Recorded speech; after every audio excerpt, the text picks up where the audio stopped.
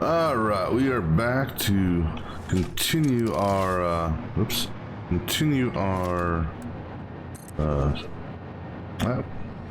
no, wrong button. It's zoop, not that. To continue our factory build out here, or our satellite stuff for the rotors, stators, and motor stuff. So we're gonna extract our ore, and we're gonna set up our smelters. Smelters here. We're gonna set up our smelters here. 17 in total on this site, and then because we're gonna go ahead and instead of sending the ore via drone, we're gonna go ahead and smelt it here. And then right now I'm just contemplating if I'm gonna, I think I'm just gonna go ahead and have the quick wire made right here as well. This way it's less stuff that's actually over has to be made over there.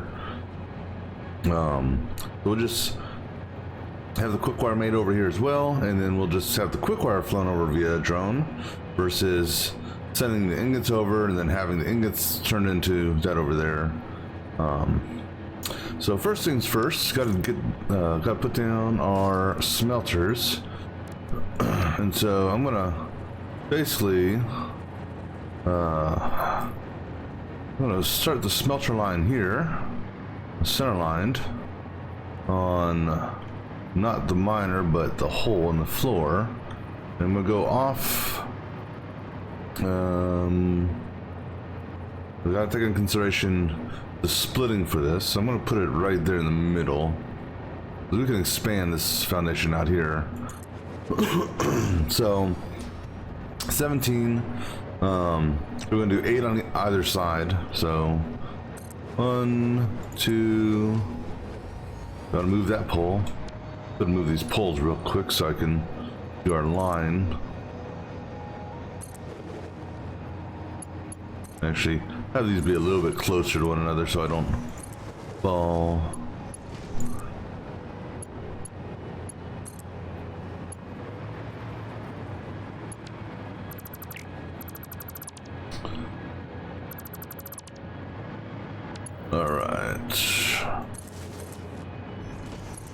Right, so 2. Oop, I did that so I didn't fall, and what do? I fall. Right here, let's get a line of power cables over here also, okay? This way we can float. We must float. Right, so where are we at now? It's 2, 3, 4, 5, 6, 7, and 8, okay? And then I gotta get rid of that guy there. 1, 2, 3, 4, 5, 6, 7, and 8. Alright, so these guys here, I'm gonna treat this like a, well, actually we're not gonna, well, we're sort of gonna treat it like an 18.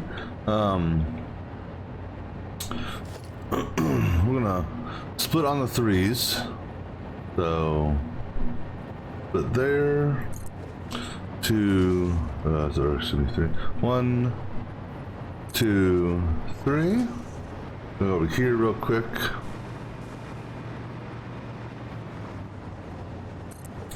3, 1, 2, 3, and we just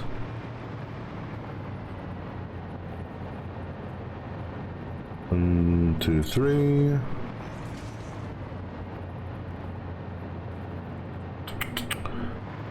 How do I want to split this up? Excuse me.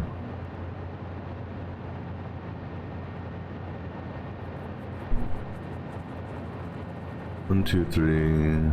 Just trying to.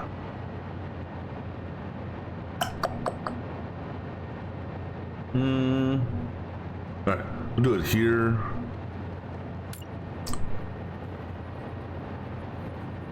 Let me see here. All right, we'll do it. We'll do a legit split, semi-legit split. We'll go ahead and get that out of the way. Get that out of the way. All right. So 1, 2, 3. 1, 2, 3. 1, 2, 3. 1, 2, 3. 1, 2, 3. All right. We'll do it that way. We can do a loop back on it. That's not gonna hurt us at all. All right. So we're gonna treat this like an 18, essentially. So we have a split there that goes 3 ways. A split here that goes 3 ways, and then a central splitter. It should be right on line in here, on that line there, and then we will have a merge in front of it.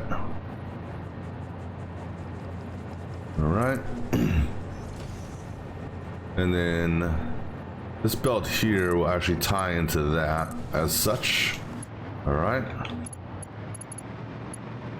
So now we'll go ahead and get the center belts done first. Include you, buddy.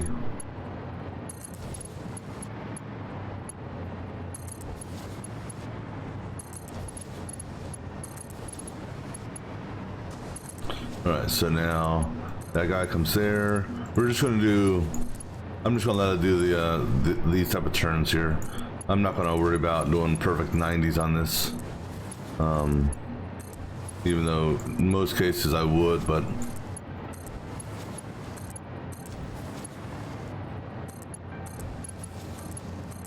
as long as it's what's the word I'm looking for? Visually consistent, which technically it is.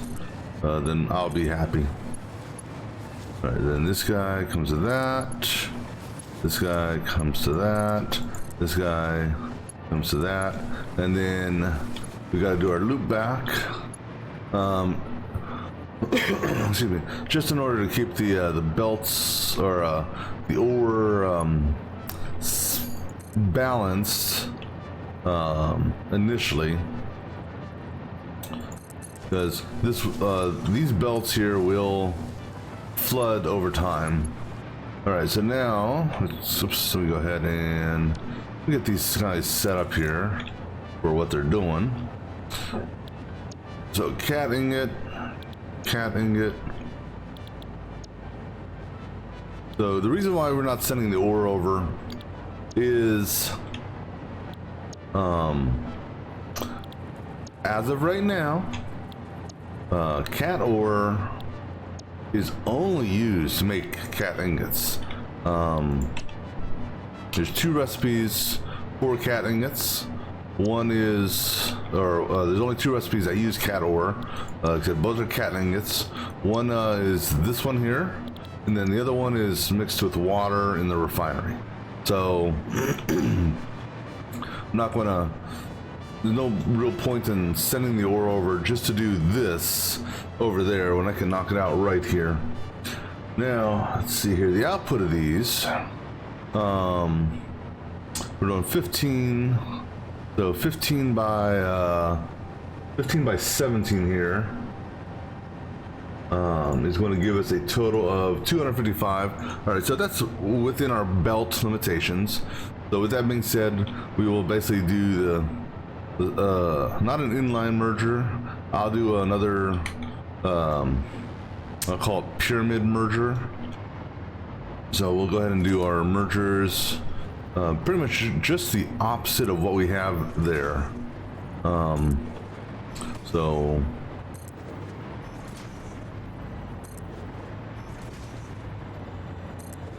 if that guy's in the wrong place.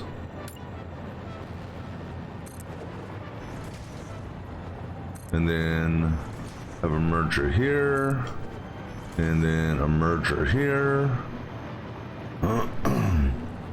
and then centerline merger just off the grate.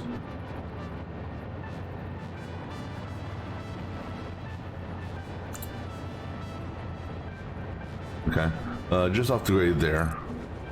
All right, so go ahead and get these set up. Now, as far as the cat ingot itself is concerned, in looking at the wiki, the cat ingots are only used currently in 2 products. A couple recipes, but 2 products. Well, 3 products technically if you want to include the golden cart. But that's really, I don't count that because that's not a constructor or production line assembly. But you can make quick wire and you can make normal wire. And you know, just the quick wire is obviously you know, it's if you make quick wire, it's going to basically be, you know, either pure cat ingot or just cat ingot, not necessarily pure cat ingot, because that's actually a different, that's an alternate recipe for ingots. But it's either going to be you make quick wire with the cat ingot and copper, or you can make cat ingots or quick wire with you can make either cat ingots to make quick wire by itself, cat ingots with copper to make quick wire, and then you also have you can make normal wire with quick wire and copper, or normal wire with just flat out cat ingot or cat ore. So right now that's the only thing that it's used for. There's no smelting this with steel or iron or copper or coal or any other thing to make anything else. So I'm gonna go ahead and I'm gonna use just the one cat wire or a quick wire ingot or a quick wire recipe. So we're gonna basically set it up for this recipe here, because it may be a slower production rate, but I'm not gonna bring in copper, you know, which is, I mean, it's only 5 copper ore technically, so 5 ore gives you 5 ingots, but I'm not gonna bring that all the way over here just to get an extra 30 out per minute, when this will do just fine for us for now. If and when they decide to expand out belt limitation or another belt, maybe a Mark 6 belt that goes up to 900, then we can expand this out further, simply because right now we've got this miner here. We got a Mark 3 miner, but we're overclocking it specifically to this value here, 162.5, so we get our 780 out, which is exactly what the belt can handle. Technically these can't handle that, because we would need another, we would need one more refinery or a smelter setup at a slower rate, because if we do 780 divided by 15, or excuse me, divided by 45, we would need, let's see, so 45 times 0.3, we would need one more smelter that's running at essentially 15% efficiency, or 33% efficiency.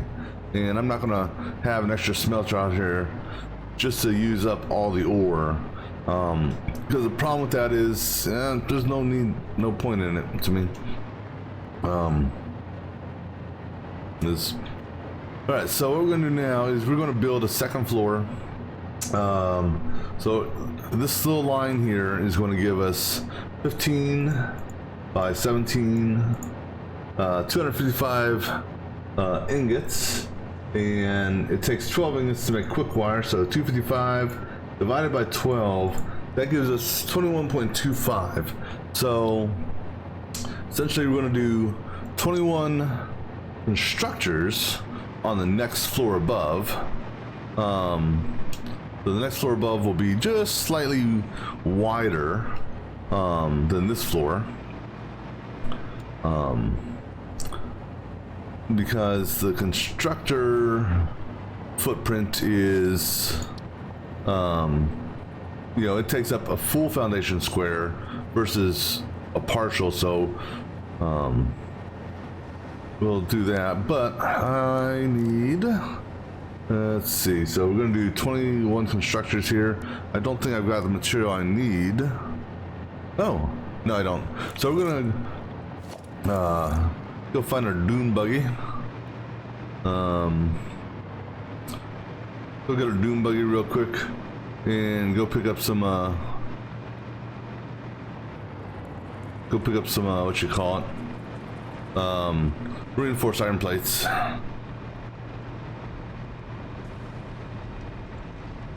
Now, like I said, we will have an overage of ingots. So what I may do is I may have, I'm not 100% sure yet, we may have that you know, put into a separate like storage unit, just because I don't know yet, haven't decided.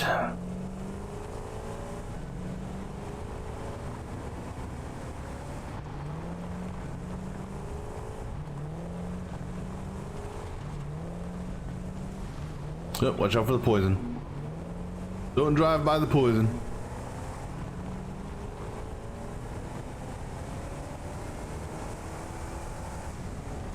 And so what we'll be doing is we'll be adding a couple more drone bays, and we're about to we're probably going to start expanding the drone bays more towards the south on the side of the building to account for this. All right, so we'll go ahead and get some up and away. All right.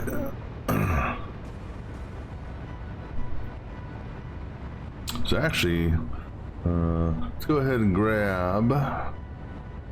Oh, we'll just grab what's needed here. So, let's just see here what we have listed here. There's actually 17 smelters will go on the other side, and actually, let me do this. Oops. Let's go ahead and bump this up to 20 or 42, because after we get done with this one, we have to go to the other side and set it up as well. We'll go ahead and grab the material for that. We already got flagged 2 drone ports. So we have 1 drone port at each side. Because we're going to be making an abundance of quick wire, and it'll be stored. We can use it on other potential projects. All right, so good on all that. All right, so don't really need too much more excess. What I'm gonna grab some more foundation making material.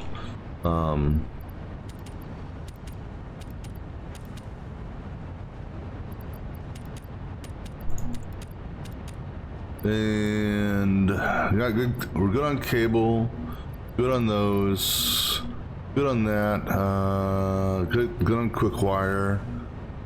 All right, so this should be good for making these 2 little satellite sites.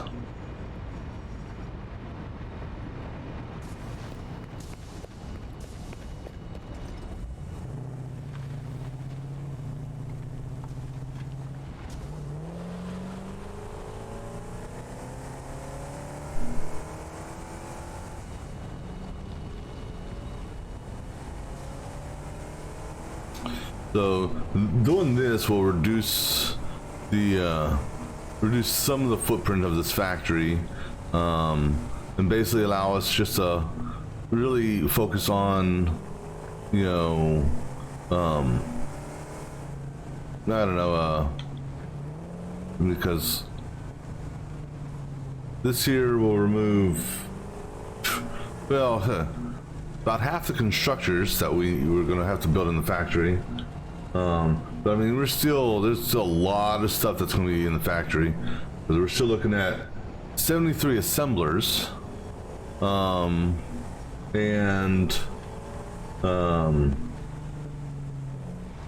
you know, so another 50 or so, 50 or so, 50 or 40 so constructors.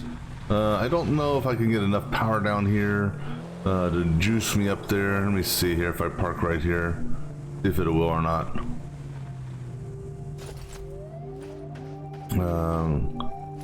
Let me see if I can. If I put a power pole here, will you give me enough juice to get up here? Just enough. Okay, sweet. All right, so this guy here is, this set's done. So what we're going to do is we're going to go ahead and build our wall. We're not going to, we'll fully enclose this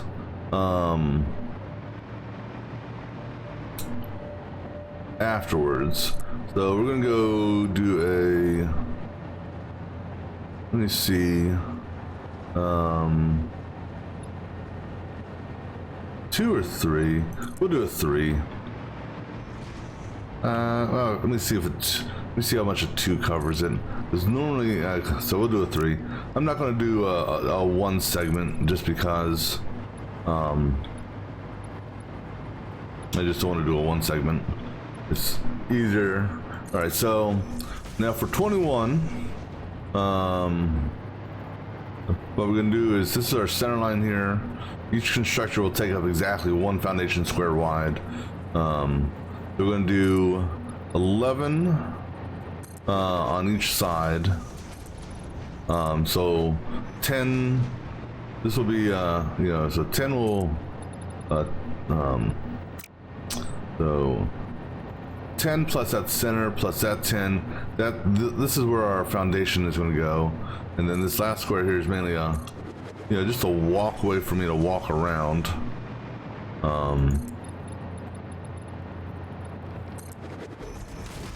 And a little bit of room if I need to do a loop back belt feed, which we may have to do. I don't know yet because I haven't thought about the splitting on this one yet. Oops. So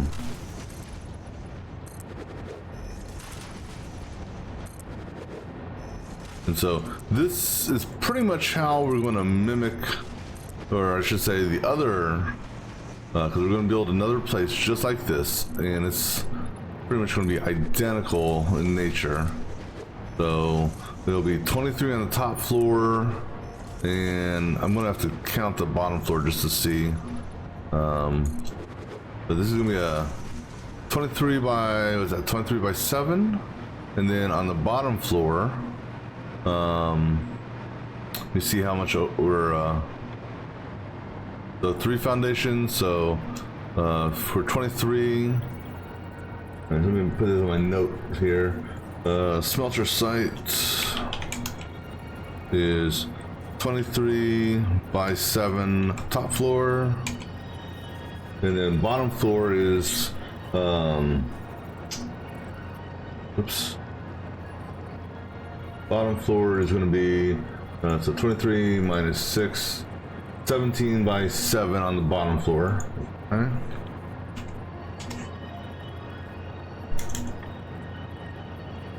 So this way I can just, you know, have it, like I said, it's going to look pretty much identical.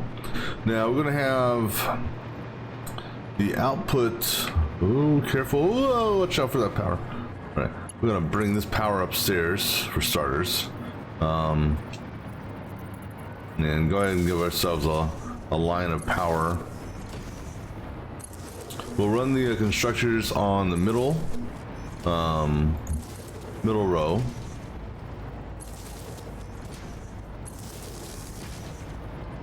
And then we'll set up our splitters, you know, splitters and mergers will go in the front 3 and back 3, roughly.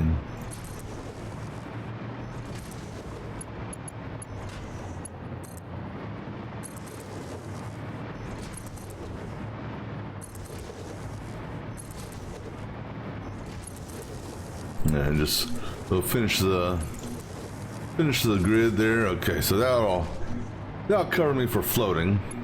All right, so we're gonna have our feed.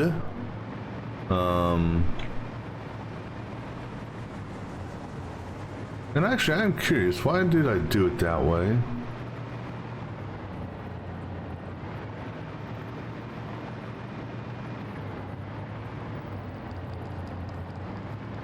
Oh, that's because of how I had the split. So what we're going to do is we're going to use the center line here. So right here, we'll put out our constructor first on that one. So that's number 1, and then we'll do 10 on this side. So 2 or 1, 2, 3, 4, 5, 6, 7, 8, 9. Hold on. 1, 2, 3, 4, 5, 6, 7, 8, 9. Done. They use 1 foundation square each. Starting in the center. We zooped over 10, right? 1, 2, 3, 4, 5, 6, 7, 8, 9, 10, and 11. Did I not zoop over enough on this side? Center line. 1, 2, 3, 4, 5, 6, 7, 8, 9, 10. No, I didn't zoom over enough on the side. Okay. I was like, something wasn't right there. Alright.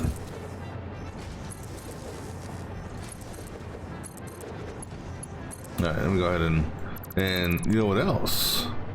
I built these on the wrong line. So guess what? We're gonna remove them. And put them down again. This time we'll put them on the right midline, which is this line. All right, so now here's our midpoints. This is where we're building the mats.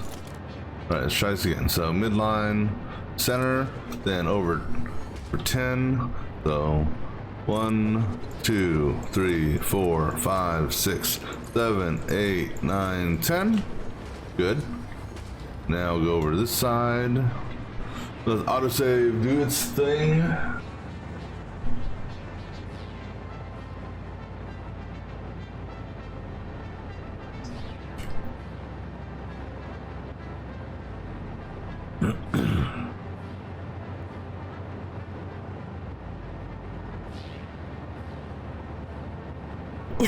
Excuse me. All right, so I'll do another row of 10 here. Yeah, let me get my fingers positioned. So 1, 2, 3, 4, 5, 6, 7, 8, 9, 10. All right. So a split for 21. 18. So this one here, we're gonna treat. This one here is gonna be a little bit different. Oops. So we're gonna treat this. Well, we'll see how we're gonna treat this. So the first row is gonna be a triple split on the machine. So 1, 2, 3, 1, 2, 3, 1, 2, 3, 1, 2, 3, 1, 2, 3, 1, 2, 3, 1. So we'll have an even. Oh, you're in the wrong spot, buddy. We'll have an even split going this way. However, the secondary split, this is where it's going to get. This is where the loop back comes in, because we got 1, 2, 3, 4, 5, 6. We've got 7 splitters out here. There's no even way of doing 7 splitters. So the two options we have would be to do a 2, a 2, a 2, and then a 2 with a loop back, or we do a 3, a 3, and a 3 with a double loop back. We're gonna go with the double 3 loop back, because it's just, because if we do the 2, 2, 2, 2 method, all right, 2, 2, 2, 2 method, then we actually have to go back another tier for loop or for splitting, because you can't, you know, you got 4 two-way splitters and you can only split 3 ways on a machine. So we're gonna do 3 there, then 1, 2, 3 here. Now this guy here, we're gonna change his orientation to that way. The reason being is we're doing a double loop back off of this, and then our central splitter is going to be this guy here, essentially. All right, so now let's go ahead and get these initial belt connections done on the interior.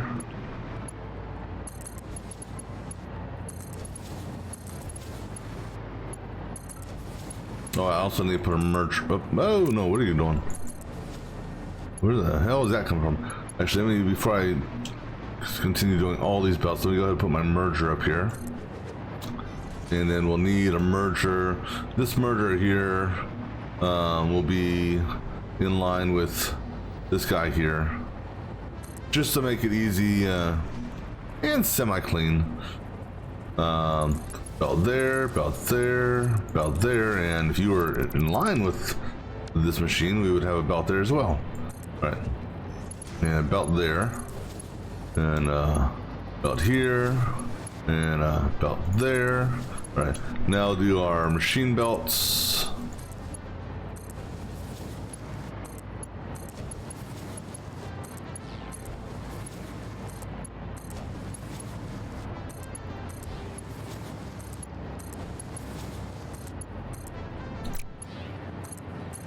And so again, the whole reason for the split like this is we will be getting more ingots than we need for this, because let me see here, because we're doing 21 of these times 12, so we need 252 ore here, and we're actually producing 17. So we need 252, we're producing 255. So there is a very, very slight overage. I mean, very slight. But that, you know, that overage will add up over time. But if we don't split like this, and we just, you know, if I don't do this loop back that I'm planning on doing here, something right here. Oh no, hold on. Yeah, this guy goes all the way on there.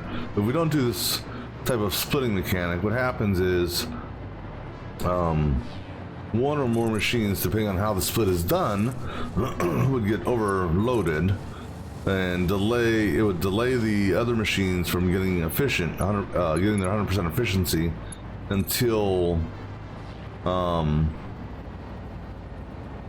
know, until the overloaded machines you know, basically got maxed out. I don't know if this will, okay, that will, okay, cool. So there's a method behind the madness which will be explained shortly. All right. So now what this does for us is this tells us where our entry hole has to go, which is going to be right here, or right here. Either way, I'm going to have it come in the back just because. And you're the right way. All right, so what's going to happen is downstairs, you're going to feed us 255 ore. Each of these guys here, once we get them configured, we'll need 12 ore a pop.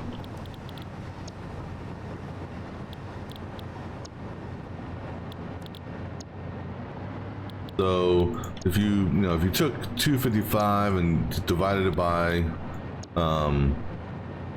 took 255, divided that by 12, you're going to get like 21 and change. And we'll also be able to validate if I miss any configurations, because once we put power on these things, if the light's still red, then it means it's not configured.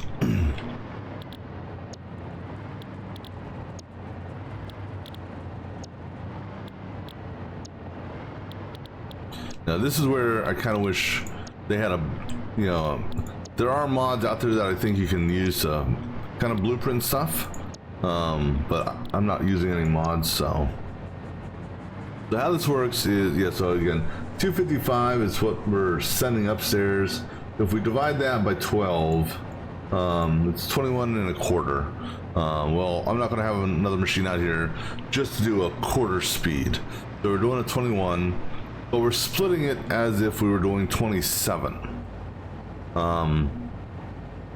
So how it works is, it comes from upstairs, goes through this pass, the merger, which will be discussed later. We got a three-way split here. So essentially, over time, we're going to be sending 85 down that belt, 85 straight ahead, 85 down that belt. So the 85 that comes down this belt here goes through another three-way split. So 85, we cut that by 3 again, and we sending out 28 and a third essentially down each belt connection here. So then 28 and a third will come over here, divide that further by 3, and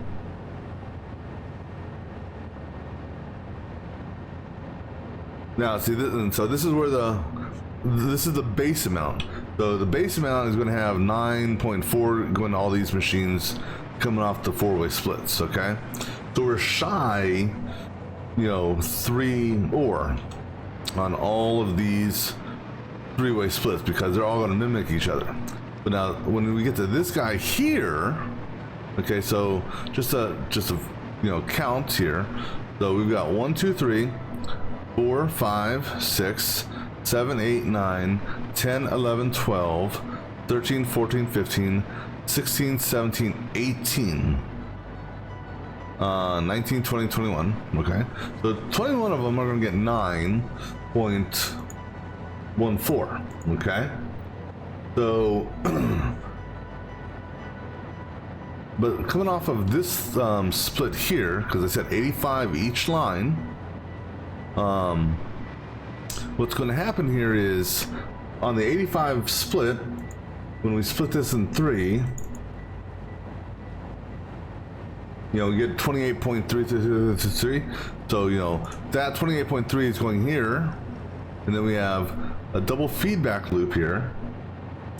That double feedback loop is basically taking 56 ore and recycling it into the system via here. So then if you add that 56 back into the line, okay, then we take, so 56, divide that by 3 again, gives us 18 going down each of the lines.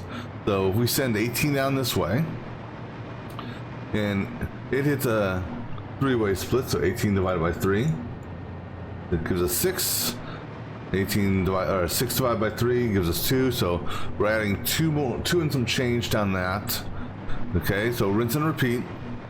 So so that three-way split is 56, like I said. So we're bringing 56 back here, 18 down each line.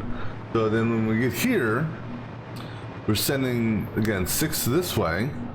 That's 6.29 blah blah blah blah, times that by 3, or times that by 2, excuse me. So we're now bringing 12 and a half back through this recycle. So now 2 divided by 3 equals 4. 4 goes down, you know, and so basically over time what's going to happen is it's essentially going to balance these all out so they get exactly the 12 they need. It may take a couple cycles. Well, and here's the thing is, you also got to take in consideration how much, how quickly the ore is coming up here. So, but it will, you know, initially it's not gonna, it'll take a little bit before these become operating at 100%, but it'll be a lot faster than if I didn't have this loop back here. Because if I didn't have this loop back here, then what's going to happen is these 3 machines here would get overloaded, and then over time, because you got to remember, these things will store ore before they actually hit saturation. So these three machines here would have to hit saturation, and then the ore would have to back up on its belt before the other segments would get more ore to get them up to efficiency. So that's why, that's the whole purpose of the loop back, is to make sure that the ore coming in is as evenly distributed as possible. So now, the merge on this is going to be a little bit different, because we got to take into consideration belt speed limitations, because each one of these is going to put out 60. Well, 60 times 21, that's 1200. So 1200 is, well, a little too much for one belt to handle. So what we're going to do here is we're going to essentially segment this into two groups, sort of. So we're going to do a 3 here. Let me get my mergers here. So we're going to do a 3 on this one. And so 3 there. 1, 2, 3. 1, 2, 3. 1. And so our midpoint is technically, okay, so let me see here. 1, 2, 3. Actually, why is, all right, let me back these off one. I'll have them go, on blue. So 2, 3, 1, 2, 3. Yeah, I'm gonna come from this way.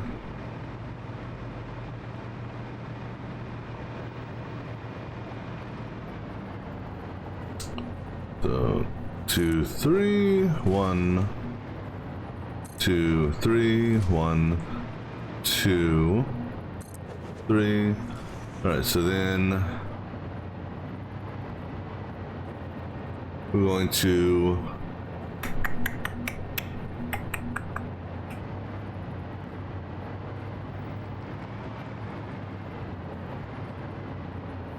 well, and actually it doesn't really matter now that I think about it, because I'm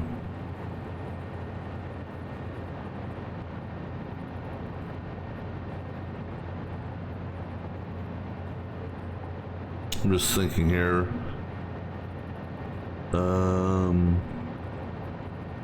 We're gonna have 2 belts going up to the drone port, but it's going to go into a storage unit initially, or a couple storage units,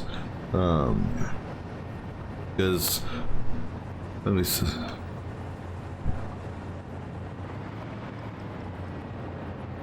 So this guy here is going to merge. 2, 3. Yeah. And so what's going to happen here is he's going to merge, and then he's going to turn around and split. Okay. These 3 here are going to merge, and I'm going to have them merge right here just because,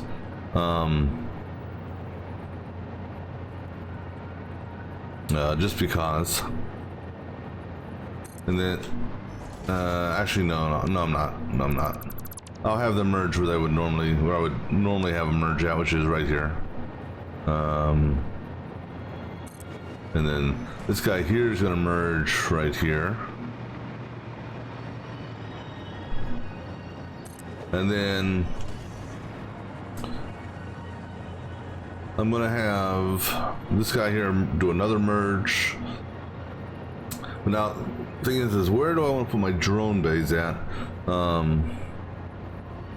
And actually, where I put the drone bays doesn't matter. We're going to do another merge here and another merge here. But what I'm going to do, just for the sake of clean belts, is I'm going to actually move the splitter that we put there. I'm going to put it right here instead. So this way, this guy can just shoot that way and shoot that way. So now what that's going to do for us is we have 18 here. 18, well, actually, let's see how much 18 gives us. 18 times 60. No, that's actually, no, hold on, that's not right. Not 18, excuse me, 9. 9, I say, times 60. That's 540. And then we're going to get, so basically every 3 is, hold on a second. 60, 180, so 270. Something's showing right here. Wait, 60, 120, 180. Yeah, so 180, 180, 180, 540. So then 540, or so 60, 120, 180. So 540 plus 90. So 630. So each side's going to get 630. So that's within the belt limitations. That's the important thing, because if it's not within the belt limitations, what's going to happen is these machines will back up on their ore. Now, what we may do, most likely,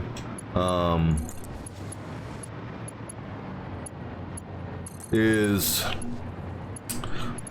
I will probably set up a set of sinks, or I will set up, actually it would be 2 sinks, because, you know, if the cat ore is not being fully utilized over at the other side, you know, it's just going to be burning or backlogging the machines and all that. So what I'll do is I'll have a set of sinks set up. Oh yeah, I'm going to make sure these inner belts are connected here. I'll have a pair of sinks set up on the drone side, because I'm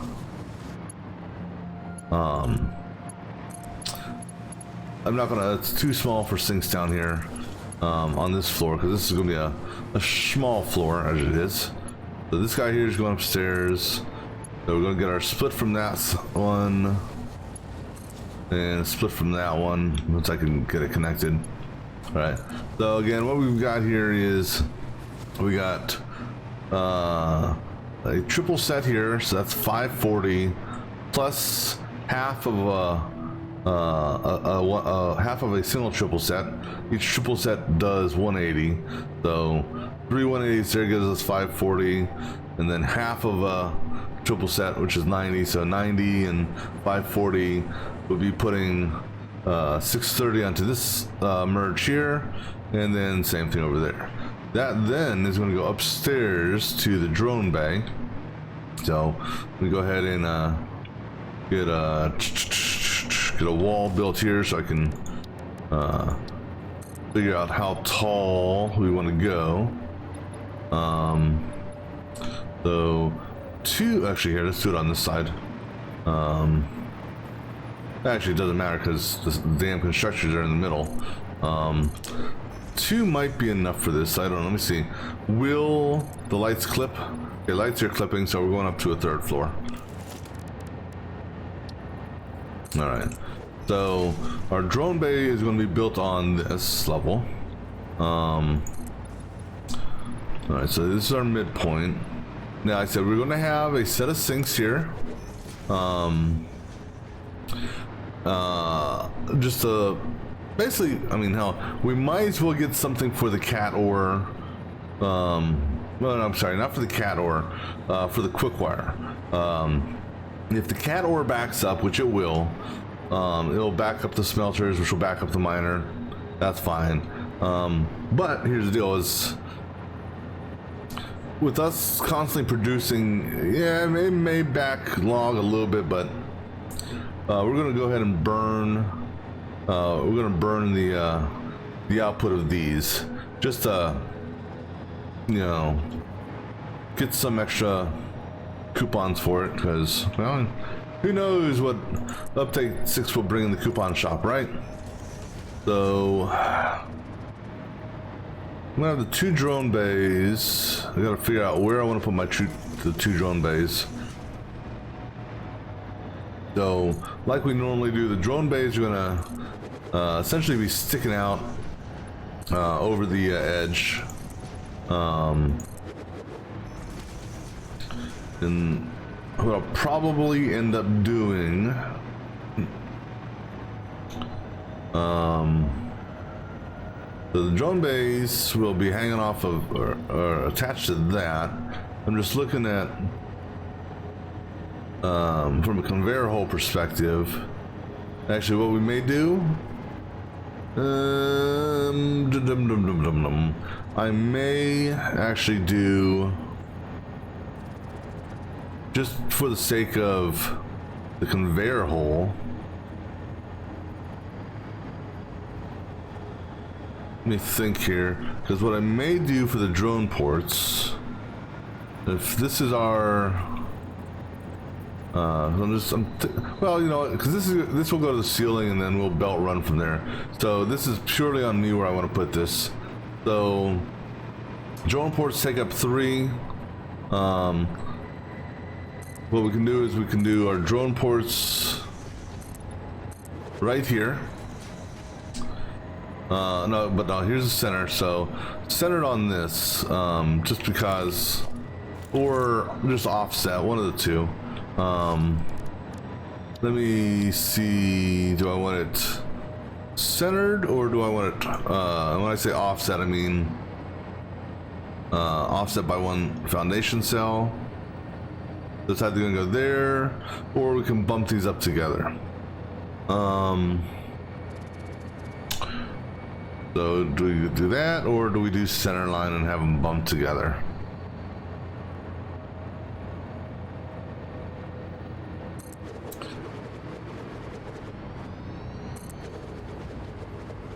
We can go with that. That's fine. Unfortunately, I mean, you know, the belts are going to be, you know, belts are going to be what they are. All right. So what we're going to do here now is we'll put our conveyor. Our conveyor hole is not going to go right there. The reason being is we are feeding a sink. We're feeding 2 sinks, excuse me, because I don't have the belt won't support. The belt will not support a single sink if everything is overloaded. So I'm going to put a sink roughly, I don't want it touching, so that's even minus, let's do even -2. Okay, let me see if that position there is where I want it for this belt.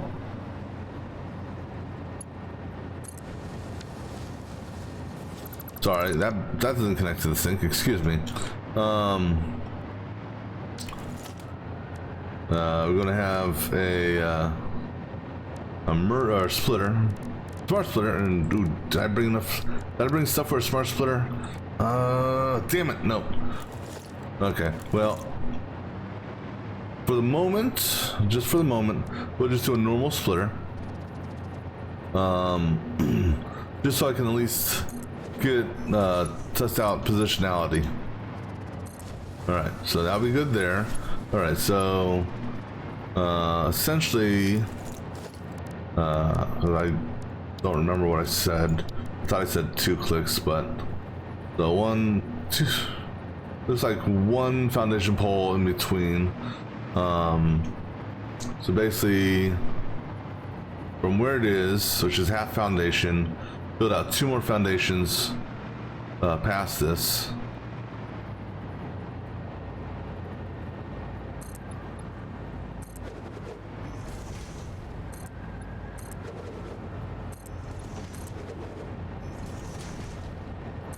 Alright, so then it will go on here. Oops. And so like that, then 2, and then this. I don't need to test the belt. Let me just look here. I think I need to move the smart splitter, I need to move the sink. I either need to move this back or the other one up. We'll move you back. So just move you back, because the splitter is going to be the splitter is going to be the factor on the on the belt, so have that even with that. All right. So now what that's going to do is the rest of this area. Oh, I guess I probably need to decide where I'm going to come up at. We'll have our conveyor hole right there, and then we'll have a conveyor hole. We can just throw down a quick merger or splitter or whatever we want to do. Have it in line with that, so that line there roughly. All right, we'll just throw it that way just for a minute, just to make sure the belt gives the turn I want. So now we're gonna put that there, okay? So I can go ahead and get rid of that belt now, and that, because I know my merger is gonna be even with that.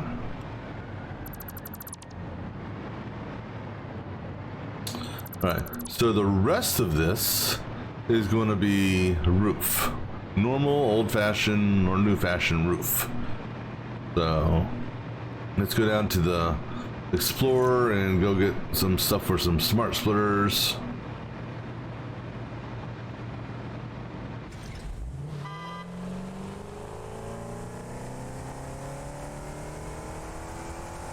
Oh, and then, actually, you know what? While we're here, just because, we'll go ahead and knock this out now. Well, number one, what in the hell happened there? Oh, I guess I did do a 2-meter foundation at the start. That should not have been a 2-meter foundation. That should have been a 1 meter. All right, so we are going to, for no other reason than because, let me see if I have it set up already. Doesn't look like it. Go ahead and set it up on this guy here, because we're not doing any more. What you call it? Not for a while. Any more hard drive hunts. So do this as 1. This is 2. All right. So what we're gonna do here, just because.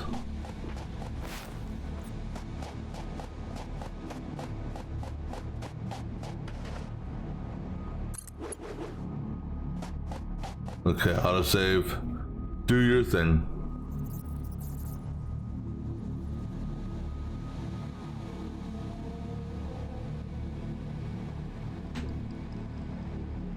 Because might as well get this in place now.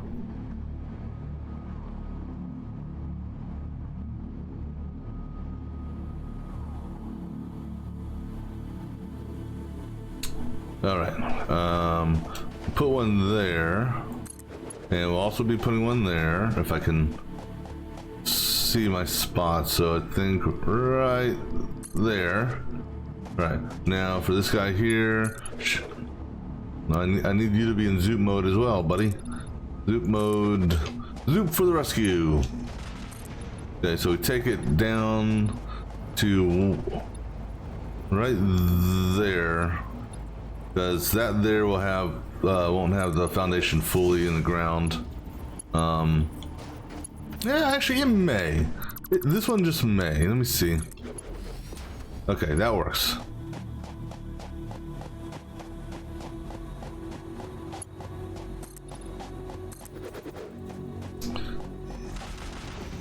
And let's see about that one. I'm not 100% sure. Okay, I can live with that one. Okay, let's go ahead back up and knock those two out real quick before we go get the splitters. Come on, you can make it. You can make it. There you go. This one here will be interesting. I mean, it's gonna clip through the wall, but I'm gonna have it go right into the rock face. You know.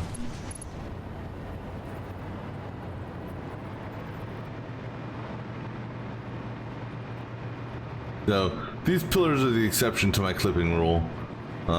just because, you know, they're here to provide support. Right. Now this one here will be a little bit different, so I will actually bring him back. Let me see how this, so that's a no, because we do need to have a flat foot. But let me see here. I will do that. Actually, no, I won't. I'm going to go ahead and just have this guy. This guy will go straight down then. All right. So that's the exception to my clipping rule for foundations and stuff like that. Because normally it's like no clipping allowed. But the pillars support, I'll let those clip. All right, now let's go get stuff for the smart splitter.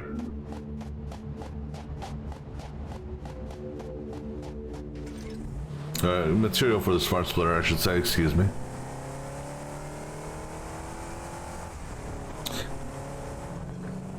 So this one here, I'm going to say it's going to be the easier of the two, perhaps. I haven't been over to the other location and exactly know how it's laid out, but I know that the other location, instead of being up on a cliff, sort of like how this one here was, it's down by the beach.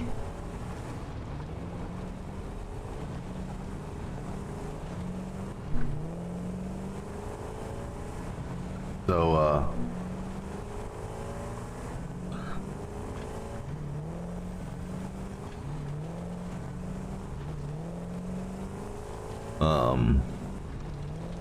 so that one there, I don't know how what it looks like over there yet, because I haven't visited it at all, but in a little bit we will, because we're almost done with this one. And actually, I'm building 2 drone ports there. I was just thinking about something. And the thing I like about drone ports is drone ports can load while a drone is, or can still accept material while the drone is docking. What do I need for 2 smart splitters?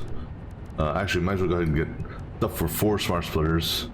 So add that to the list, and add that to the list. And how are we on other stuff? I'm just taking consideration these smelters. Okay, bump that up because I messed that up before. So bump that back up to 21. Just so I can double check my shopping list here, because like I said, we're just about done with that one site. All right.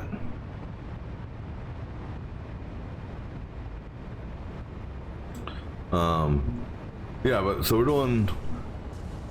Hold on.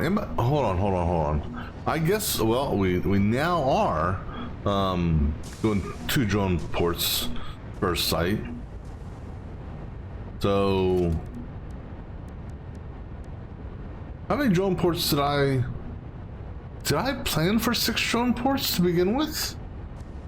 Shit, I don't remember. I think I only initially planned for 4. However, with that being said, I may have initially planned for 4, but with that being said, I do have enough material over here and all this shit to get me my stuff for the next drone site. I don't need 4 drone ports right now, because now as far as the drone ports are concerned. Ooh, so that means I would actually be doing 4 on this side as well. Okay, but I've been bringing over extra material, so I should have enough stuff here to actually do a total of 6 more drone ports from what I've already put down. So, all right. But I'm gonna grab me some more coffee real quick, so I'll be back in just a moment, and then we'll finish the one station, and we'll go see whoever the other one is. So I'll be right back.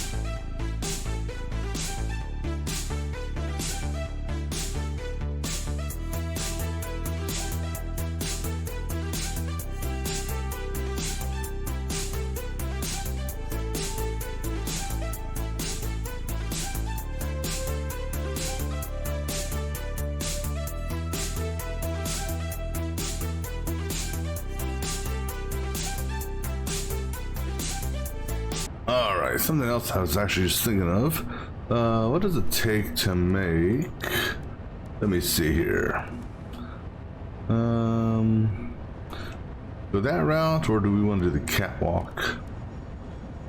Well, I got material for both, so I don't need any more any extra material.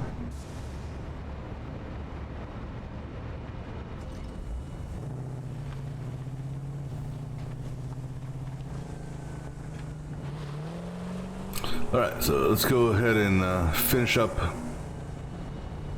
this one over here. And we'll go ahead and we'll fully button it up so it oh, don't roll through that, please.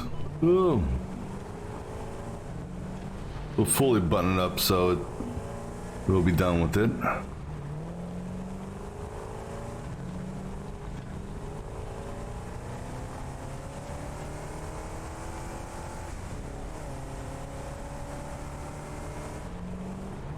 I should go behind that miner there.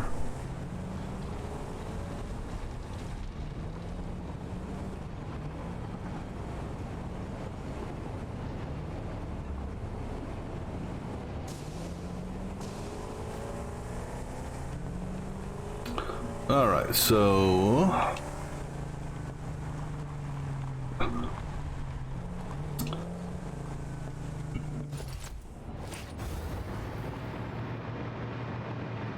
we'll figure out the stairs and ramp after we finish this finish the production portion of it. All right, so we're actually going to do a smart splitter here, coming in from that direction on that one, and belt there. Nope, nope, belt there, and that will feed that one, and this will be actually go ahead and set this up as well. All right, so this will be a over, any, and a none. All right, and then on this side, I'm gonna put our smart splitter here, like so. Go ahead and get these belts hooked up. You are gonna go into that one. You go there, and then have you into that. And this will be the opposite, being a none over, I'm sorry, a none, any over. All right, so then go ahead and start buttoning this place up. So we'll start on the first floor. First thing we're gonna do is we'll do our top wall first, because that's where our power will be coming into the building at, for this floor.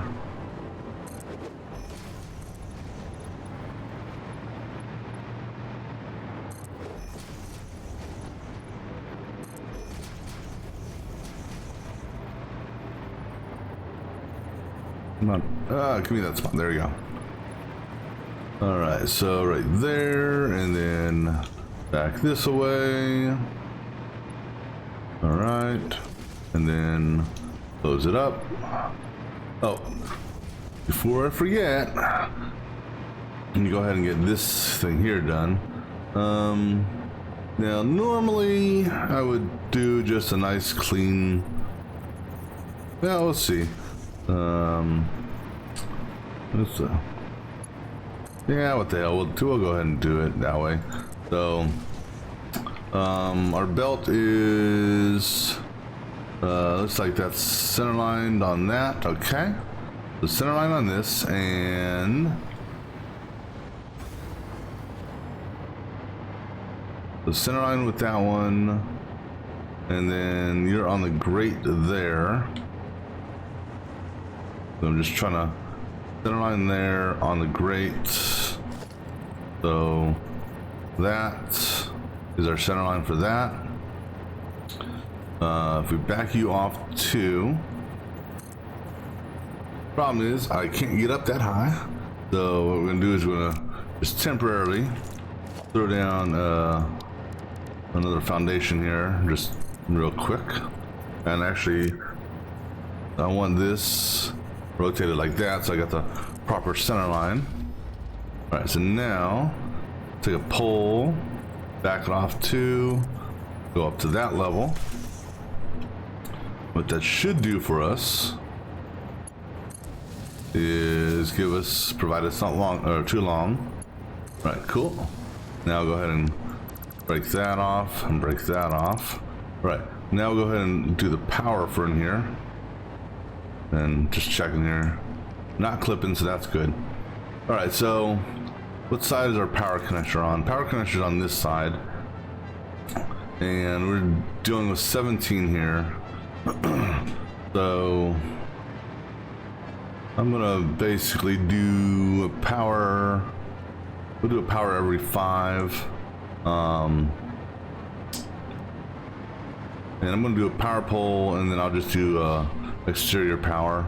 So our power poles, let me just look here at positions for these. All right, we'll do our power poles on this seam here, because the seam seems clear the entire way. So power pole on that one, so that's middle of 3 of 5. We got 17 here, so I'm gonna do one on over here on this dude there, and then so the middle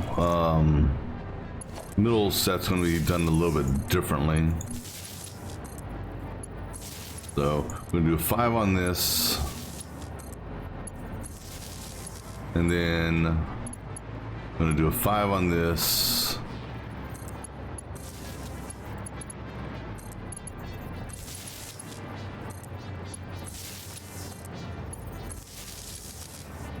All right, so that's 5, right? I can't see that. I can't see my power pole to know how many connections I have on it. There it is, 5. Okay, good. All right, then we got 1, 2, 3, 4, 5, 6, 7, 8. 7, right? Yeah, so 7 left. So we're gonna do. We'll do a 3, 3, and then a core for number 1. So we'll do one on this line here, which will feed you, you, and you. Okay, and then middle of 3 on this one, so that's 1. So right here on that seam, you'll feed him, him, and him, and then you'll tie down to him, and then we're gonna have one, because this is our center. Yep, that is our center pole. He's gonna be, if I can get it there, yeah. He will get his own dedicated power pole, just because. All right. Now we will have each one of these shooting power to the outside. So I'm going to do a double, and we're going to do doubles all the way around on this. But we'll just do a normal double, and so a double there, and then double there, and then a double there, and then a double there, and then if we can get around this guy, a double there. All right, so these will tie into the ceiling, or to the double outlet.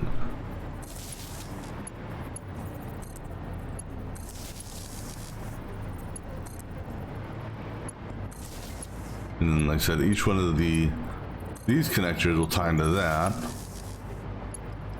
And as far as this stuff here is concerned, I'm not worried about it going into production mode. You know, before we started using it. But I will hold off on turning the miner on until after whatchamacallit, we are fully ready to go. All right, so now I'm going to go ahead and we'll put a double. We'll put a double. Basically, we're going to surround this with doubles because, you know, we may or may not expand this. It's actually from a functional standpoint later on. So we'll go ahead and have it so that we've got available power to go out.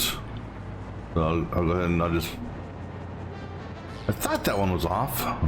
You actually need to go there.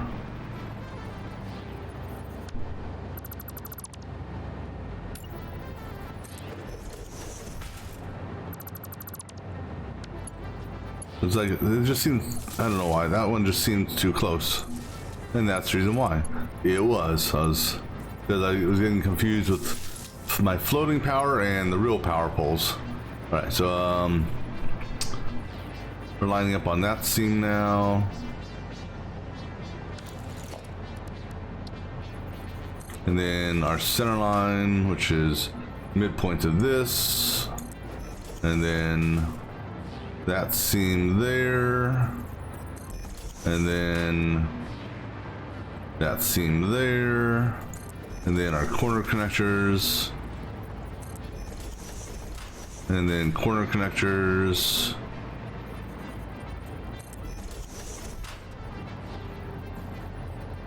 all right. Now go ahead and get this connected and that.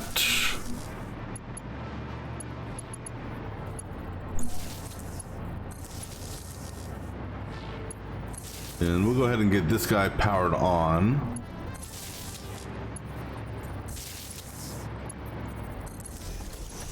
No, that's not supposed to be there.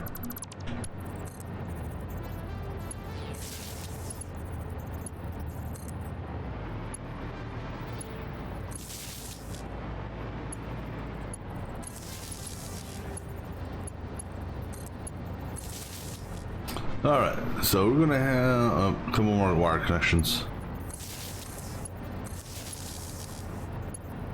All right, so now we will have this power pole here will actually feed this or this or that or this. We'll go with that one. All right, so now we should see yellow lights across the board, which means everything's configured. There's no ore being fed to it, so I can now. We're not going to remove the extra power just yet from that. We're not going to kill those other two power lines just yet because that's not actually even hooked up. That's just in front of it. Because let's see. So this guy here is going to be a little bit different. So let me get rid of this foundation here and get rid of this foundation here. Actually get rid of all those foundations. So, oh, pardon me. The only foundations that are actually going to be on, true foundations is going to be this. Oh god, hiccups. The rest of this is actually going to be ceiling. Just because. But now I just gotta fill in this area here with ceiling material.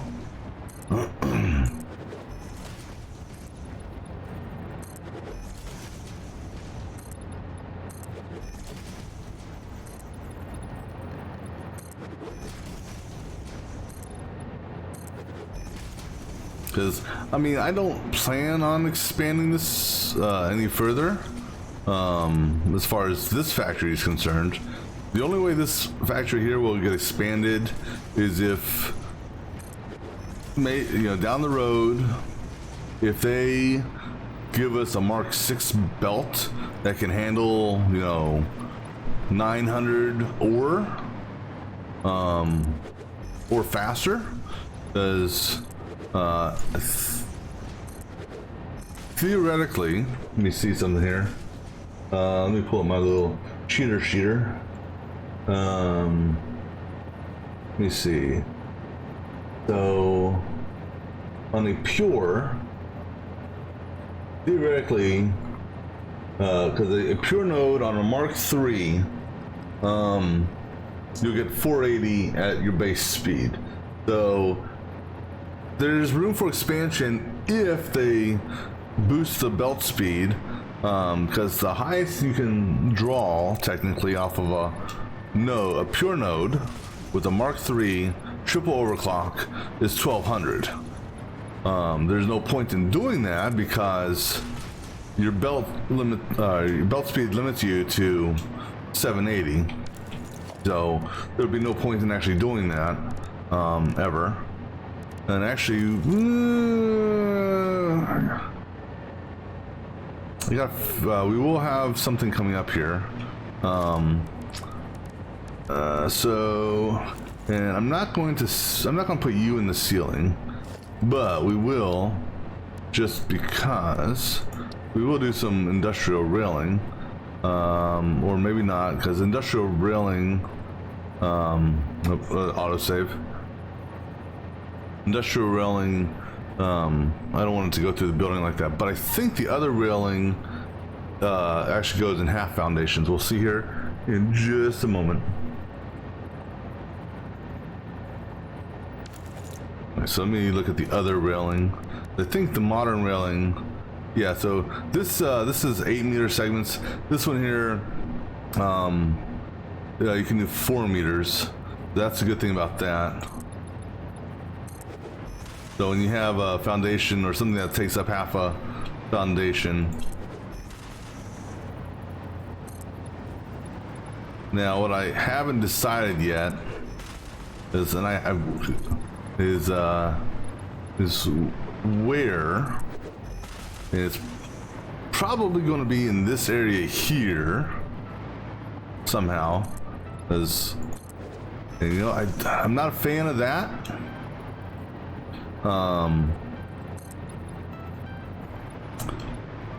And the only way to get around that, per se, let me see here.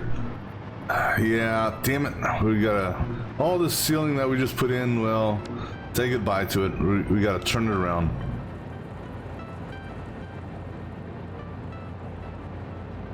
Because unfortunately, this ceiling here has a,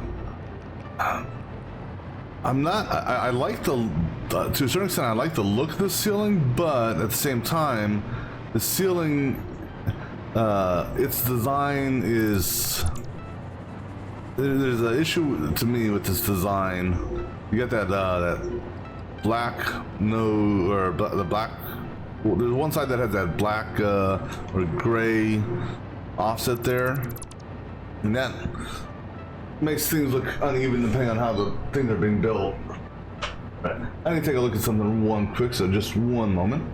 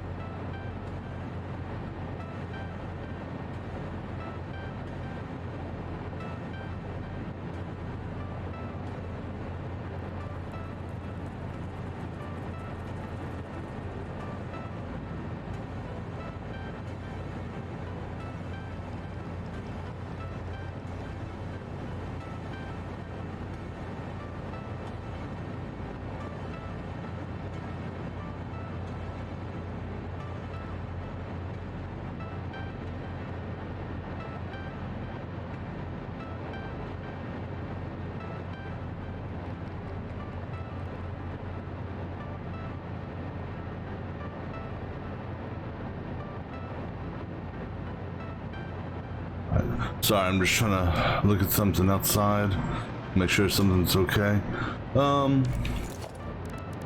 Yeah, but because of that the way that this roof here is designed, it looks off at times.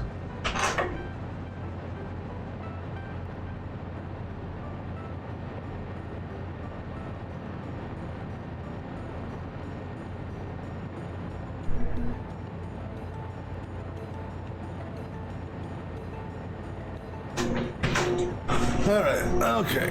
So, what we're gonna do is turn it around this way.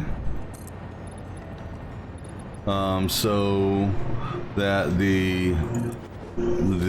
so that mark there, that darker side of it is facing the west, if you will, so that these handrails, you know, line up with the foundation. So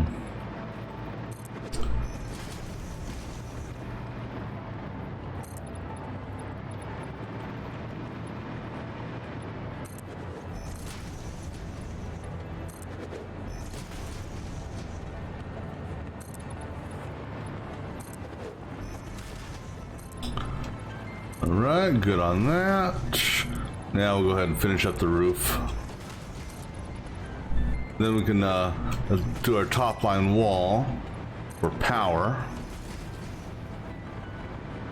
And then we can, once we get power tied in, we can go ahead and, well, before we button it up though, because you always have to anticipate that there could be a power issue. And so, and you know, if I need I don't know, for whatever reason, get to the top of this, for whatever reason, and there's no power, and I don't want to waste jet fuel, we're gonna put a catwalk going down there, and how that catwalk's gonna, where that catwalk's gonna go, I don't know yet. We'll figure that out after we get the initial this stuff initially set up. So gonna need walls on the entire top.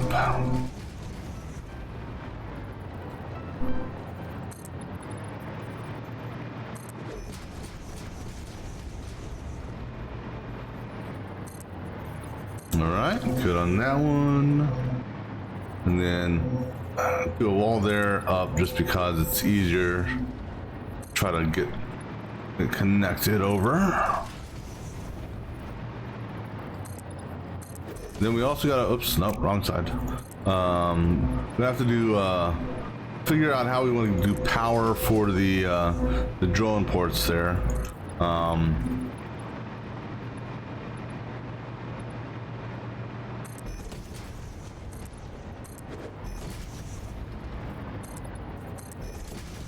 All right, and final one there. All right, so now we're gonna base part of the power for up here based on the power down here. So we're gonna basically do a double, because we're gonna do power poles on the inside, but we'll do, let's see, do it right there. We will do a full exterior power connection set just like I did over on the other side. But we will have this bring power up to this level and potentially also up to the roof. We'll see about that. All right, so now with that, go ahead and do our corner power. And corner power, and then right, so that there. You know, what's weird is, okay, something's off with this one. Oh no, that's corner power. Okay, never mind. That's we're bringing power up from the corner. That's why that's there. Okay, I was thinking that was a different one. So power there. No. Yeah, power there. Because I was expecting it to be on the scene, like this one here. That's what I was expecting. Actually, you are supposed to be up. You're actually riding the or underneath the foundation now. So you're like that. And then next one is on this seam here. And then next one is middle here. Okay. Next one is on this seam here. And then on this seam here. And I guess I could have just gone out there or down below to do what I'm doing. And in this section there. All right, and then again, do our double corners.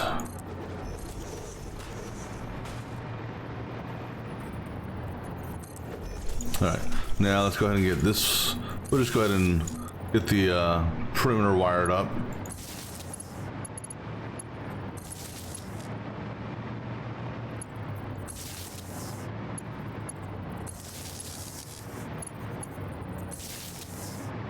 Because what this also does for us by having the perimeter wired up like this, I mean, it allows for expansion if we need to expand. Allows for us to, you know, or if we need us to go out there somewhere or over there, we have options on where we hook up to. But for me, the most important thing is by having this ring around the building like this, it gives me the ability of floating out there a little bit, you know, so if I want to do some work on the outside of the building, I have a little floating ring set up, because I'll be, you know, floating over top. This isn't going to be a problem because I'll get zapped from these things, but this gives me the ability of, you know, floating out in the open air, if you will, away from the building a little bit. All right. So then we're going to come up on center line.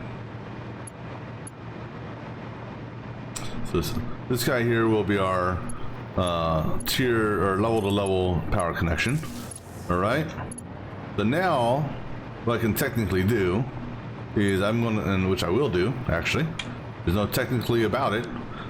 These things are going bye-bye. So all the floater poles inside the factory are gone.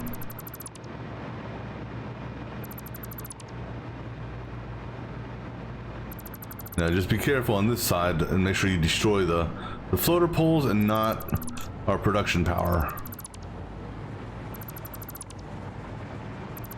All right, so floating poles are the only things left down there. This guy here I can carefully get rid of, as with this guy here, because that's our building tie right there. And now I can get rid of this here, because now I'm getting zapped by my perimeter wall. Now there are some, there's not too many gaps, but there are a couple areas where there's a gap of power. So, and for really the gap on power, or as far as the power meter for the hover pack is concerned, the power meter, you know, obviously affects how far out you can go, but it's more in my case, it affects how high you can fly.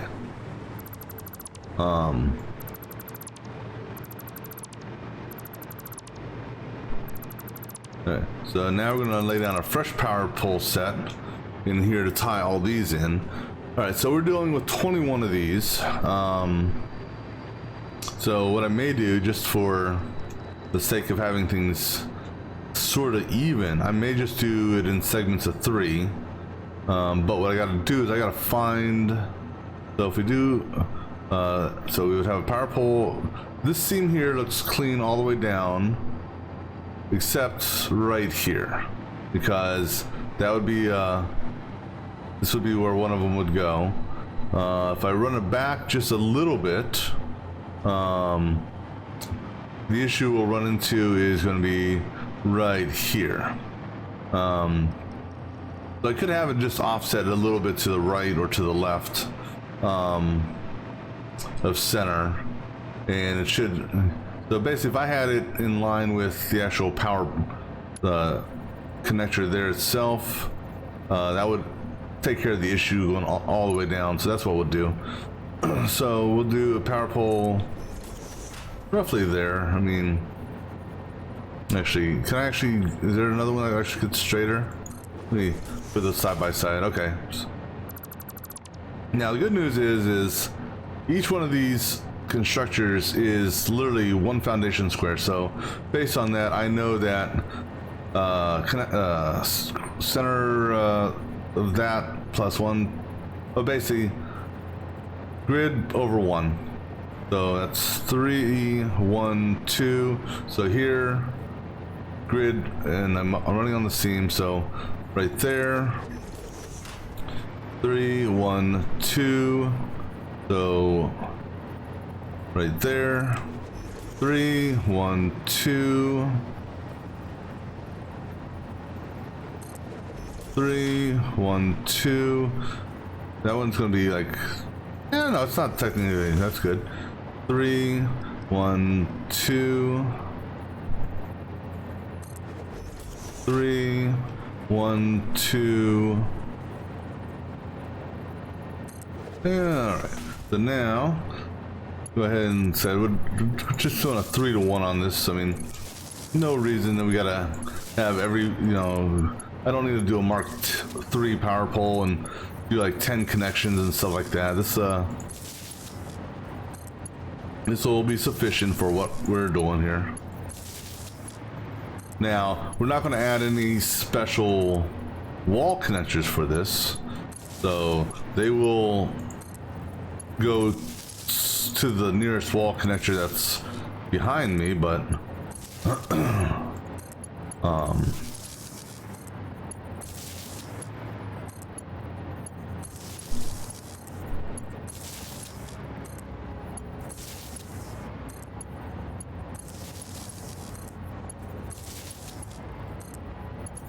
all right, so now as far as the connections are concerned, we'll have this guy here. And actually, I don't need all of them to tie to, I don't need all of them actually tying to the wall. I only need one tying to a wall. Even though I did it downstairs that way, that essentially was establishing the spacing. This guy here will be the tie to that, and we got yellow across the board here, so that's good. Now what we got, one thing we got to do here is we got to get this to that, and same thing over there. Yep. So we're gonna have this come up to level 3, which is that, because if the foundation was there, that would clip the foundation. So we're going up to that level there, and we'll have it go that way. This guy here is going to go that way, and we're just going to let these guys, I'll let it do its own little bend. And then this guy here, he will drop down like that, and then this guy here again down to that level. So that is our quick wire feed to the drone bay. Now what I need to see here, so I do have room there, so let me see if I break. See, now here's the problem with this. Here we go. So I'm gonna get rid of this roof here, and maybe we won't. Let me see here. Yeah, we can still work this.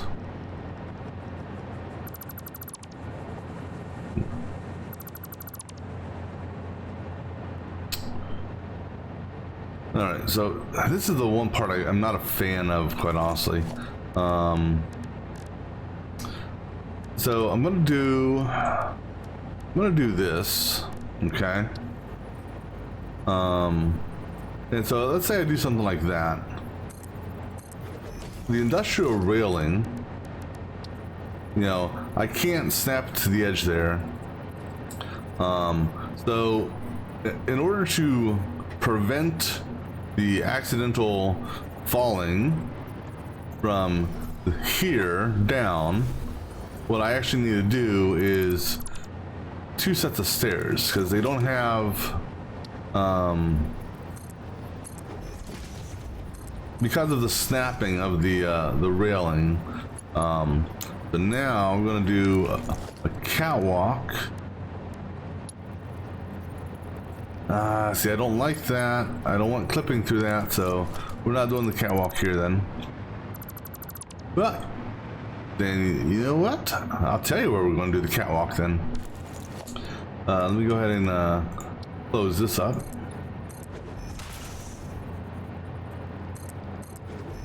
When in doubt, just catwalk on the outside. So basically, we're going to have a catwalk right here, or maybe here. Yeah, we'll do it here. And then stairs down. And then we're gonna do catwalk like that. And then more stairs down. See, and this is where having the ring around the building helps. Now, as far as getting down there, we may. We'll see. Now, here's the problem: is that floating ring only goes so far. So, let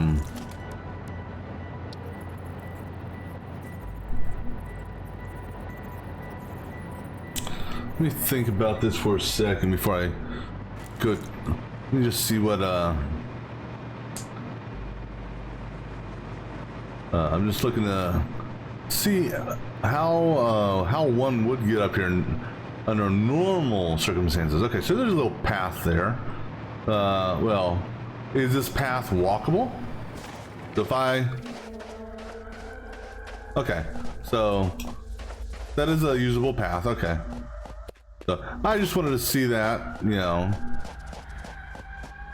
Alright, so what we'll do is we will actually have we'll have an entrance over here that leads into the facility. So that means we can go ahead and do our corner. No. So here's see, this is where this thing gets a little goofy. All right, so that there goes there. If we have a door or here, well, no, because you got the side doors. I personally prefer the center doors, but we do have the side doors, so I guess that can work. So actually, so the side door here. So I prefer that, but this here will work. All right, and then here we can actually do the center door. Now, oh, I need more material. I could have done the center door, and actually, you know what?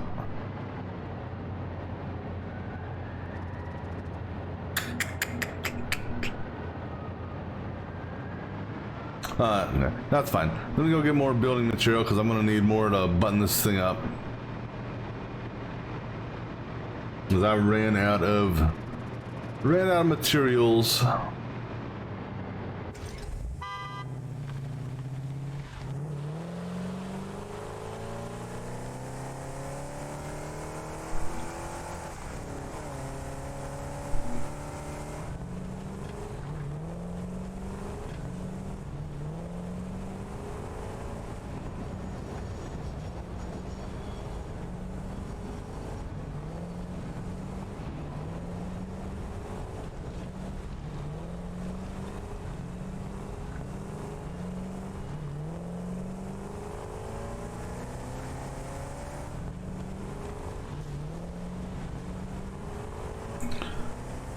All right, so we're actually gonna want to grab a lot of concrete and iron plates, I think.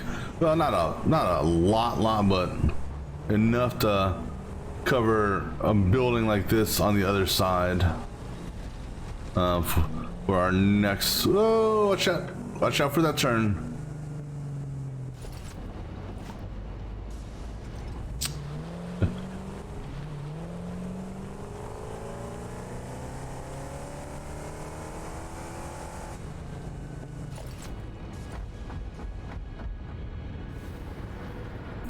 Alright, so let's grab some more concrete. So I'll take about 4 stacks of that, and actually, because here's the thing, is walls actually need more concrete or more iron plates than foundations as far as the ratio is concerned. Ratio to stack size, I should say. Because normal foundations, the stack size for concrete and iron plates are perfect. But when you're doing the walls, it's a 1-to-1 ratio for concrete to iron plates, which doesn't line up directly to the stack sizes.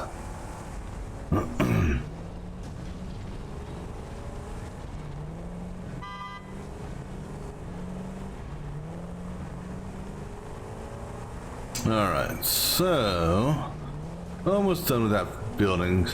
Couple more little still need to get power upstairs.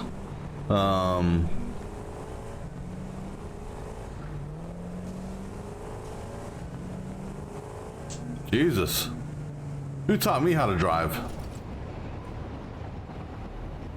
Oh God, for a minute there I thought I was dead. Oh God, it just got super laggy there for a second. But I swear to God, I saw myself on the ground, like I got knocked out almost. But man, it got laggy here. There's a couple parts in this desert that are just super laggy. I don't know if it's, you know, because you can kind of see like the dust flowing over the desert landscape. I don't know if that's has something to do with it or not. There's only, like I said, only a couple parts in the game that I've really been hit with, you know, significant lag. Come on, zap me, there you go. Alright, so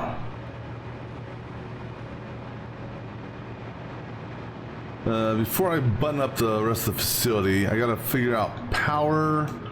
I need 4 power connection, or I need to connect 4 items to power. The drone bays will have a power connection here in the front. And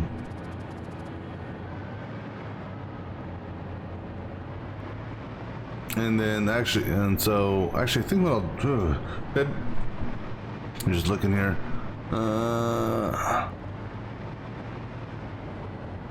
Alright, so we're gonna have multiple power poles here. I'm gonna have a power pole right here. That'll tie in, actually. You know what? Gonna have a power pole. Actually, I can just do it this way. Power pole. Right, I don't want it on that. I want it right there, okay? Power pole for that. Power. Come on. Give me power. That one there is on the right there, I think. And then I want to have the power for this side come this way, and then go that way. Actually, so this is where it's, okay, so I got a power connector there. So we're gonna have a power pole right there. Right? This guy here is gonna split down the middle here roughly. This guy here is gonna come over here. And this guy here will tie to that. Alright. So he's green now. Now my power, I'm okay with this power coming right here. Did I forget my railing over here? Oh, well shit, I did. Let me do my rail real quick, because heaven forbid, we don't want to walk off this thing. That would be bad. Alright, so now this guy here is actually going to go, I'm going to have a come here, right on the corner, if I can get it placed. And then this corner here. And then that'll tie to that. Okay. And then this guy here will tie there. Alright, so yeah, not how I'd like to do the power, but until they actually have like a power connector that can go from ceiling to roof, or the underside of a ceiling to the top of a roof, that's how it's gonna have to be. Alright, so let me get these guys named. So this will be this is so I got, let me look at my interactive map here to just take a gander at things here. So we'll consider this the southwest of my desert location. And then let me see, where's the other ore at that we're going to go to. Then the other ore will be the east. Alright, so let me let the autosave do its thing.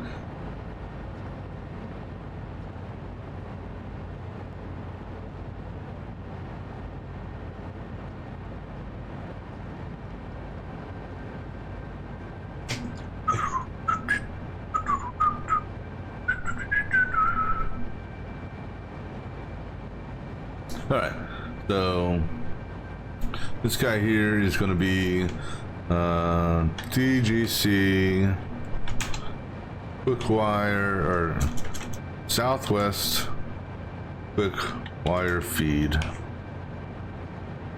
number 1. Alright, and then this here will be number 2. Alright. So now that all that is done, one last thing to do before we button it up, and that is to give us an entrance here. So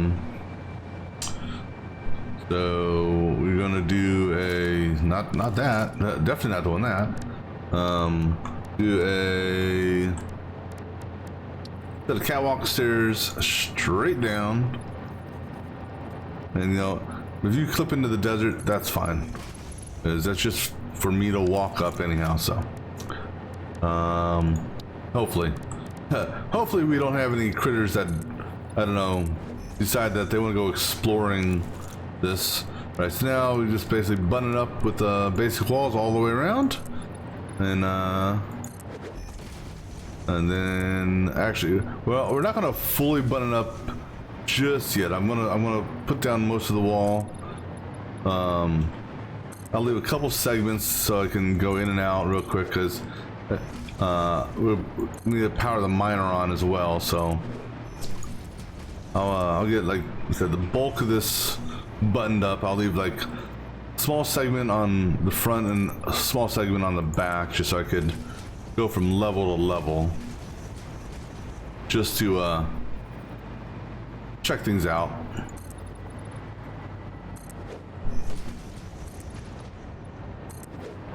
And we also got to go around and do our 1 meter edge dressing, if you will.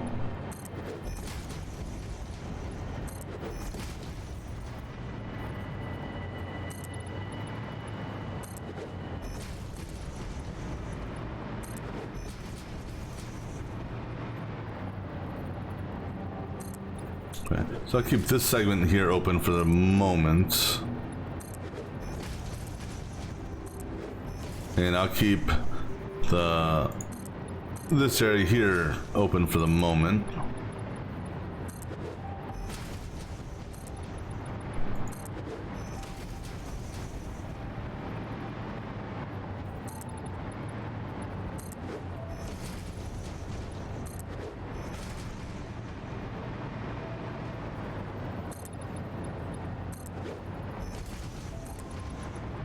And We may at a later time come back and put some windows in this just to, you know, have a little observation area. You know, so if we want to come here, we could look out at the desert. All right, so we'll just leave that little area open there. We can do my little edge dressing part now.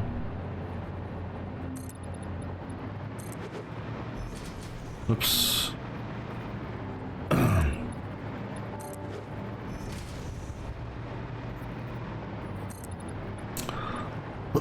Excuse me.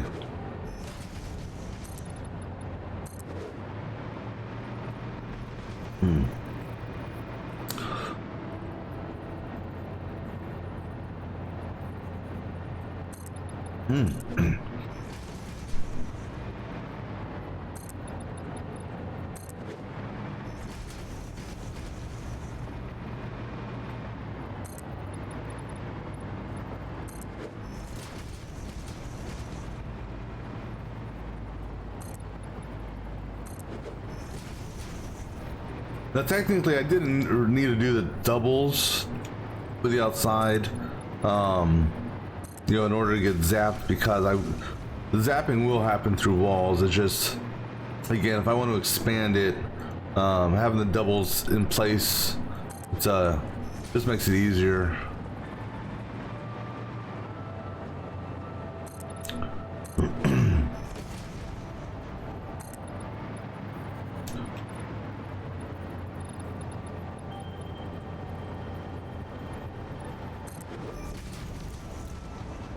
Yeah. I want to see what this looks like. I just want to check something out here.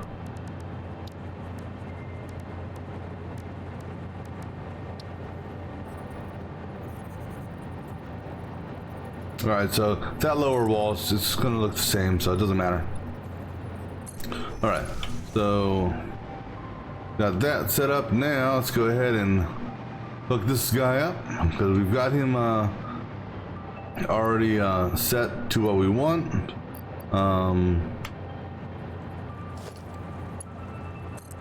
Lights, camera, action. So in theory, this thing's gonna be shooting out ore real fast once it gets going. 780. I mean, we should now. It may take a couple seconds for them to all actually go green and stay green, just because of the belt splitting.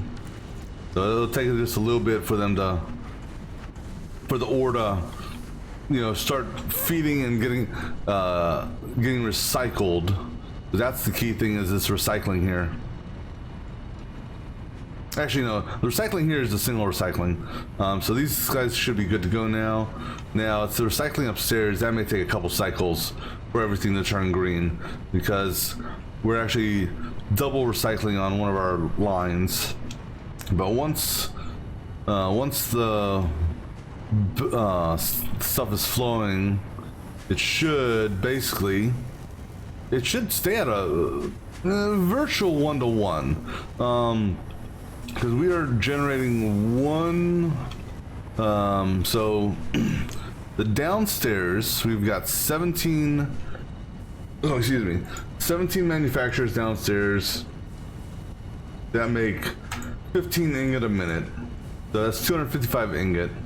We've got 21 machines here that need 12 ingot a minute. 252. So technically we're generating 3 extra ingot. So over time these will back up to the point of saturation, which will kill the stuff downstairs. Sort of. Now here, so we're generating on each line, so we have it split. So we got 21. We have it, essentially have it split in half, if you will, because of the belts. So 10.5 by 60, because each one's putting 60 out. 630 ingot a minute, or quick wire a minute, are coming into this. So this here will be getting filled up, and once we hit our saturation point, along with belt saturation, we will be sinking the rest.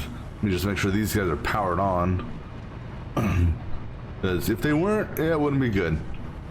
All right, so this quick wire feed assembly is good now. The reason I decided to go with a quick wire here versus just sending the ore up or sending the ingots up is the cat ore is really used only for two things. Well, actually, the cat ore itself is used for one thing only right now, and that's making cat ingots. Cat ingots are used in two things: quick wire, either by themselves, or quick wire with copper. That's for the quick wire side. You also have a copper wire recipe that also uses quick wire. So I'm gonna go the route and just say screw it and just make all quick wire with this. So that's why I'm actually going and doing the full production here for this. Is that now essentially, if you think about it, I've got another site over there that's going to mimic this. So the amount of machines here for that and the amount of foundries there, double that, and then I would have to have that over there. So this is basically just helping me get rid of or save some space at our main base for the prime assemblers. These will be sent in via drone along with the other site which we're about to visit here momentarily. I just want to give a couple minutes just to see how belts look and all that. Now here we will be overfeeding back to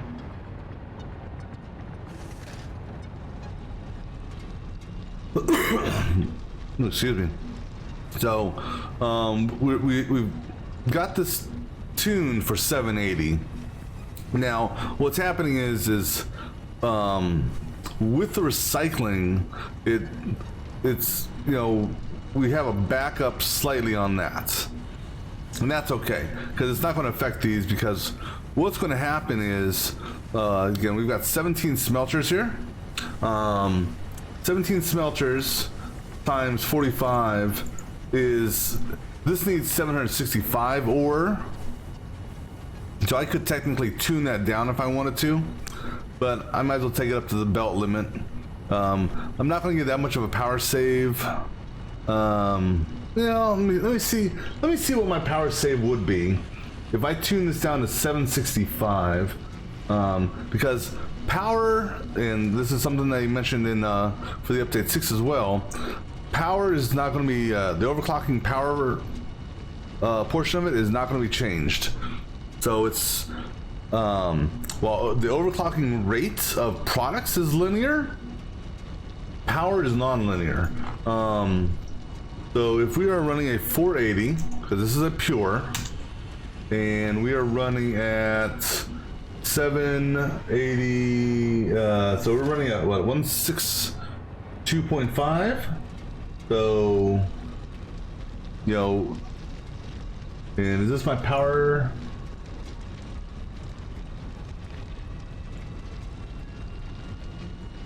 Oh no, hold on, wait, 240, yeah, the 480.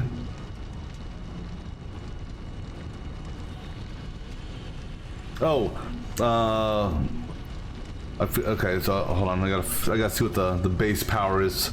The base power for Mark III. Does it tell me the base power usage? Yeah, 30. Okay, so let me change this to 30. So there we go. So at the 162.5, it's showing 65.2. If I drop this to, what did I say, 765 for production rate, in this case, I'm only going to save maybe a watt or two. So I'm not going to worry about just having the belt speed exactly match I'm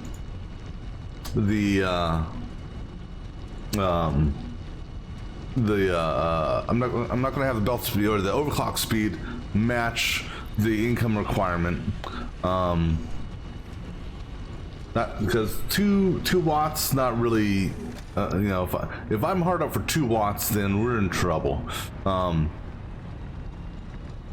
Yeah, but what will happen is over time, you know, these things are slowly backing up, and they will eventually get to the point of full saturation.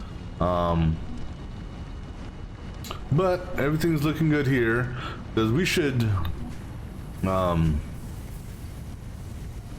you know, when these hit, you know, these things will take a while to hit saturation before it backs up the belts, which it will over time.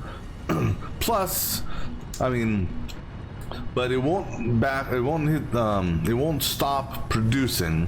So when these, you know, once we get fill this up, you know, they'll be shot over. So these things will continue mining and producing forever, because that won't stop it. All right, so let's go ahead and button this up, and we'll head to the next location. But I'm happy how this turned out. You know, all things considered, it doesn't look half bad, in my opinion. We need to do a door there.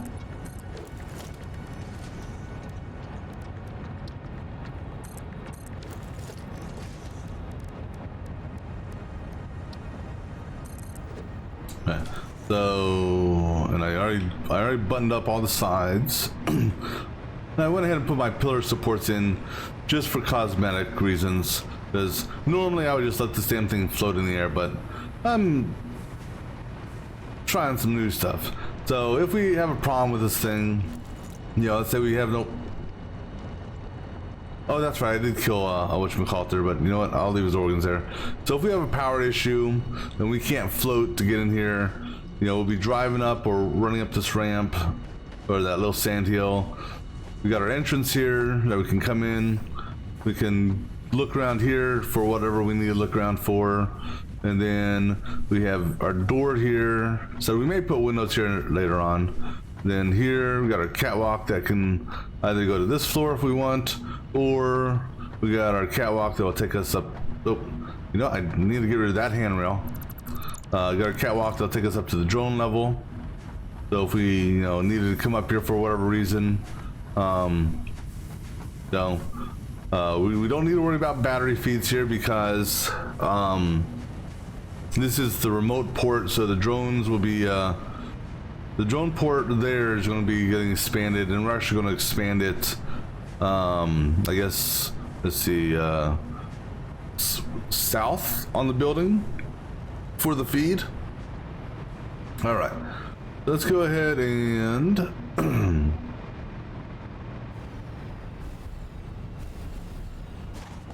drive to the other location. Pardon me. So the other location is pretty much due east of the main station there,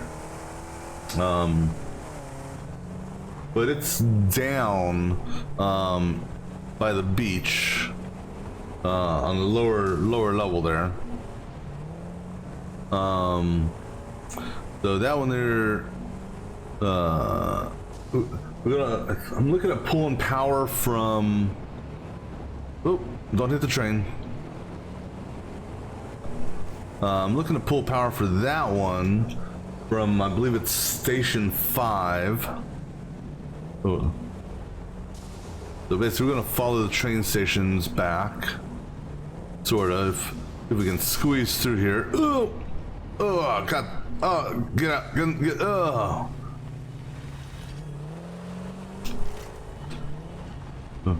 Well, you can get, you have a little bit of room where you can get low on this thing, but yep. At least I was able to get unstuck and didn't have to deconstruct and reconstruct this. Alright, so anyhow, we're going to Station 5, which is that one straight ahead of us in the center of the screen. So that's where we're going to look to pull power from.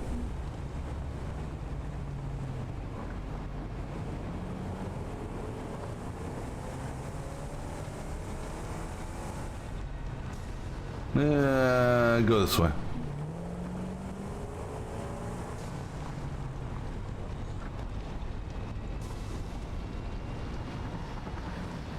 All right, I'm going to park the car here.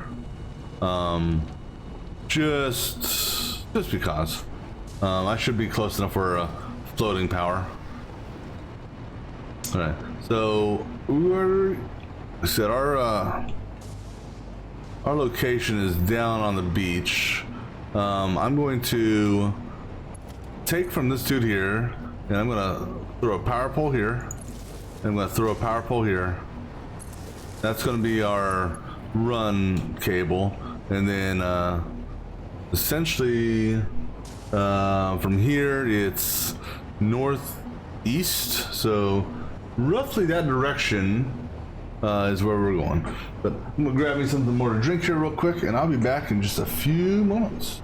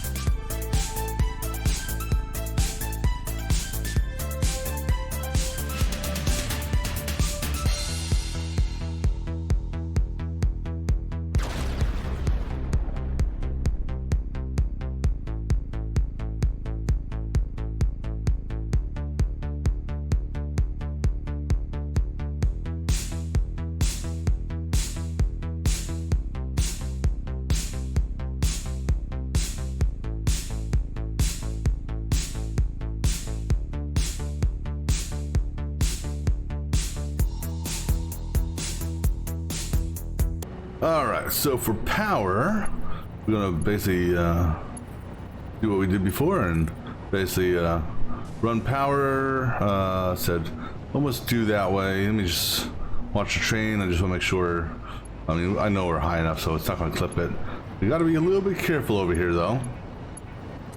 And we may bring our vehicle over there because I think I see a path, but I still need to do this first. I see the node. It's right by that tree. Yeah, there's sort of a driving path there. Sorta. Maybe not. Well, for a skilled driver, yes. For me, probably not so much. I'm gonna have this go, even though I could go straight away. I want these to kind of be semi-short, just so that I can float back. And you know, something else I gotta be wary of. Wary? Yeah, we need to be wary. I need to be wary of. I got dynamite, so I can blow that up. Gotta be careful of bad guys down there. I should be able to go between those two poles on float power. All right. Do we have any bad guys down here I gotta worry about? Not that I see right now. All right, so let's go ahead and get the football out. Foosball.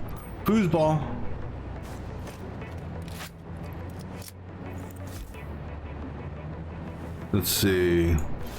Alley-oop. Good throw. And just because, sorry trees, y'all gotta go too.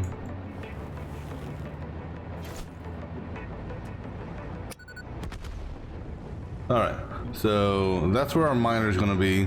We're gonna have our, let me do this. Let me get the mining, let me get the miner set down first. Oops. Let me get the miner set down first so I can figure out the alignment and location of the okay, so which way am I? Okay, so that's actual true east. Okay, so the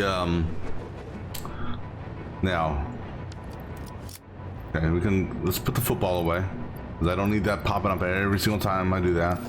And go ahead and change to, yeah,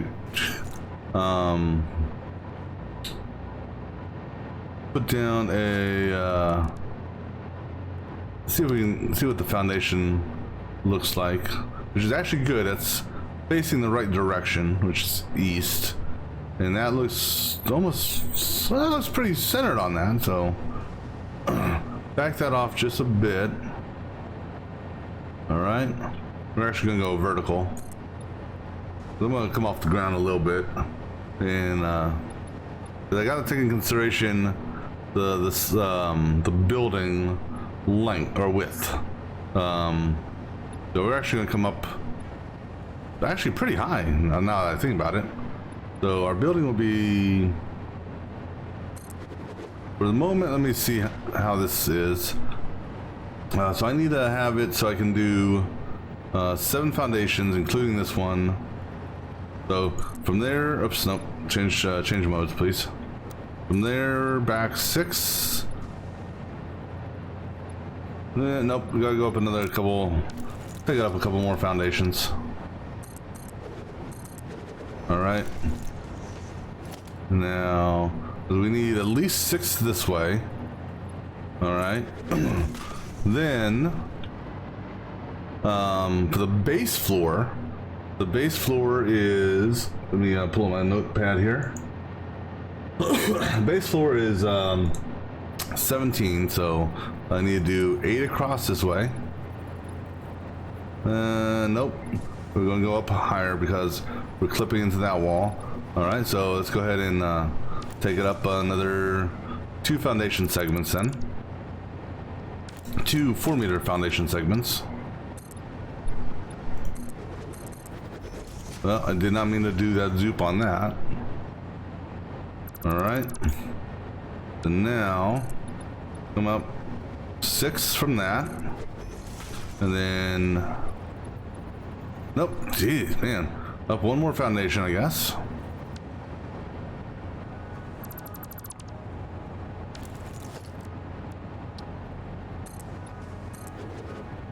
All right.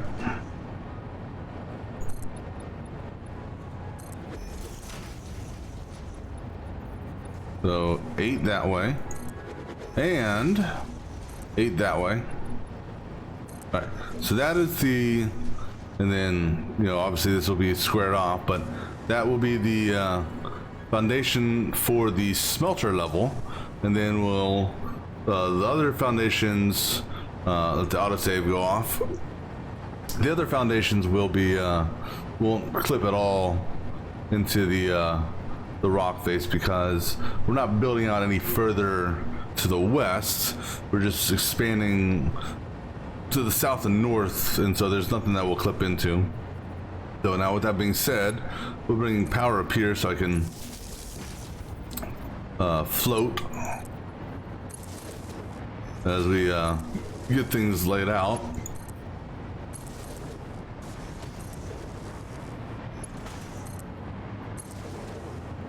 All right. Let me just, before I do this, let me just check the immediate area. Make sure there's no shooter, spitter, flame blasting asshole, ass blasters here. All right, so take that back 6. That should square off with that.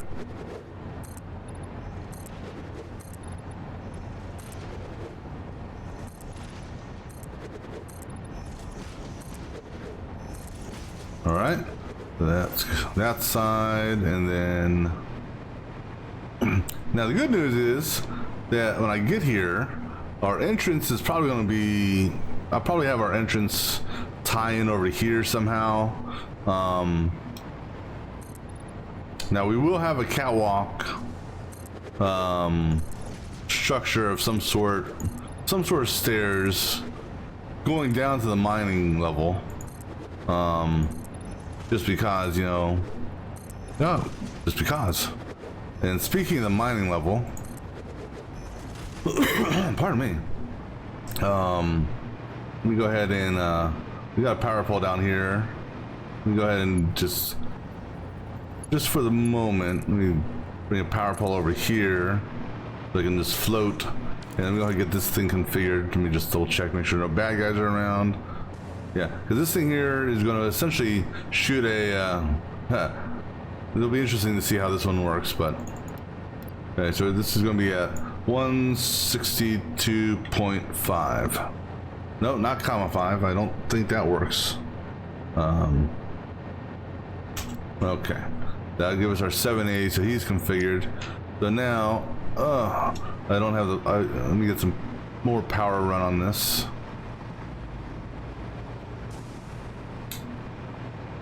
Alright, so put power on the perimeter so I can float around and do my my drops, or set the smelters up.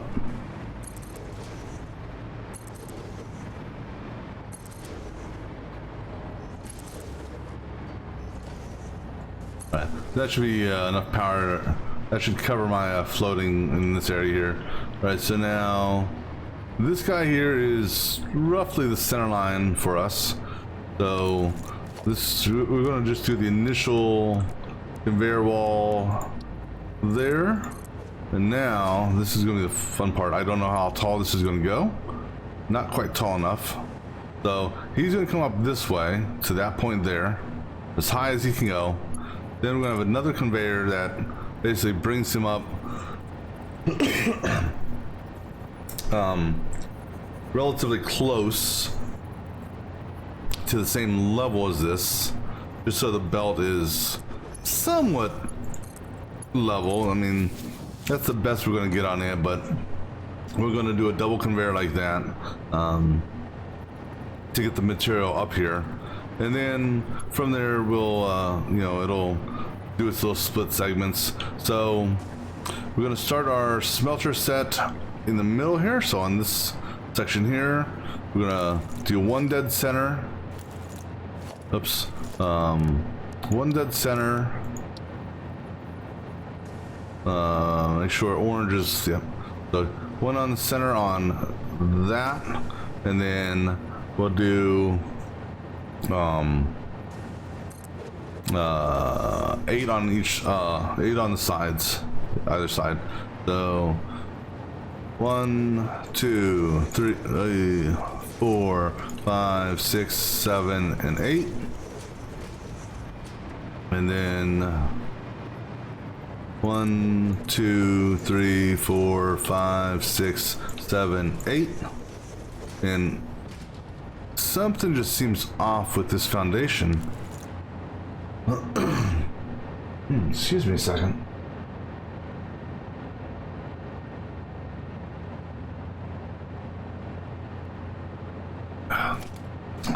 Let me just validate here, because I don't remember it being.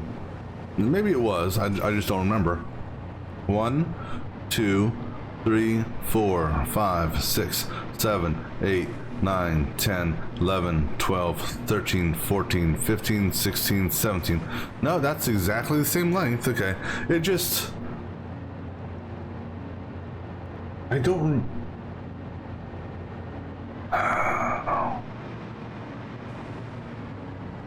I need to... See, now I gotta go back and take a look at the other one.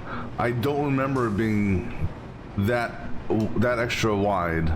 I thought I only had one extra foundation on either side. Yeah, because we were running smelters, so let me briefly just run over there and do a recount of the foundations.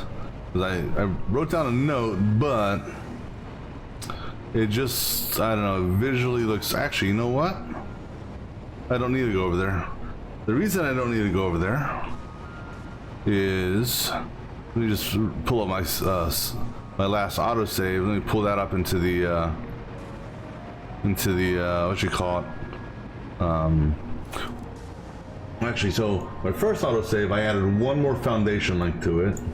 So, or I mean, not my autosave, but last time I built the foundation set out.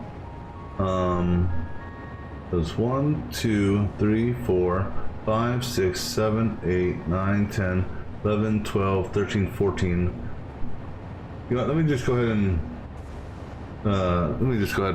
and bring in my last autosave into the editor, which just so I can visually see or count on it what it was.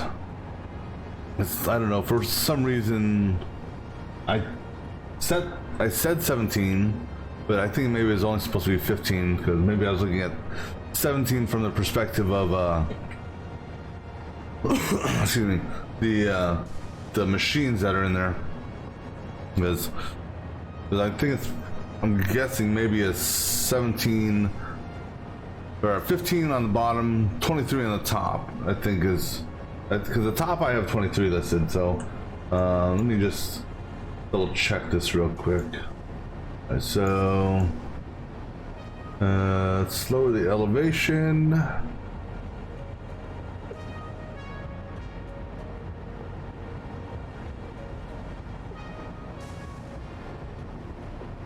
Alright, sorry, I'm just trying to reduce my viewable elevation in the map so I can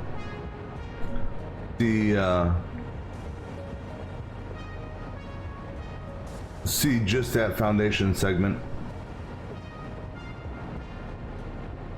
Okay, there we go.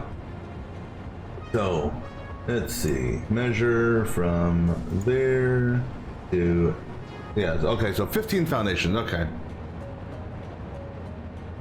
All right, so let me just, and as I say, for whatever reason, I knew this looked off. It just too much space on the sides. We'll leave the poles in place. I'm not worried about that right now.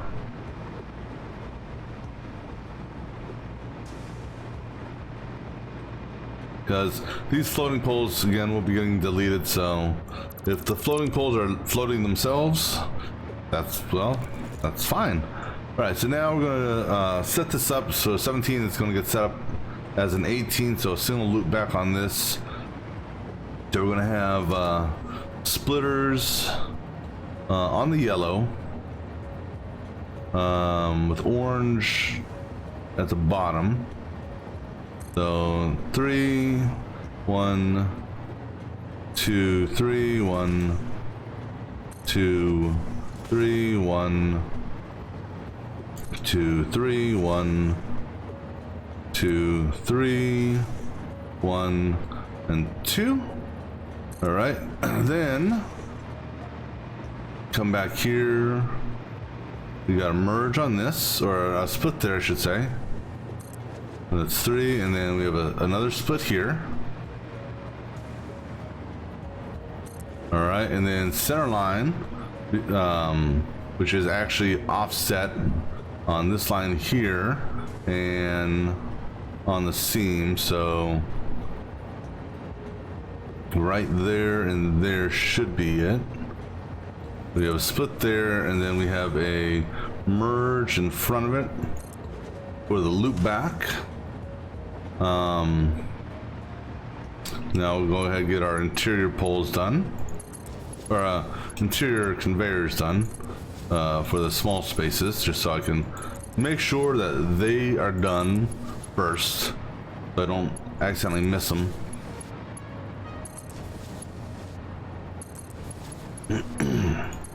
Right. Then we get that done. We'll do the loop back last. So we'll do all our first line connectors from the machines.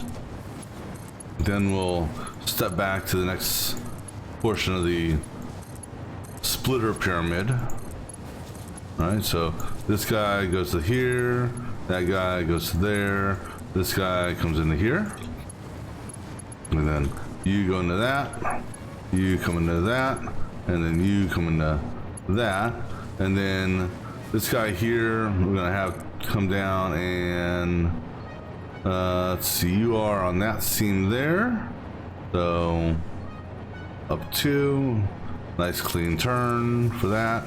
Right, so that's the split, and then the merge side is going to be basically same thing. So except for this one here, yeah. Pardon me. Yeah, we're on the yellow on that one. Okay, I just oops. So 1, 2, 3. Now the only obviously difference for actually no, that's the wrong spot. The only difference with the merge on this is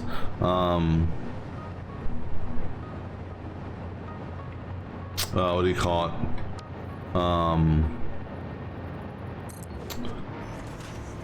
You know, there's no loop back for that, so.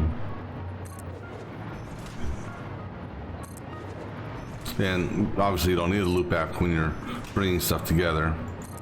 And then the second level merge goes here and here, and then the third one will go here and actually we have to base it on this, so just back from the seam, so right there. Okay, so go ahead and do our the inner connectors first.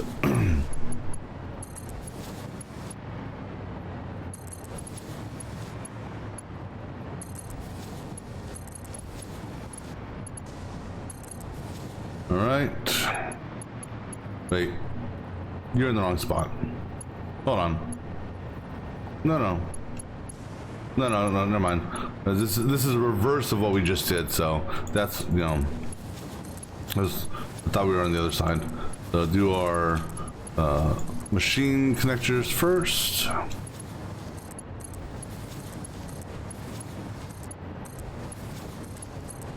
And then do our second tier splitters next. Oh no, we're out of sheets. Well, definitely going back to base for now.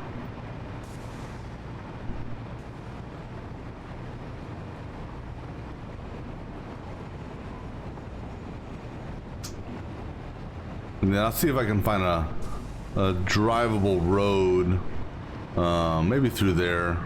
We'll see. This way I can get closer instead of parking way over here. But initially I had to park over here anyhow because I had to run power.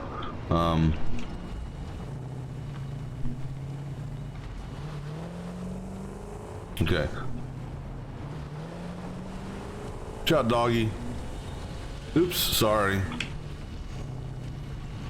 You know, I wonder if they want to introduce it where, you know, that you can actually hurt or kill those things with the vehicle. You can stun them, but see, to me, what mob is it? I think it's called the spider mobs. They're technically called what are they called? I don't remember what they're called. Stalkers? Yeah, I think they're called stalkers. One of them, or actually, they will attack the vehicle, even if you're not in it. So I think if they can attack and hurt the vehicle, then the vehicle should be able to hurt them. Oh man.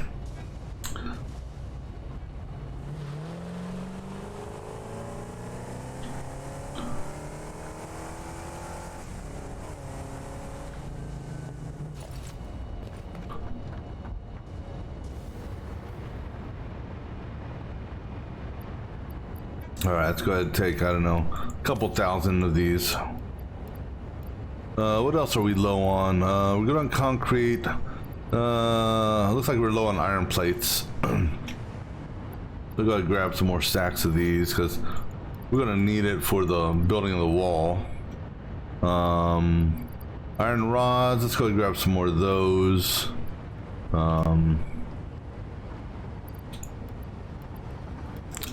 Let's see, so we're good on concrete, good on that, good on that. Good on the quick wire. You know, grab some more normal cable because I'm using this for the exterior stuff. So go ahead and grab some extra of that. Let me check here, see what do we actually have in the shopping list here. So I'm gonna need, so I got 2 sinks. I'm gonna need, make sure I got material for, I should do it this way. Oh, excuse me. Make sure I got material for at least 2 smart splitters. Got the drone port. Let me see. The catwalks. So that just uses standard concrete. That uses standard concrete. Catwalk stuff. Concrete and rods. So that's fine on that. Mergers and splitters. Make sure I got enough for the next floor. So I'm gonna grab a couple spools of cable, I guess.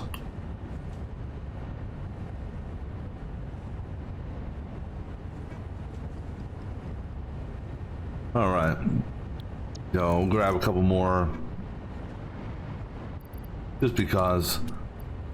Now let's just check the shopping list, make sure everything we have. Okay, looks good.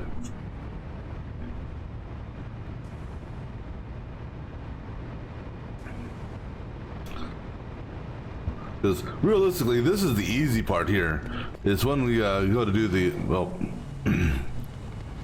it's when we go to do the, what do you call it? The factory build upstairs. That's going to get interesting. All right, so let's go out this way and try to avoid the swamp area, or the oasis. Well, I guess you could call that an oasis of sorts, right? It's water in the middle of the desert, and there's trees and whatnot around it. So yeah, that's oasis-ish like. I don't know if that's the way to say it. Go underneath this track.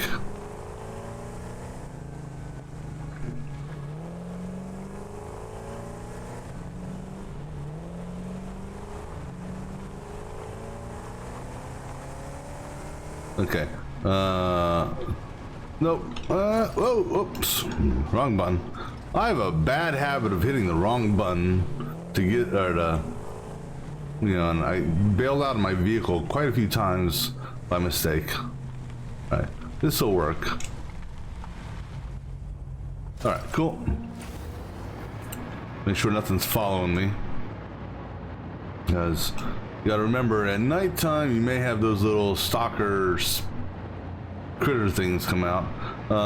So were we in the middle of the one? Oh yeah, we were running belts. That's what we were doing. So tie him to him, and then that guy goes there, that guy goes there, and then these just come into this,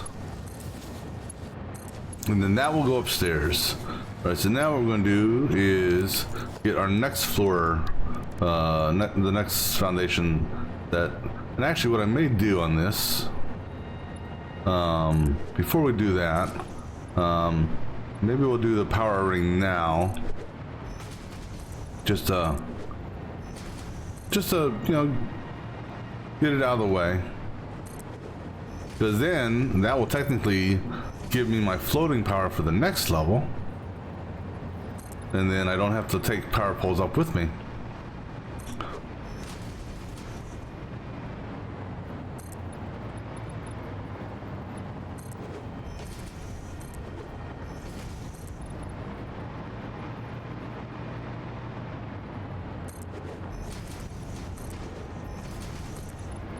All right, so we did the power on the mining side.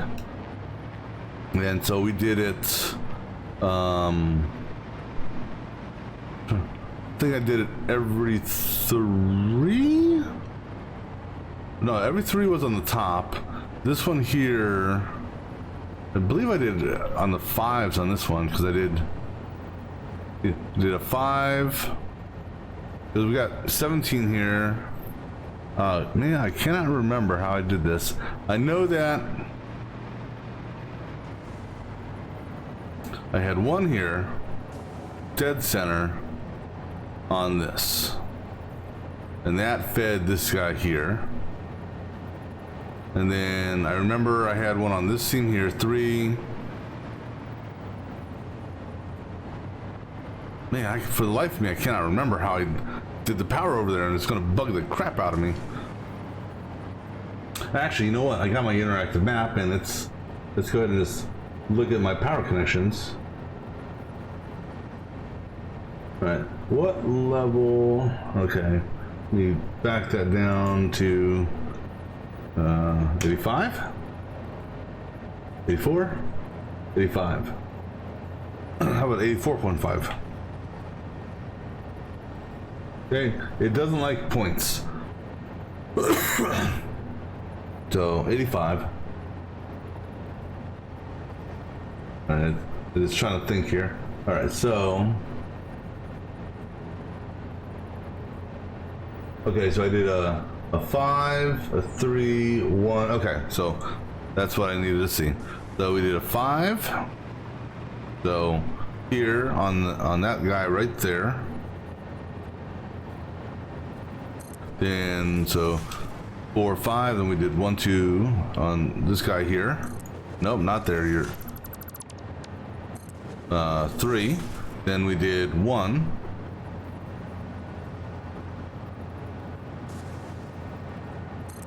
And then we did 1, 2, 3, and then 1, 2, 3. Huh. Something's off here. Maybe. Or either that, or I just put this on the wrong alignment. No, that's... something is off with one of these machines.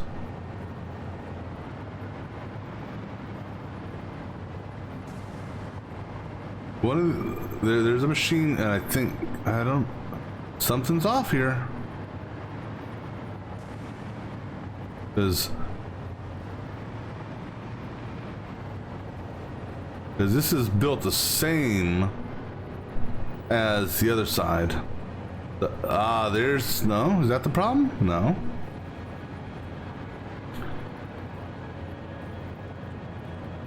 Yeah, something's off here because the center line, seam, center line. There's my problem. You bastard child. Thanks for nothing there, Snap. That was Snap. Snap miss was off. Because of it, now I gotta redo all this shit here.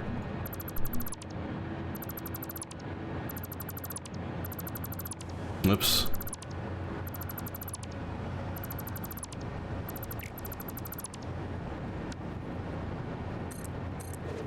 I mean, I appreciate the snap function. I just wish it would actually function, you know, properly all the time.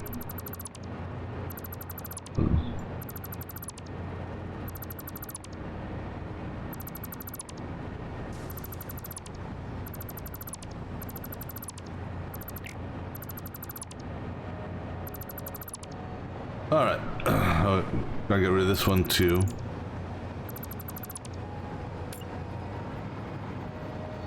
And make sure, yeah, orange is on this side. So this should go to right there. We'll find out here in a second. So, so this is the split side. So that's 3, 1, 2, 3, 1, 2. Okay, and then you get the next. Split. All right, and then on this side, where the merges out, that's 3, 1, 2, 3, 1, 2, like so. Then you get the double merge there. All right.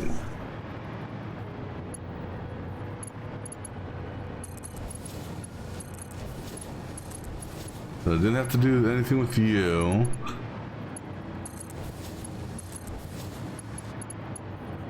And then this guy here gotta redo his loop back, so well, I got the line, but you know what? Because of that little issue, that pole won't do it for me anymore.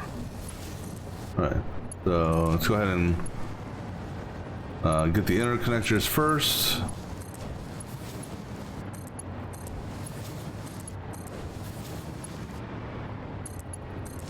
Or not the interconnectors, we already did those. Get the production connectors.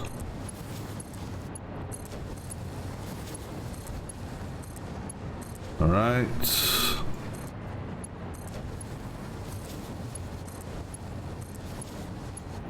All right, so all the belts should be hooked up again now, and now they should be in the right place. Okay. Because now this power pole here should be right there, which it is now. And then go ahead and do our double ones. Double ones will go on right, yeah, right there, because when we put the foundation floor down, it'll let me just validate this. Yeah, so on that line there, okay. So next one is on this seam here. This one here is center line on this. This guy here is on that seam there. Then this guy is on this seam here. Then we do our corner,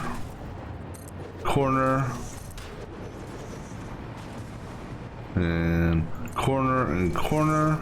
And then we match it up again, so on that seam, and that seam, and center line, and seam, and seam, and then corner, and corner.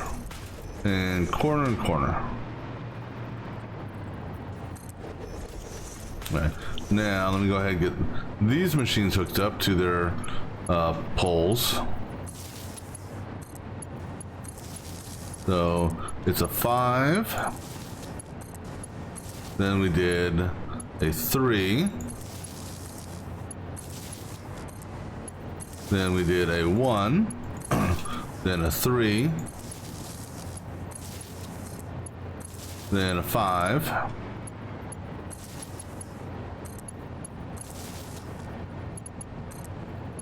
Now on the other factory, and we'll do the same thing here after the autosave.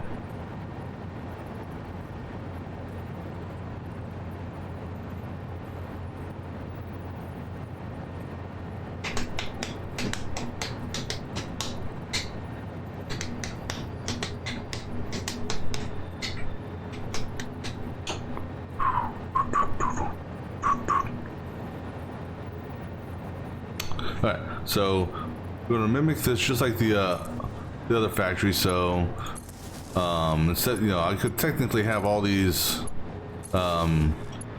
just tie together and have it connect at one point, but I'm just gonna literally mimic the other what do you call it?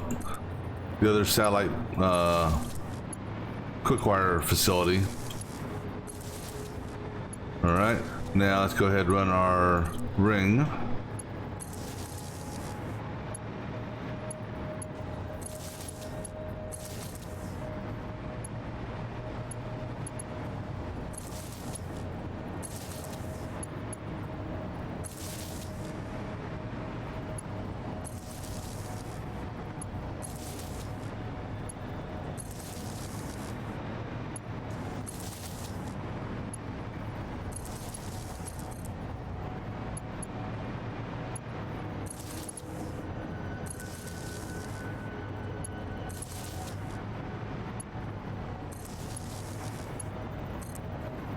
Now, power to the miner is going to be a little bit different this time. Because last time we actually had this being the power connector between, well, this will still be the power connector between up and down floors, but the power connector for that will be a little bit different just because, well, we have a big ass massive conveyor belt lifter in the way. But we'll worry about that when time comes. So now our main power is coming from over here. So we're going to tie into this guy here. Or maybe this one. So that, yeah, we'll do that. Alright, so now let's go ahead and configure all these to the cat ingots.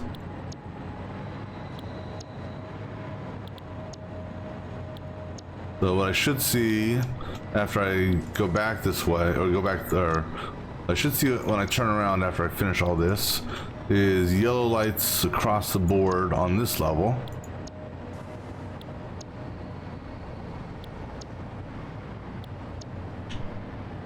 And we do. Awesome. So now what we're going to do is, now that we have our ring set up, we're going to go ahead and just get rid of the floating poles now. And in theory,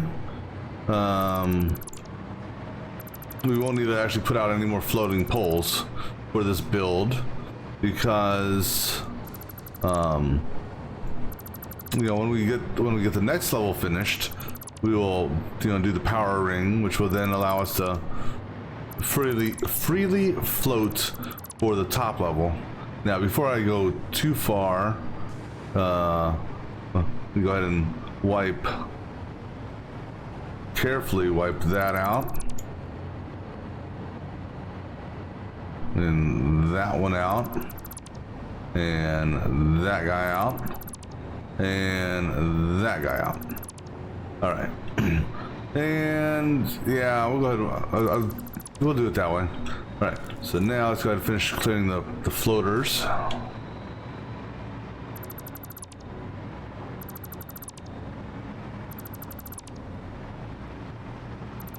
And then we'll do the pillar setup after we do the other stuff. All right, so now The next floor is going to be 23 wide from center. So we'll go ahead and get our center line done first. I can get it on the right side of the wall. So have him come across. So the 22 that way. No. Not 22. 11 this way. So one foundation more. And I do want to be careful. I don't want to get too far out over there, just to be on the safe side.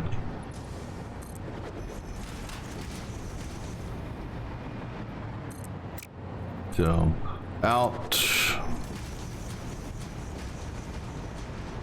then over 6. No,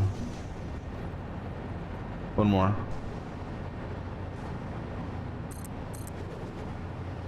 And then tie that back in. Okay, so that's our base foundation for the next level.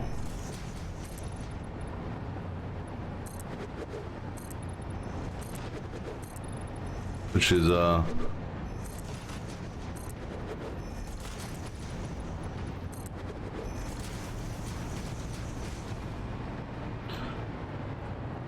go ahead and do that line. So actually this here should be a full zoop because that's 10 meters, or 10 foundations, I should say.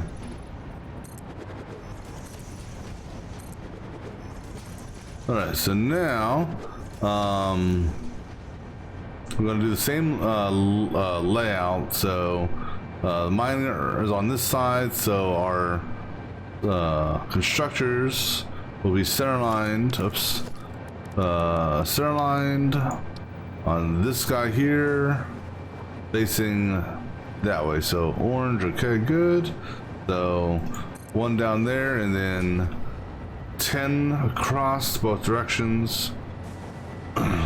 So 2, or actually 1, 2, this is 3, 4, 5, 6, 7, 8, 9, 10.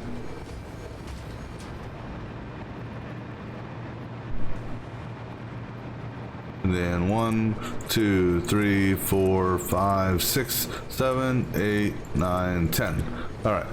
So now we're gonna treat this like a what did I say before? 27 for the split perspective. So the way that's gonna work is we'll do our standard splitters. Basically, we're gonna do a trio or a triple splitter. On blue. So 3, 1, 2, 3, 1, 2, 3, 1, 2, 3, 1, 2, 3, 1, 2, 3, 1, 2, and 3. So then we're going to do another merge here. So, or a split. So split on that 3, then 1, 2, 3, and then this guy here, we rotate that 1 and do that, and then the master splitter will be here. Well, and then in front of that guy will be the loop back merger. And then also over here, in alignment with that, so on that line, and then like that, we'll have our, that's for the looping. So now, go ahead and get the interconnectors set up for the close ones, just so we make sure we don't overlook them. Come on.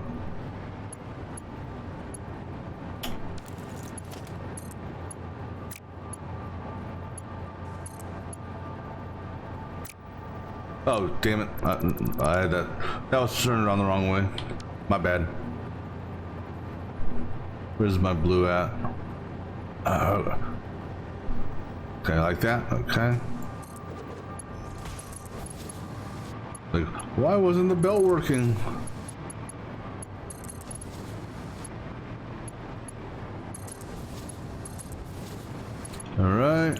Now we'll do our production connections.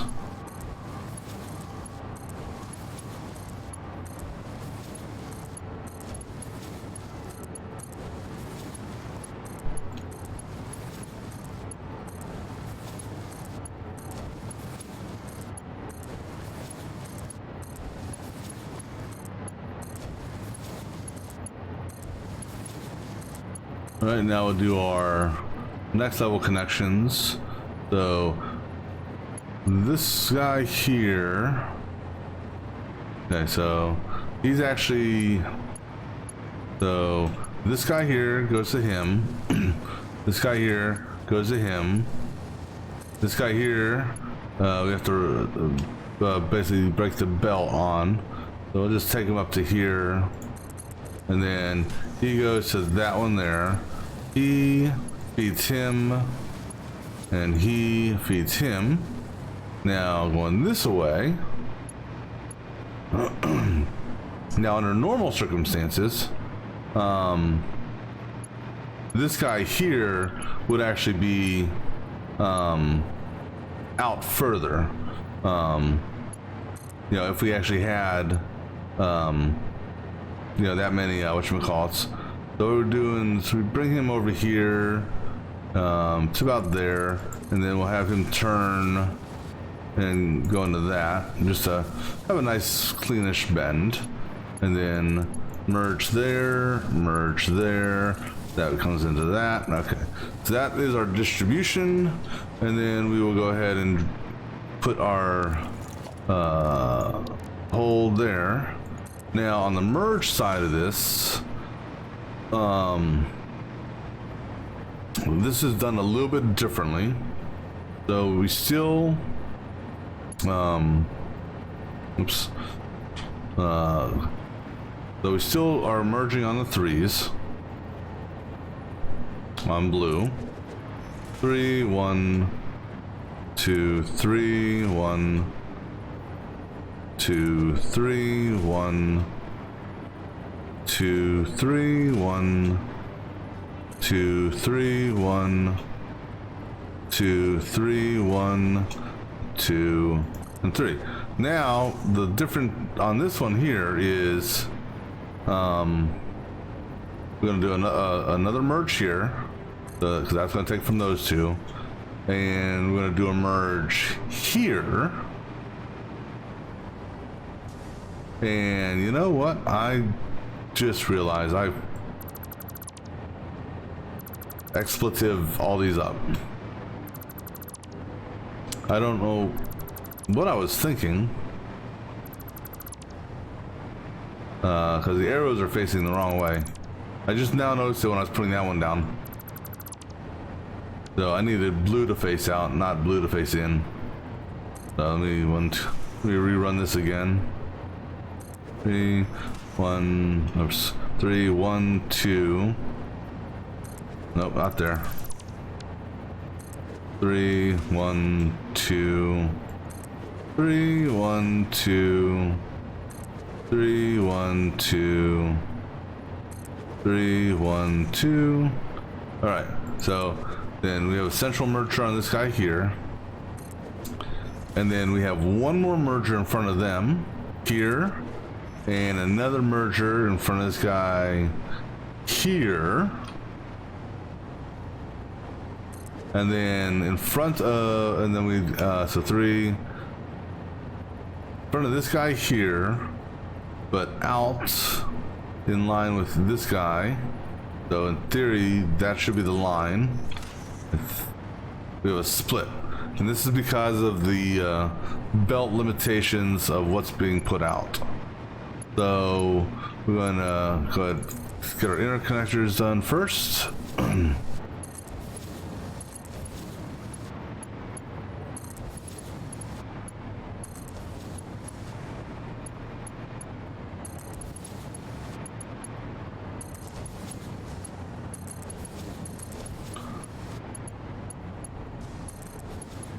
All right, now we'll do our production level belts.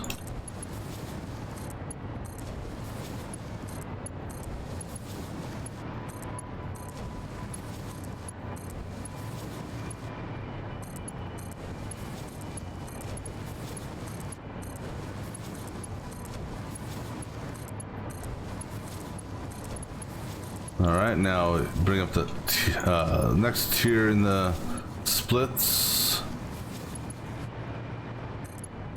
or merges, excuse me. All right, oops, nope. All right, there. Now this guy here is going to go to there. This guy here is going to go to there. All right, so basically what's happening here is because of the belt speed limitations being 780 at the fastest speed currently, the output of all of these machines 60 times 21 exceeds the 780 belt speed. So what we do is we essentially split the output in half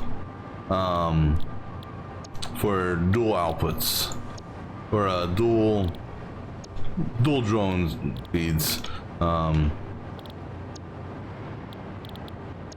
and so the way we did that is we took 18 or I should say we took 9, merged them into one line on one side, 9 merged them together on the other side, which left 3 left over. So 9 on those 3 mergers, which then come together to that there, and then same thing over there. This guy here merges and then he splits in half. So in total, this guy here is doing 630, I believe it is, and that guy there's on 630, I believe it is. And then these will go up to the drones upstairs.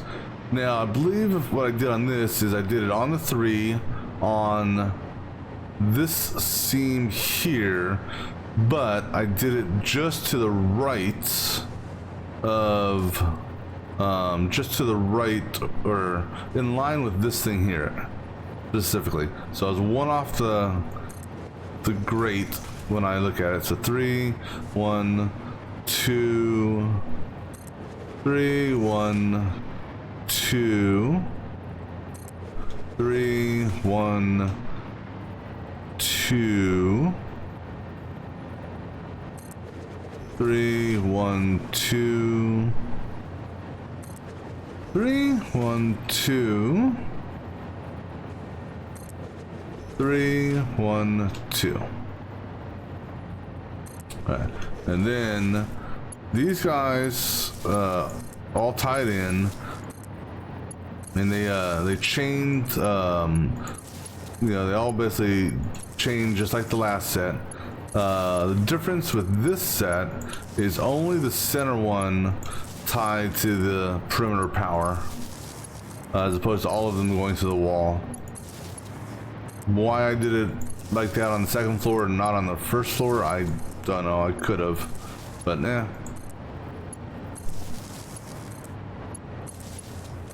We'll get this done, then we'll do the walls. We'll get that set up for the power. Alright, so now yeah, here, start at the corner since.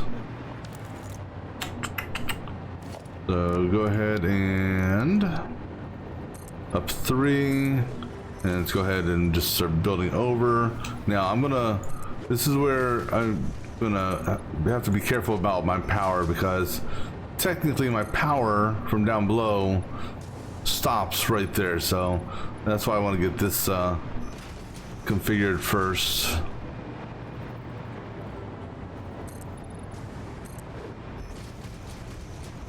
So I just gotta be mindful of that line.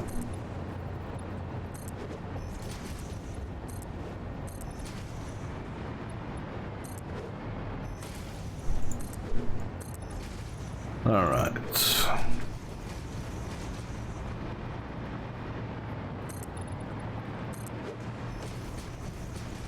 And then power for this is essentially going to mimic what we have over here, minus the what do you call it? Minus the corner power, because obviously corner power will be further over. So we're doing a level 1, double 1 on this side. So just gonna line it up, put it exactly where these are. Now the only one that's actually going to connect from between the floors is going to be this one here.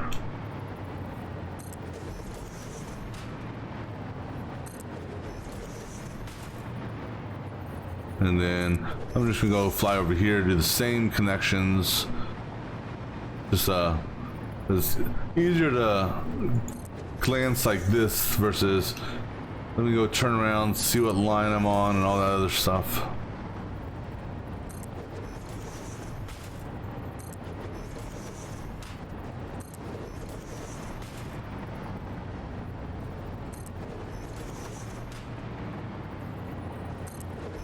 Alright, so then corner power.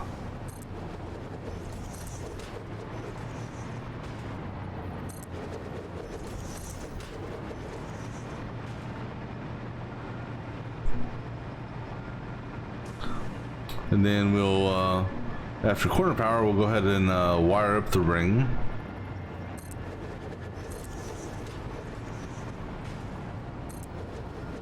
Alright. That's all the outlets on this floor.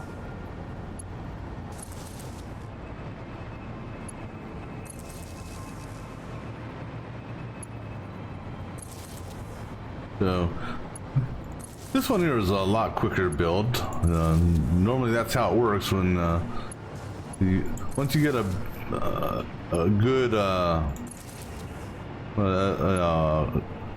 good factory setup going, and if you have to duplicate that identical thing, normally the ones after that are quicker to build because you know how the layout's going to look.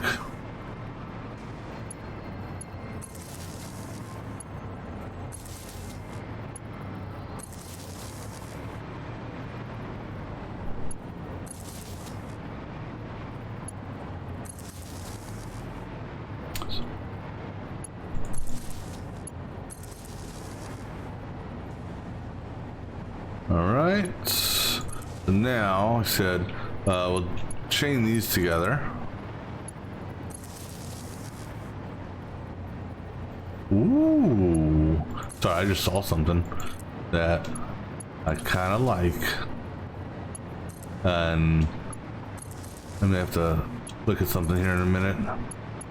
Alright, so then our center is this guy here.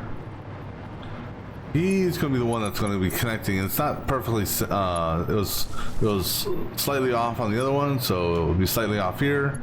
Now we bring that up here. We have yellow across the board. I actually configured these. I sure did. All right, so now I need to take a look at something real quick. So one moment.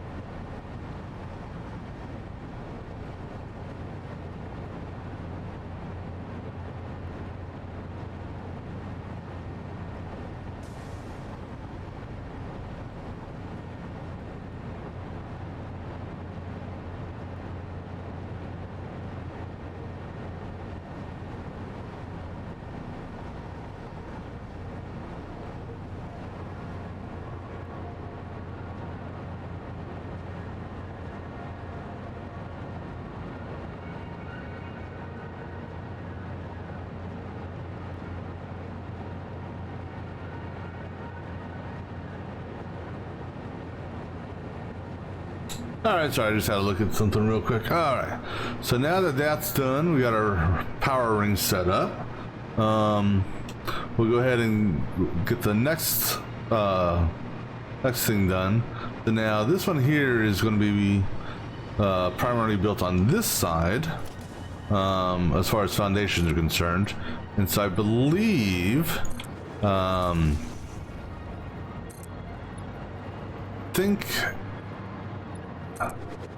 I'm trying. This one here, I wasn't 100% sure of. But I think I did a 3x5 or 3x9, I should say. So 4, and it may be one more on each side. I don't know. So, because the way what we did is, this here is our center line. So we are going to put down 2.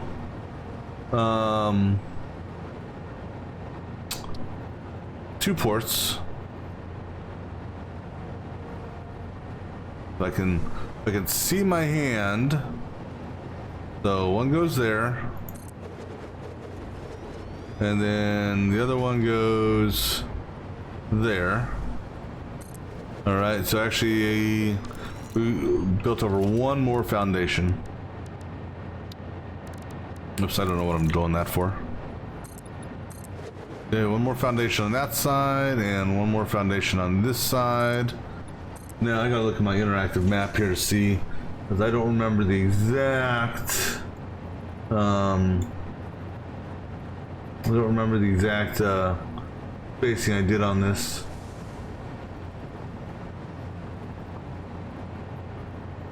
So, bear with me a moment. I think I said I had a half foundation between them.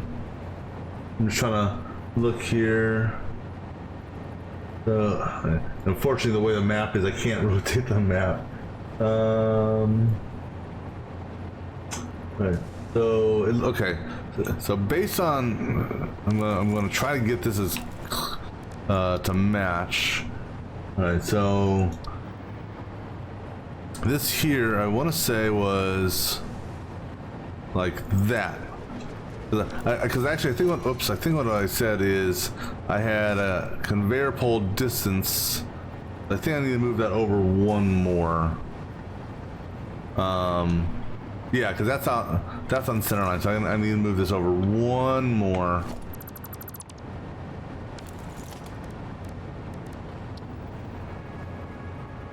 Come on. So one more click that way. So right there. And then I think it was, I want to say it was back, not even with this. So let me put that down first. No, let me see what the back. Okay, let me bring it up one, because that's, yeah, so it was even on that line. Okay, but center seam, which actually is how the other one should be as well then. No, well, I don't know. The center seam on like that. I'm just trying to look at. I think that's right. All right. But this one here, because of where the eater is, if you will, I can't do center seam. So I have to just kind of gauge. I think over one.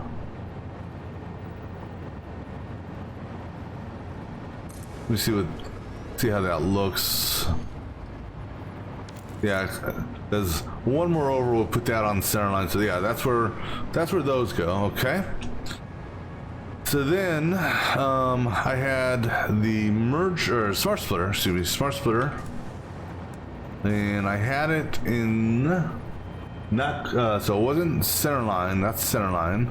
It was, and also I'm feeding from the left, or I'm feeding from the outside. So right there is where it went, because this then goes into that. Okay, good.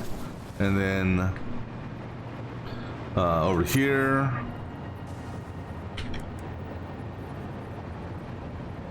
So that's center line. Up one. All right. And then that guy. Nope, no. Okay. So that's that. Good. All right. Looks good. Looks good. All right.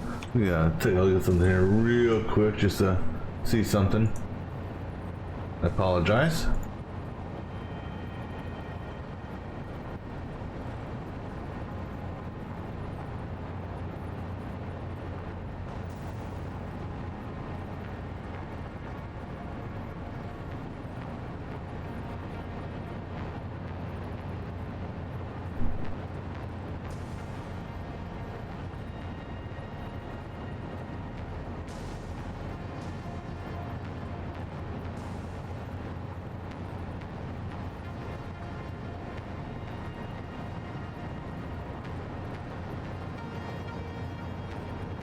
Alright, sorry.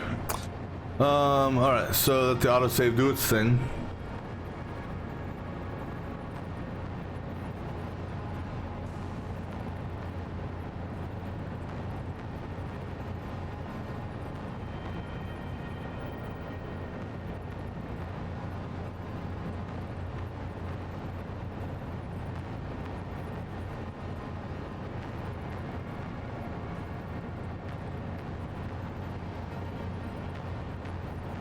All right, there we go.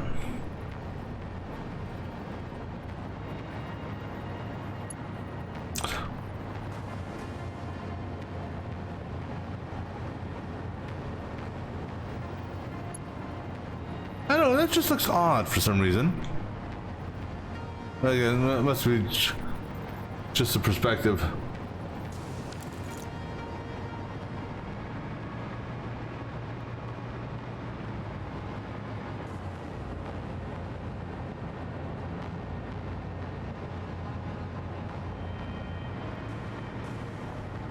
All right. All right, sorry. Let me open up something else here.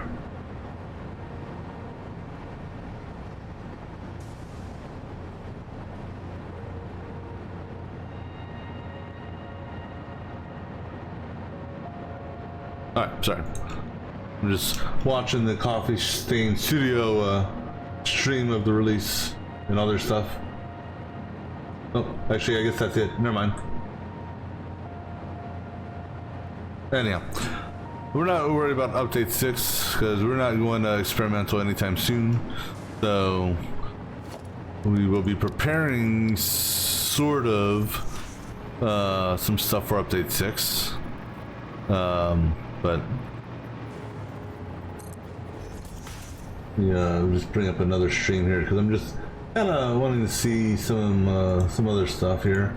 Let me see how this guy is doing on experimental.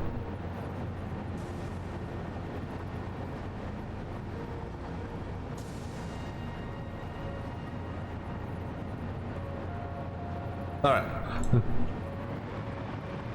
Let me go ahead now. So that's good there. Now, what we did here, we had a power pole. Oops. We had a power pole come up right there. And then that power pole came over here. And then this guy came over here. And then this guy came right in the, right in line with this, so on the grate. And then this guy was a little bit different.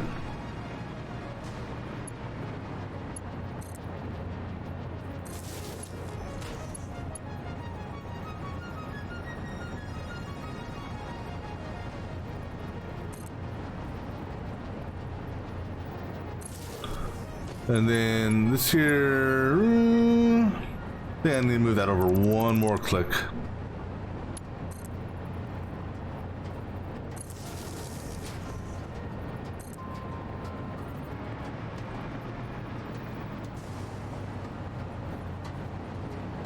And bring this guy down there. And then I'm gonna basically bring it over here. All right.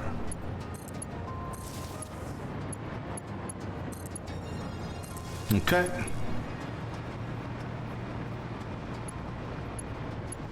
This guy here ties to that one, and then that guy there ties to that one.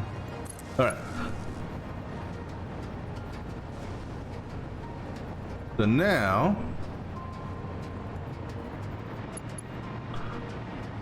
we're gonna build out our roof. Actually, we did modern railing here.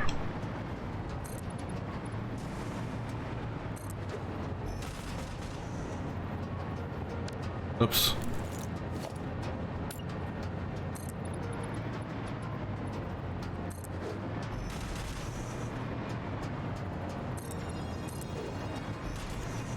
All right. All right, sorry. Go ahead and finish our railing here. Now, I think I'm gonna mimic the catwalk that we did before. So the catwalk we did was right here's the stairs. So, now go ahead and put this railing all the way up.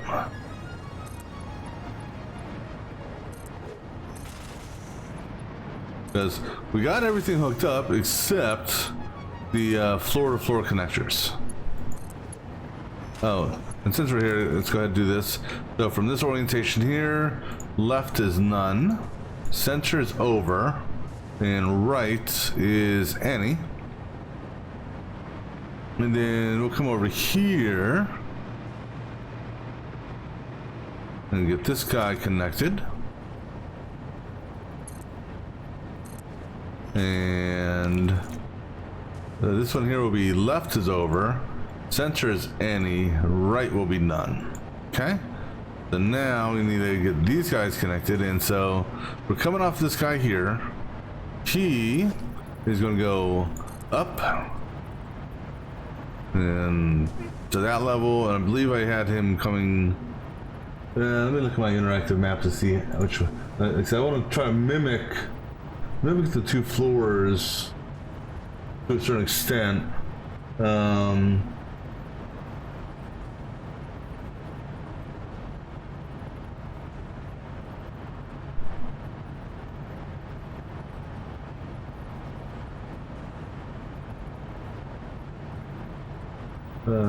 me just lift this up here and bring this one up so I can hide one floor at a time.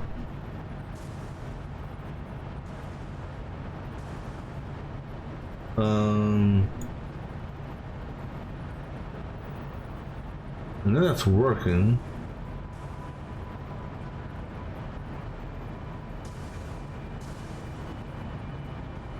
Oh, there it is. Okay. Right. So coming out of the lower, we went to the right. Okay, that's what I wanted to see. So coming out of here, we went this direction, and then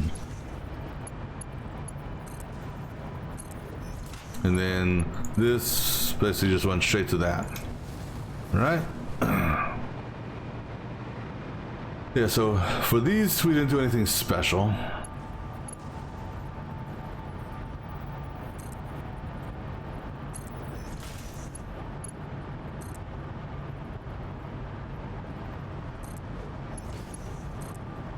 All right, so good on that. Now the level down here. So we already established our input over there, and so what we did with this guy here is there, and then this guy here. I guess we probably need to establish our output. Actually, this is not a hole. This is ceiling level like that, and then this was midline. I had to do another foundation right here.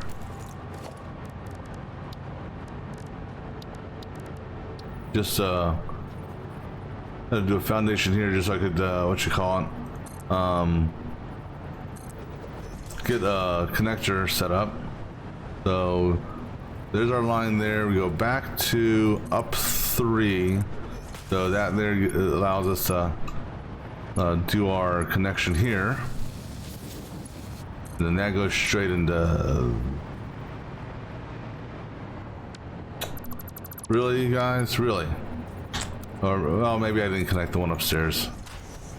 Well, obviously I didn't connect the one upstairs because if I had, it would have been set.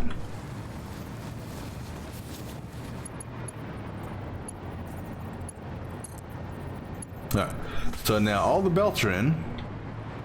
So we can make this thing go live. The only thing we gotta do now is, oops, don't shoot nothing. Let's get rid of this foundation that we just built. This was just, get rid of this foundation and get rid of this pole. All right, and now comes the fun part. So we gotta get power to that. Now, previously we just ran power off of this. This is gonna be different because obviously of where it is. So let's go ahead and do this. I'm hoping this. I'm hoping this is long enough. Hoping the power cable is long enough for this. Oh, excuse me. We're gonna take this guy here. Single connection. No, no, I don't need a double for this. We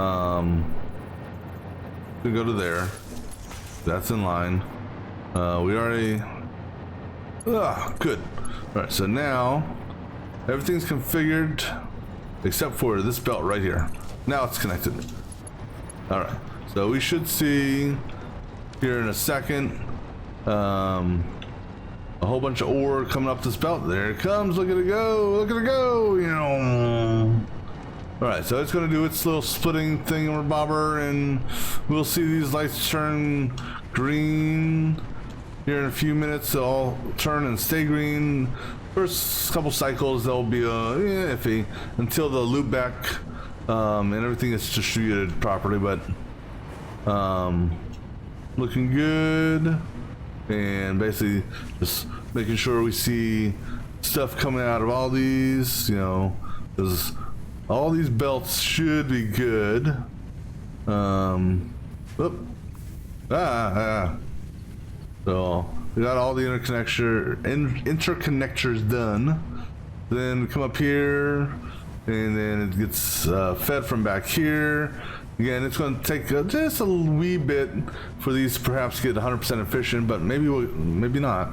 Because it's going to take time for the loop back mechanism to actually get the feeds going correctly. But everything should be going good here. So like I said, it'll take a couple cycles. No big deal. Now and then up here. We should see these things getting hold on. Why are you going there? Oh, that's my bad. Center's supposed to be ending, right's supposed to be over. My bad. It's not that big of a deal, because we're not using this stuff for production just yet.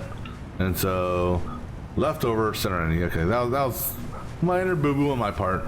So I'm just going to do a quick check here of all these to make sure there's no backup of quick wire on any of these belts.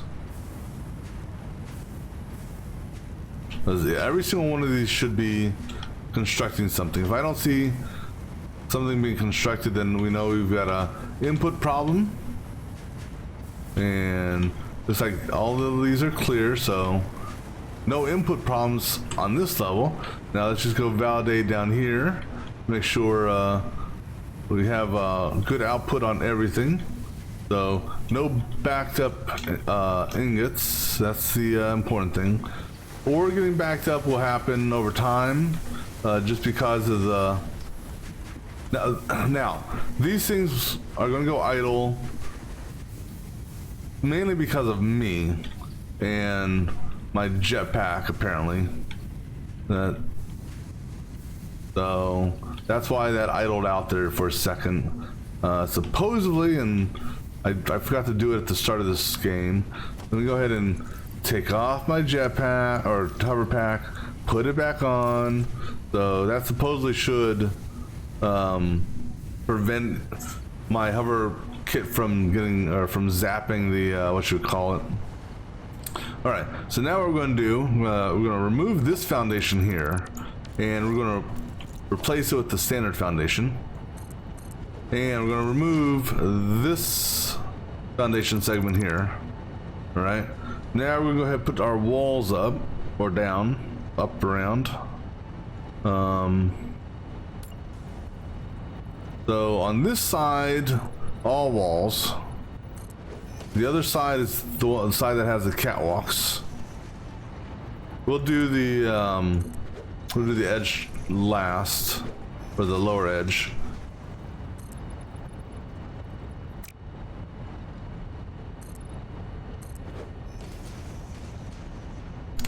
But I'm happy with this. is working as intended. Now what will happen is if and when the cat wire overflows, it's not a matter of if, when the cat wire overflows the drone port, you know, it will go ahead and just get sunk, which is not a big deal. That's why we have the sinks here, just to make sure that you know, because there's no point in stopping. I mean, unless I was like hard up for power, there's really no reason to stop the production. You know, as far as it getting backed up, might as well go ahead and just go ahead and let it burn off and make coupons.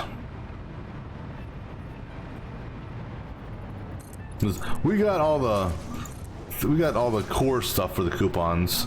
It's just I think some just minor trophy items now that we need. All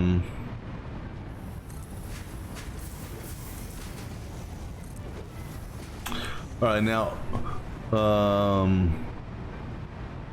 and actually, you know, we'll seal it up and then we'll open it back up after we figure out where we want to put well, the catwalks are going to be in the same spot, so that's not a question there.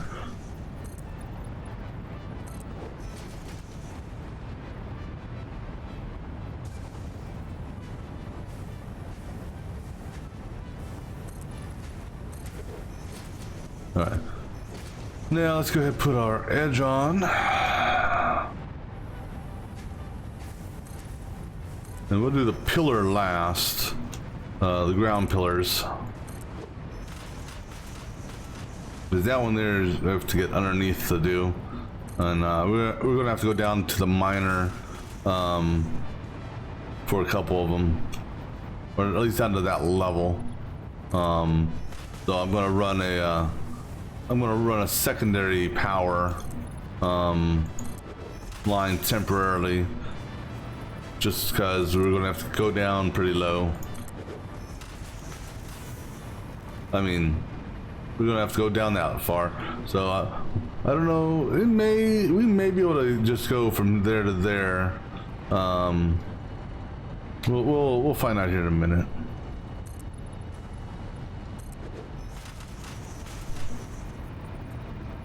All right, looks good on that.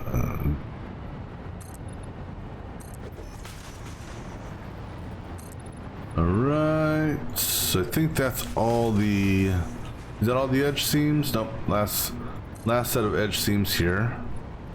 Alright, so now, the last time we did a catwalk, we set it up right there, so we do our catwalk corner, just like that. Then we did stair segments down to... down 3 to that level there. We did 2 flats, and then we did another segment down via stairs down to that level there. This guy here became a door,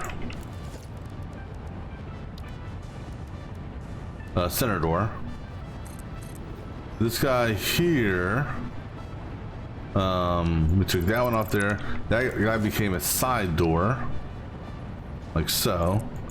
Now what we may do, because on the other one, we had the main entrance on the mining side, but what we could do for this, let's see here. Let's just see what a catwalk. So, no, not that. This guy here. For that, and then I need that. All right. So now this is where, because catwalks don't have, what do you call it? They don't have a, slight ramp. You know, it's either you know, it's either a, what you call it, or I mean, you do have the ramp here, but the ramp, let me see here. Well, no, actually, I guess the ramp is the least. Oops, I don't know why I did all that. The ramp is the least slope you could have. Let's try, just for curiosity's sake, this. Okay. Whoa. Oh. And then we'll do a ramp down. Now, this ramp going down to the foundation, I'm okay with, because that is our entrance. So, again, the whole thing about this here is if we run out of power and we have to come here on foot, you know, we're gonna come this way, and we can hit all the floors. So we can look at that. We can go up to our second floor, and then we haven't finished up the. We can come up here, but we got to finish the roof on this. But things are looking good. These are getting backed up. They'll back up here in the next 5 minutes, I'm guessing. All right, so now for the roof, we need to make sure that the gray symbol is on the side facing east. If I can get in a position where I can actually see it. And come on, put it on this side. There you go. So we want it on that side because of this right here. Because if that gray mark, the dark mark there, is on the other side, it essentially makes this look the railing. It looks messed up because of how it gets positioned. Because this gray side. Oh, I'm out of material. Son of a beep. All right, let's go to the car.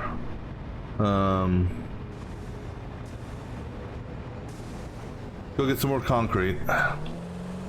So close to buttoning it up. I thought I had enough concrete for this. Let's go the other way.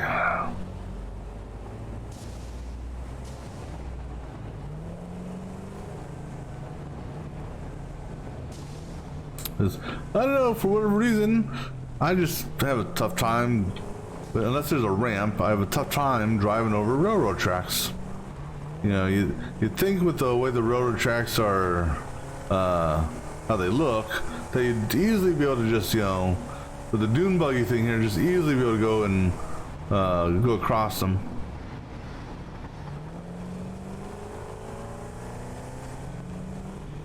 But we're almost done with the second quickwire area. So finished putting up the roof on the top floor. We gotta do the name for the what do you call it? Gotta do the name for the drone ports, and then we gotta put our pillars down.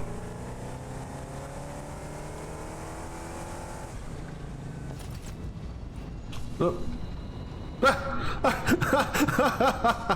Oh, that's hilarious. I jumped out of my car, I guess, while it was technically still moving, and it knocked me on my ass. That's funny. All right, we're gonna grab some more of these, and you know what?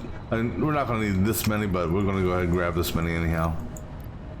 All right, and before I head back, I'm gonna grab me some more to drink. So I'll be back in just a few moments.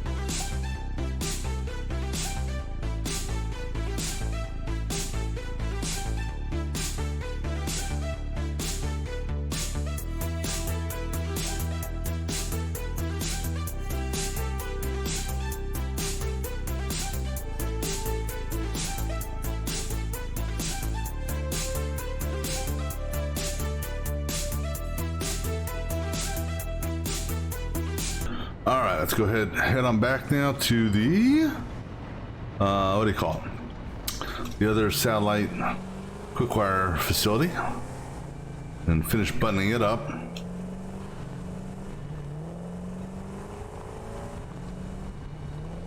You just gotta remember how to get there. Yeah, I think it went this way.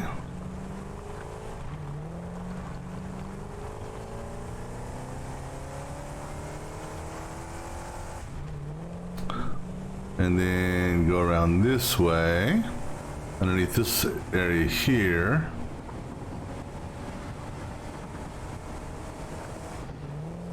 And then, well, there's a facility right there, so I can see it. Yep, then this way here, and then carefully go up this way. All right, cool. Oh, we get closer for power. All right, so in the middle of putting the roof on, just he said make it standard. Oops, no, wrong button. There we go. Make it squared off up here. Then we'll go put the pillars on.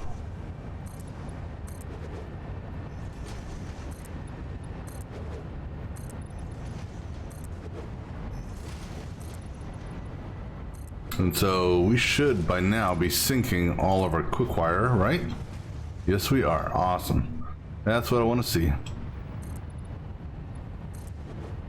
So production downstairs will continue, but we'll be burning off a whole bunch of quick wire until we actually have the drones come in and start pulling stuff.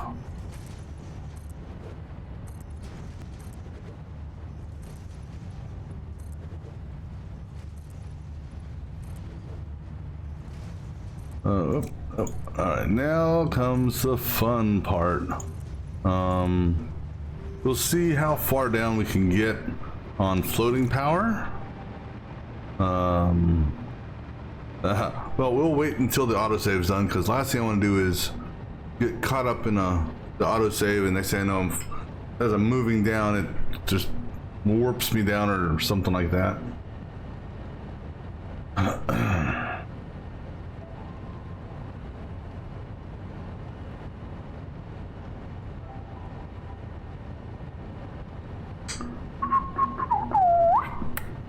All right, so now we shall start our descent.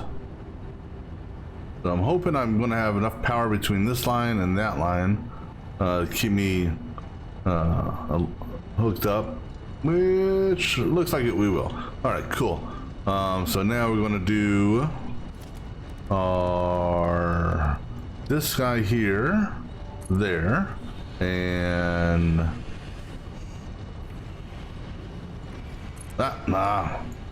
trying to get this in just the right spot. We can just keep an eye on your power, but you got room to float. And then one over there, and then one. Watch the power over. Come on, give me that spot right there. Okay. So now, actually, here, go to that build mode, all the way down and down some more, and then up one, and then trying to get it right there. Perfect. And now you all the way down, and then down again, and then back one, and then underneath. Good. Now these here, yeah, that's going to clip to the wall. That's fine. I don't mind it clipping. That there is going to clip to a tree. Sorry, tree, you're going to go bye-bye. Nothing personal, but and you know what? I'm just going to do this the old-fashioned way, or the new-fashioned way, I guess. We'll blow it up with explosives.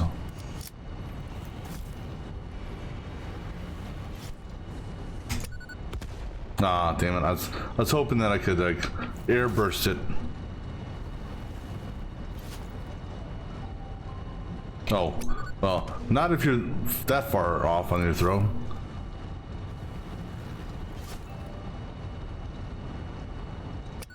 There we go. There's no more clipping trees. All right. So now, oh, let's go back to here, and let's go to the other side of the building. This other pillar. This pillar here is going to go through the rock, which is fine.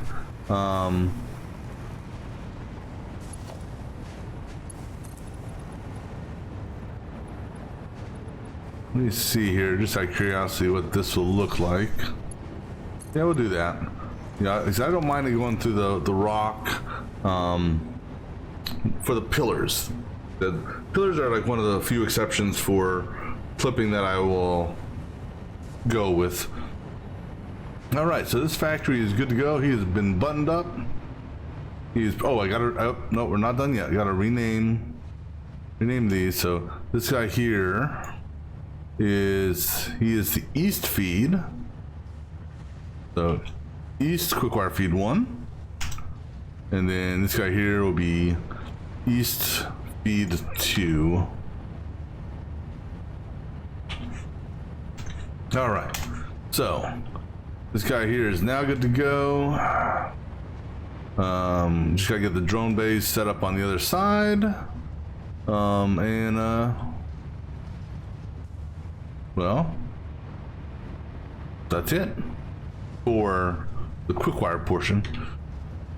All right, cool deal. So by now all four sinks, both here and at the far site, should be syncing quick wire. Now what I may do, maybe, I haven't decided yet, but maybe I'll come out here and put like a light, you know, at the entrance perhaps. I don't know, I haven't decided yet. All right, so now let's back up carefully. You know, and for whatever reason, well, it's almost easier to drive backwards with this thing.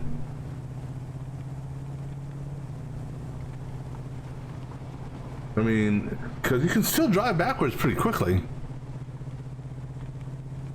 I mean, actually at the same speed roughly. Oops. But anyhow.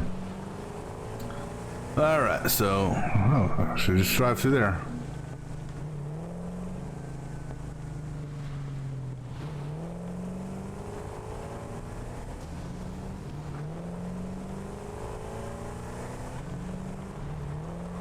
Now the drone port expansion is going to be a little bit different in that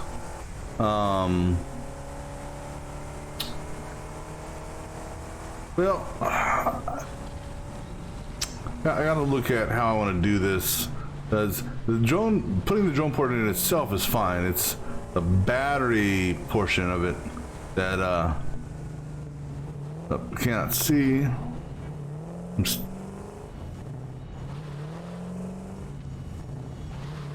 Yeah, let me go ahead and get this guy parked in a good spot. There we go. Sorry, itchy eye.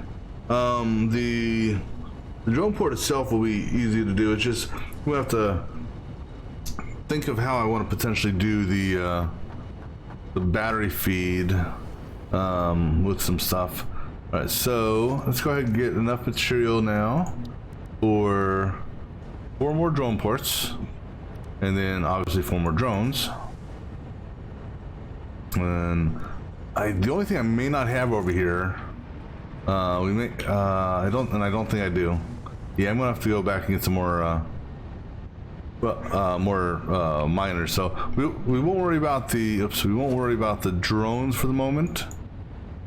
All right, so for the drone ports though, I got enough material here for that. So sheets, actually let me do this real quick. Let me go ahead and drop off and recollect our material, just so I can, because you know I would just hit sort button in my thing, but I don't want to mess up my how I have my stuff listed at the top, so that's why I don't do it that way. Cable, reinforced sheets, heavy mods, supercomputers, those things are all in here. This one here has my quick wire and normal wire. This guy here, those things. Actually, let me go ahead and grab the stuff off of this. And grab all the stuff off of this also, just to throw in the bins as well. Make sure, good.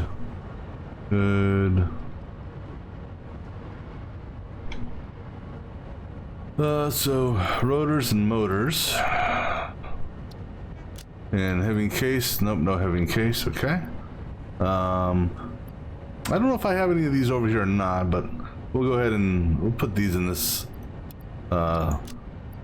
thing as well. No, actually, no, we'll put it in a different one.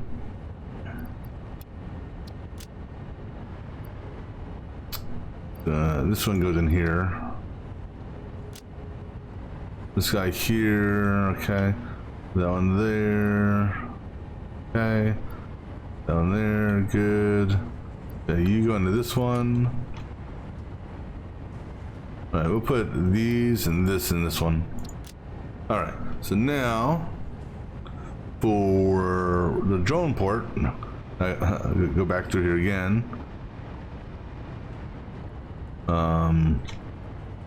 Let's see, nothing from that segment. All right, so we'll need one stack of that. Okay, so that's easy enough. We'll need cable for power. So we'll just grab some cable while we're here. But I don't need the heavy or the reinforced, so this guy here, don't need any computers, but we do need one stack of radios. All right, and we need high-speed connectors there. Okay. Oh wait, we do need sheets from the other side. We're gonna need some of this for the power connectors, so I'll go ahead and just grab that now. We'll need some rods for some conveyor belt runs. Need some. Wait, do I not have it? Well, unless I was. I know I have them here. I just. Oh, there they are. Need 2 stacks of these. Okay. So then we're gonna need foundation material to build out the foundation as well. So grab a couple stacks of these because we're gonna need some for belts. Grab like 3 stacks of this and 3 stacks of this. That should be enough. Now we're gonna need additionally, so we don't need any splitters. Well, no, we will need a couple splitters. We're gonna need 1, 2, 3, 4, 5, 6, 7, 8. So it's, we don't have the height for double, so we're gonna have a series of those. We're gonna need a couple splitters possibly for the battery feed. I'm gonna grab enough material for like 10 because we may change how the split on that's done. All right, so let me see here. Power wise, check. Go ahead and grab some grab us full quick wire just for the hell of it. So both power poles, power line check. So obviously we got it for the outlets as well. We got our belts, poles, and we got our splitters. We're not going to need a merge, and we got our storage containers. That's do we have which one were we using? We were using, I think we were using this for the window, not that. I think we're using this. So let's grab 1 stack of plates and 1 stack of silica. All right.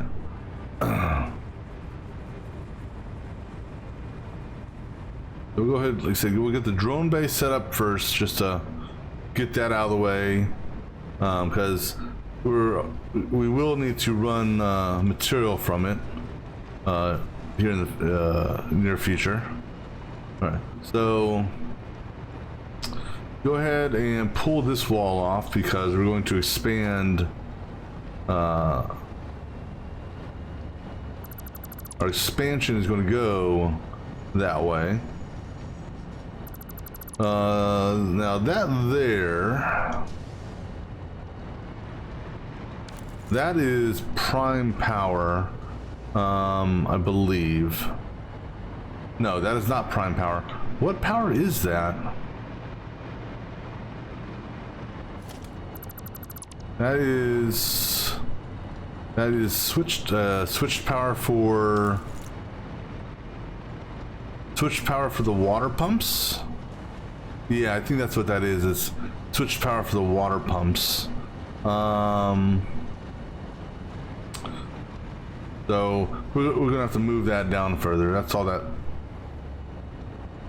that means is that's prime power.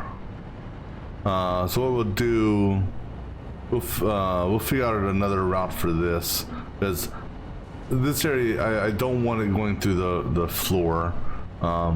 So for the time being it'll be fine, but we will be moving it. All right. So what I gotta look at here, and I gotta be very, very careful here. Give me a tap off of prime power. Oops, I'm on the wrong building thing. Give me a tap off that, please, so I can get some pulls down here, just so I can do some floating safely. All right. Also, let me do something here real quick. Let me go ahead and turn off this drone, because this is a spare. So I'm going to turn off that drone for a minute, and I'm going to go ahead and take all of this and then take all of that. All right, so that drone there, he's not going to go anywhere. He's just going to chill because he has no port. He shouldn't go nowhere. So I think he's just going to sit there and chill. He's going to say loading. He's going to, like, this guy here is, he can't unload, but this guy here, there's nothing to load, so he's not going to, and plus he has no destination, so he's not going to go anywhere. Okay, I don't need to drop that stuff off just yet. All right, but now that I got prime power here, I can go ahead and, oops, I can dip down here. Oh, and I forgot that. Oh well. All right, so so we're not going to build any further that way. But actually, what I could do is I could leave this guy here and just put a splitter here to continue feeding down that way. So I think that may be that'll be the easiest way of doing it. This way, I don't have to mess with, you know, redoing the belt feed for that and all that. Okay, so that's fine. Which actually I appreciate. Right. So, for 12 more drone, or excuse me, Jesus, for 4 more drone ports, we need to build out 12. So there's 2 there and a full 10. And then we built out, how many do we build out? 1, 2, 3, 4, 5, 6. Okay. So 6 out it is, okay? So we'll go ahead and just button this up here. So 6. And in theory, this should be 10 all the way in, so we can just do it that way. And actually do it the other way because we have no power over there. So go ahead and just do it over here for the time being.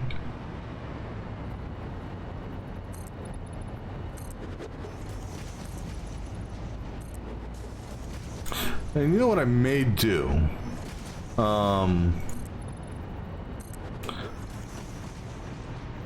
with regards to this, instead of tapping the switched power for this, well, now I gotta look at something here before I go down this route. So that comes this way. It feeds this, and that actually goes there. It's not feed.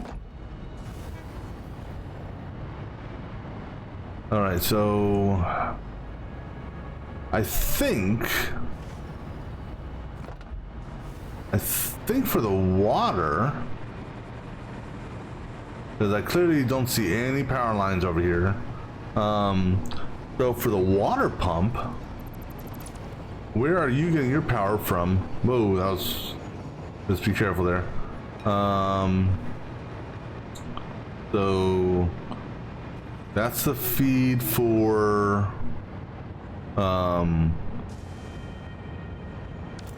that is on a separate set of switched power.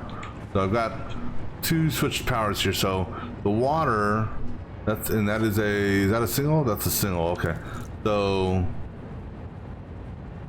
that guy there is going all the way down there. Okay. So what I could do if I want, and maybe we will do this, is, you know, the water pumps, I'm not too worried about the water pumps up here being on prime power per se.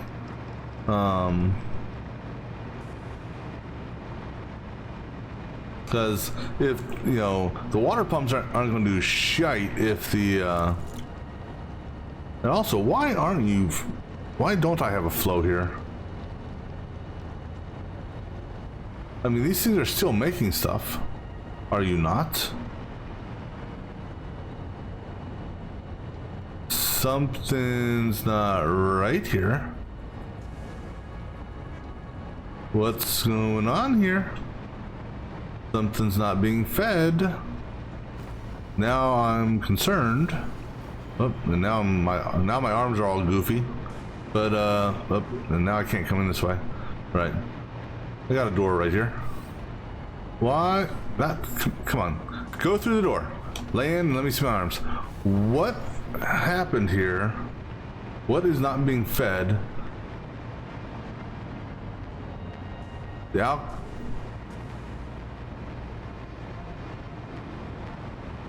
Something's a little squirrely here.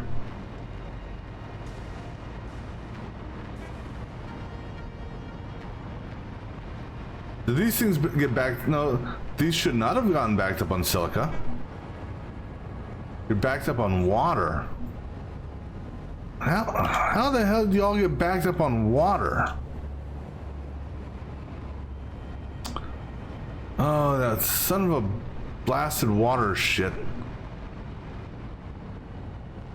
You know, this water, because here's the deal. This water should not get backed up, because these three here are giving water to these two machines here, and it's exactly how much they need.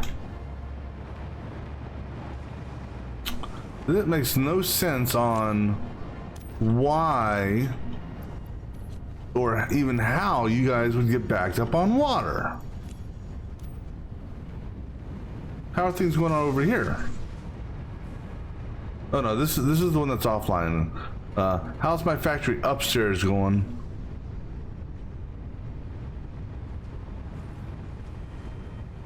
Unfortunately, I put the floor down and I don't have a catwalk set up, so I gotta fly to the edge to go upstairs. Are you guys still producing? Yeah, you guys are still green. I see smoke coming, so that's good. We need to do just a check on the these things here. Okay, so what I'm looking for on this is the heavy oil residue. All right, so, you know, actually, I bet I know how it got backed up on water.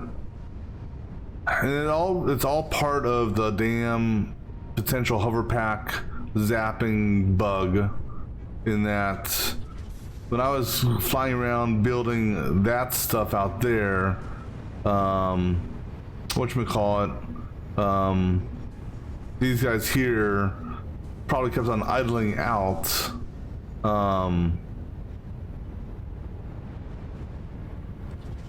How the fuck are you out already full of water again?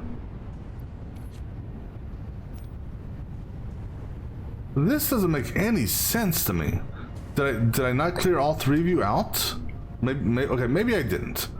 No, how? Okay, hold on. Something's just. Give me a hole down here. You know what we're gonna do here? This is what we're gonna do here. Do I have the stuff on me to do this? Please say I do. Rubber? I need rubber? I know where to get some rubber. Let me pull some rubber off of one of these assembly lines. Actually, I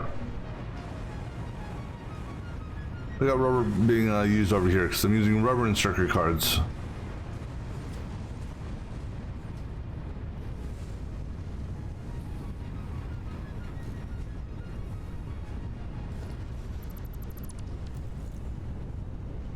So let me which one of you guys up here has rubber?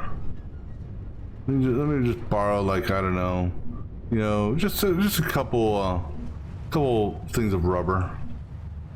Apparently I didn't. Circuit card manufacturers. You guys got some rubber? I don't want to take it like from that. Screw it. Let's just go pull it from the whatchamacallit machine.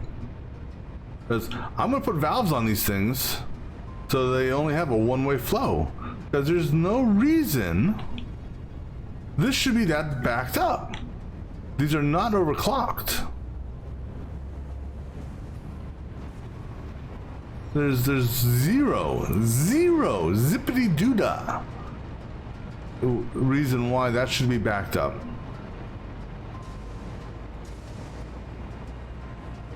So maybe it's getting backflow. I don't know, but oops, you know, go down. Yeah, give me some rubber. So about that much rubber should do, right? How much rubber does it take for a valve? Okay, that's more than enough.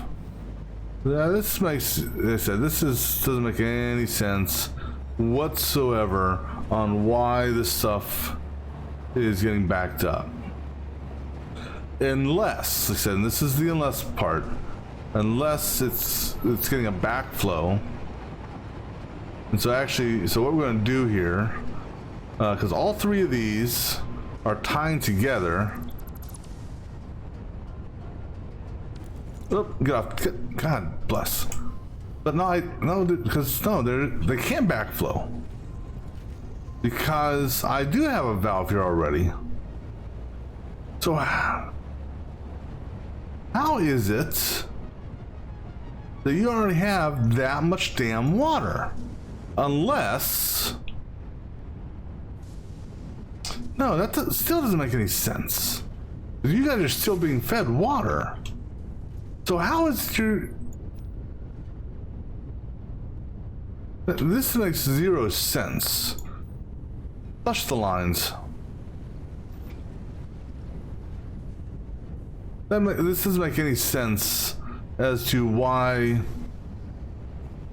does this machine and this machine both need water.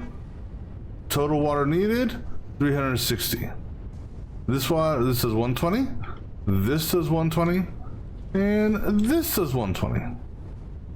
Those three 120s, last time I checked, equal 360. So there should be zero reason whatsoever that this water here ever would get backed up. Ever. I mean, because what I don't want to do is I do not want to build I don't want to build a damn whatchamacallit to a packager to take the water just to sink it, just to turn around and feed water from out there in here. To me, that's dumb.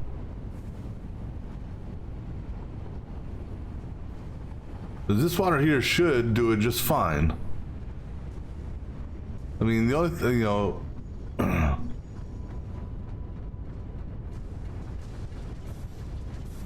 does, as far as, because these things here technically act as a valve also with respect to its directionality.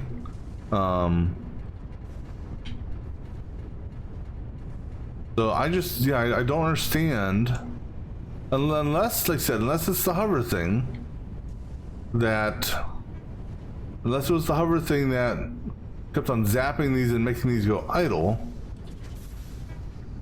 But realistically, these things here, once they get to a certain point, now granted, there's going to be a little bit of fluctuation, but these should hit, these, in my opinion, should never cap out.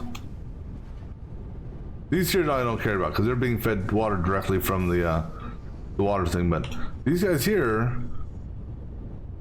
I just don't get it. I don't understand why or how this is happening. Now, what I can potentially do without having to run a brand new pipe, actually I don't even know if I could do that.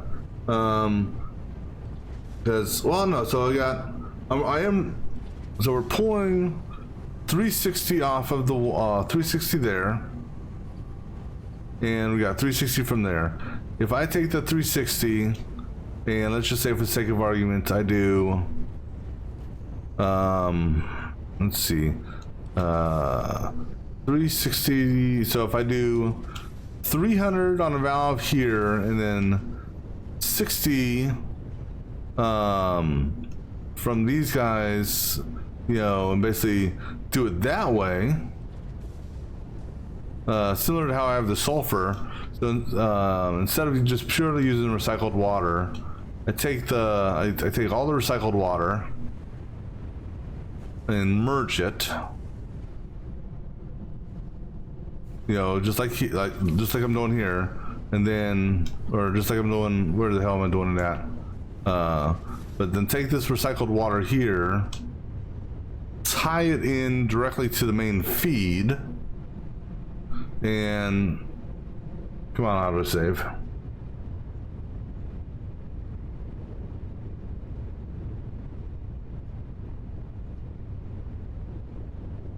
Take it into the basically, this guy here is technically 360 and 360, or no, 360 there and 360 there, so that's 720. So technically that's more than one belt can handle.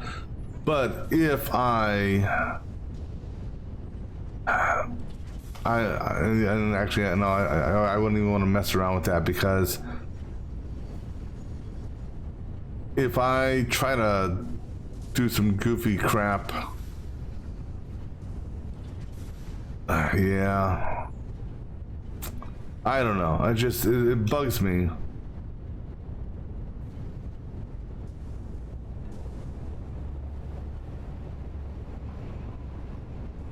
So, like I said, the only thing I can think of is maybe when I was putting up the other factory and the hover pack idle glitches crap, when I was doing some work over here and flying around and doing all that other shit, maybe, just maybe.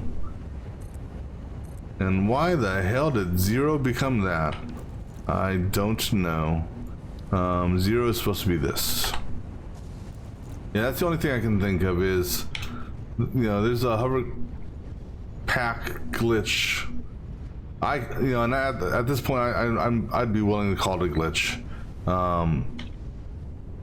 In that, when you get zapped by some machines, it'll idle those machines out. And so, when I was working over here, perhaps or maybe even if I was working in this area here, I don't know how extent the zapping effect is.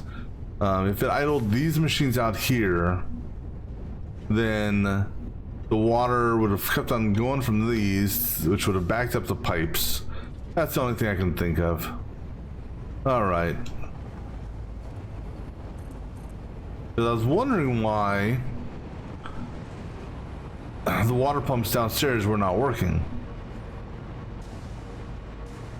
This area here, yes, most of this can be what do you call it, yellow, because this is an overfeed, and apparently a big overfeed. Because, and that actually still, I'm scratching my head on this. So I have 3 rows of, I believe, 15.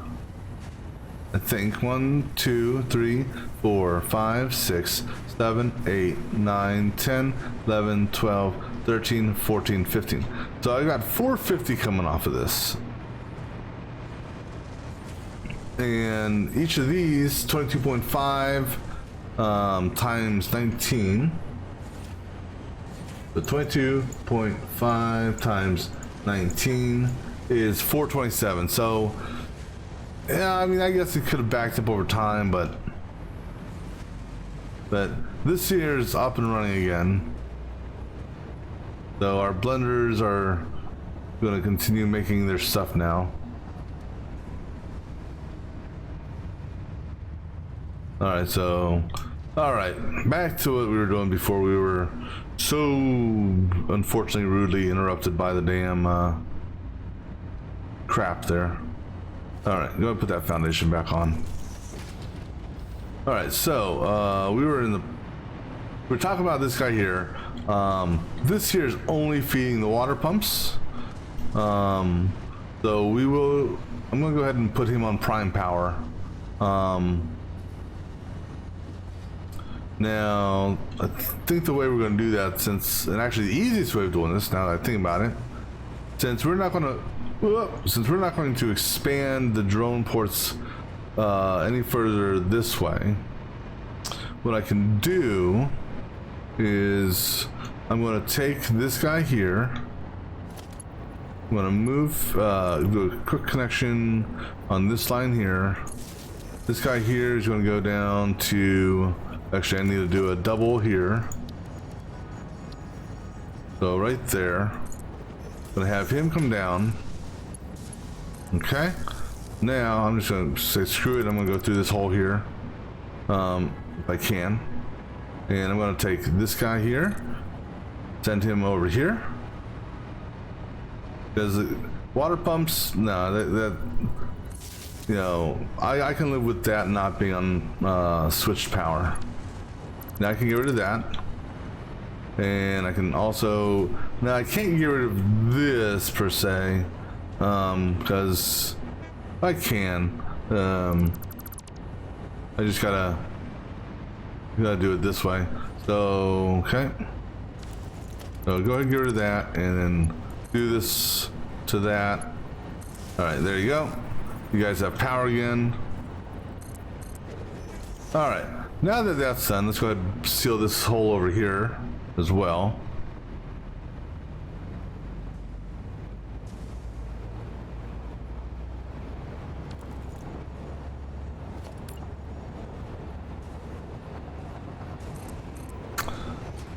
All right, so we expanded this out. Let's go ahead and give us some more power over here. So we'll just take from that and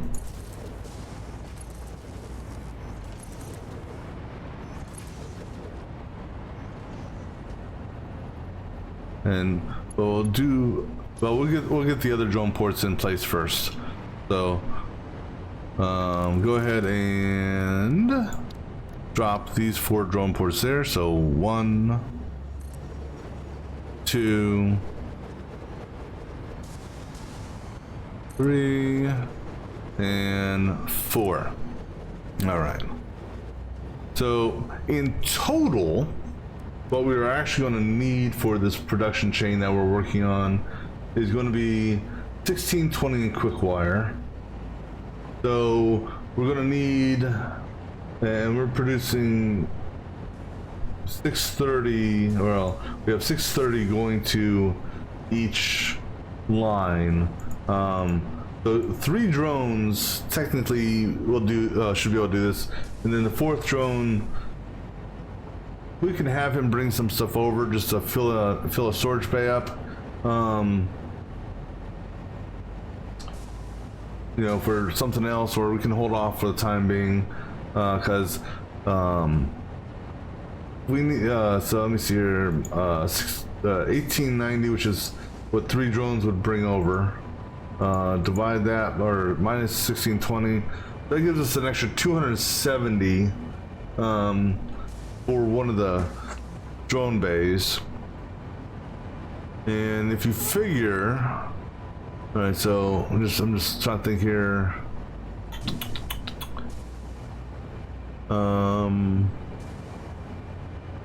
If we need, excuse me, if we need that extra 270 for something,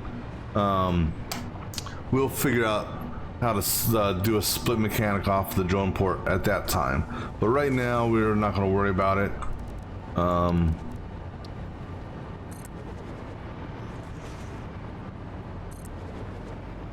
Because, well, we're just not going to worry about it right now. Right. So this will be, I need that, and then I also need this. Actually, no, I don't need this. No, sorry. Only the batteries are going to be underground. The actual cargo is on this level. So battery there, battery there, and a battery there. All right, so how I'm going to do this is going to be a little bit different. And that is, we're going to basically do an inline split. Just because. 1, 2, 3, 4. Okay. So this guy here is going to drop down. Actually, all these guys are going to drop down. And I'm not going to. I'll do a belt feed on the. I'll manually do the belt feed on these, just because. Because I want to make sure these are lined up in line with this. The orange goes to the back, okay, just like that. And this guy here, come on, God bless. Stop drifting, please. I wish there was an inertia turn or inertia valve that you could, you know, tune down for his drift as he is hovering. That one may be off, I don't know. Right. So now we'll manually do the belt feed on these. All right, good. And then I'm gonna break this belt here, and we're gonna do a dual split here. So orange is gonna go just like that.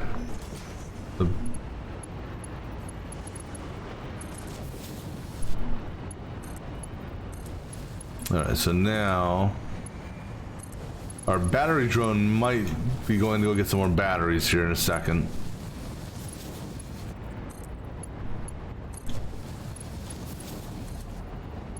Alright, so that'll take care of the battery feed. Let me see, did the battery drone take off?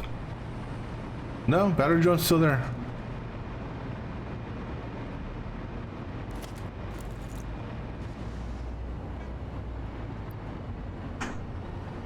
Oh, sorry, until I get the power hooked up on these, technically only the belt's gonna feed.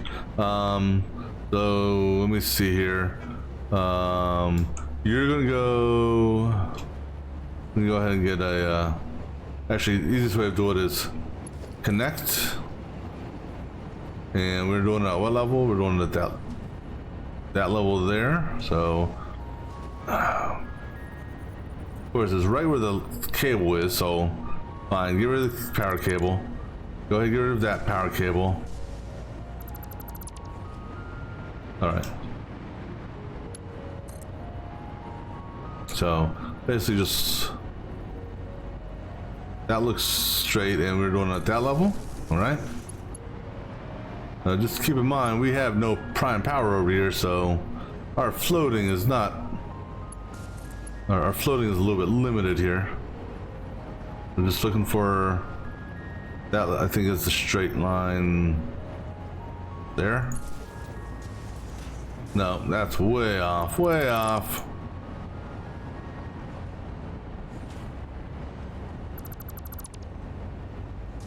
Here, put your back against the wall.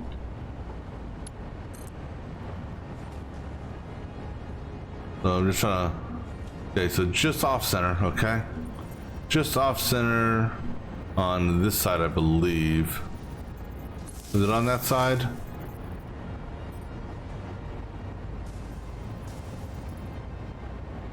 Yeah. Was it? No. Damn you! No, don't hook up. Destroy that.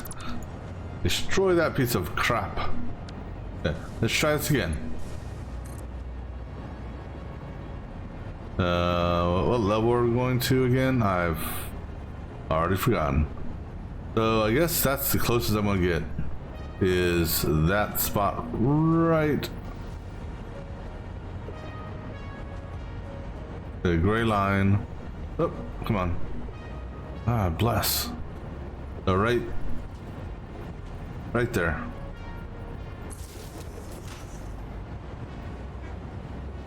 Okay, that works, I guess. Actually, it should be the same on every single one here, just because they're all technically. So, if anything, you're off. No. You're off.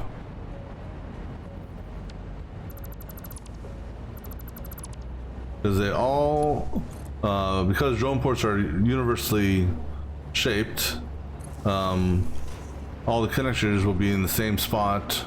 Well, when I'm doing something like this. So on this foundation block here. All right. So 1, 2, 3, 4. Okay, so here. Now we can go ahead and tie these back into power. So this may, like I said, this may trigger the drone, the battery drone, to go get some more stuff, because we're about to pull 200 batteries from its storage.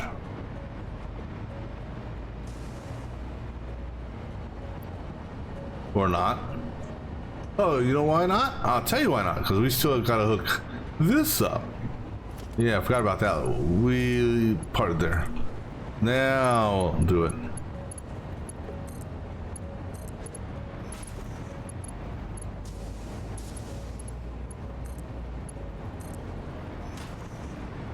Now the drone may take off. I don't know. Because now we're going to drain 400 batteries from this. All right. And how many batteries do you have on you? You've got 1,400 batteries. I'm surprised it's not dropping more batteries off right now. Quite honestly.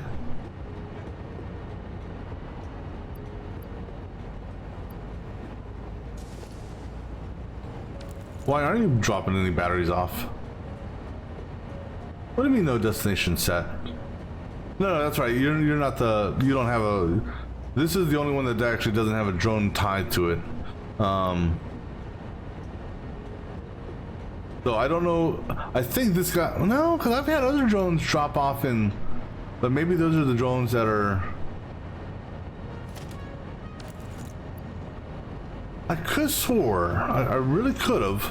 Why? Oh shit! I forgot to. Ah, damn it. Oh, you know why? I know why. Duh. he doesn't have power. That's why he's not offloading. My bad.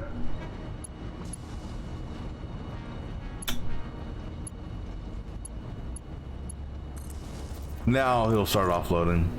My bad. I'm sorry. I forgot that I broke power there.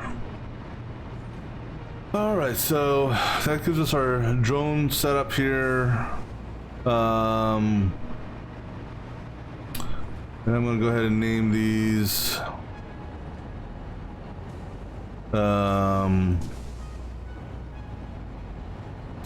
We call this Quick-Wire RCV1. And then 2, 3, and 4.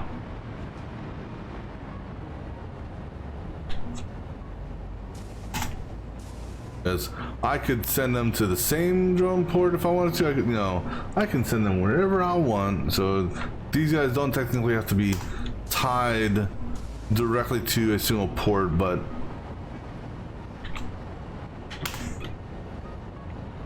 on the receiving end. Right, now let's go ahead and get this guy buttoned up, since that's good now.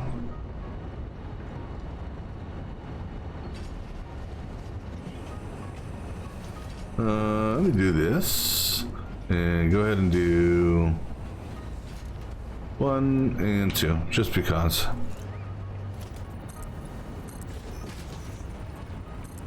And then we also gotta, get the upstairs buttoned up.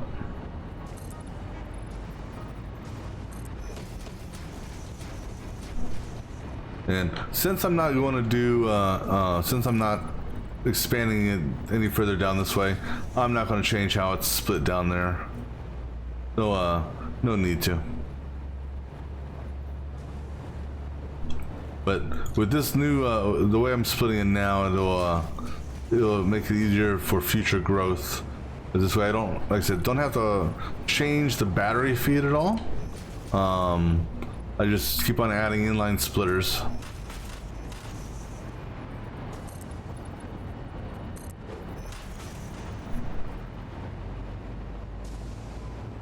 All right, so go ahead and put this seam on here, and then finish putting this seam on here.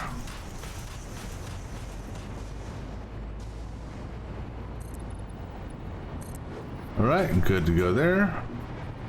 Now, go ahead and put in our, we got to do the roof first so that we can do the window. So we're going to do that.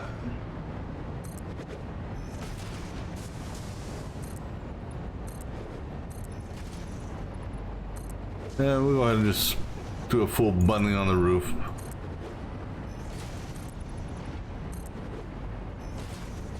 Now, I'm gonna hold off on actually doing any of the cable connections and stuff like that for this.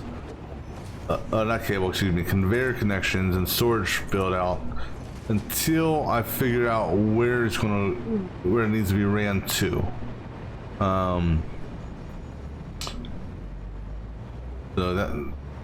So that, based on that, because I may bring 3 of these over and have them all come out one wall. I don't know, but we'll base that on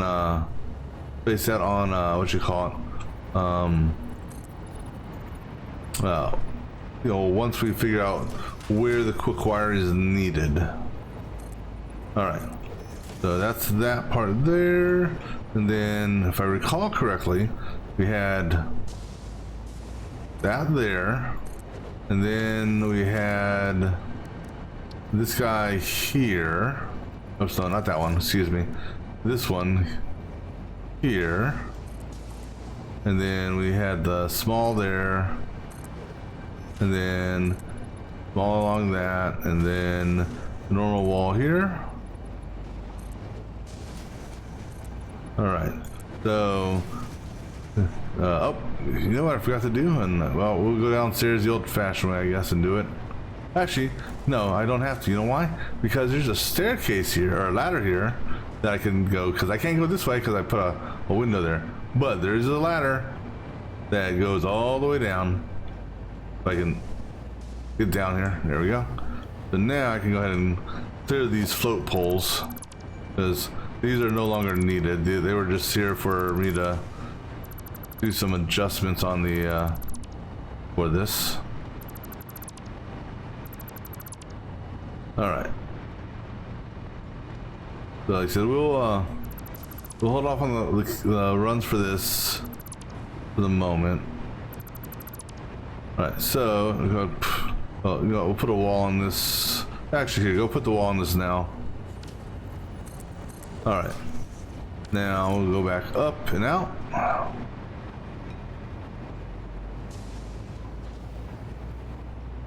All right, so that part's done. Because I have not decided yet what floor this, or if I'm gonna split the floors or how I'm gonna do this.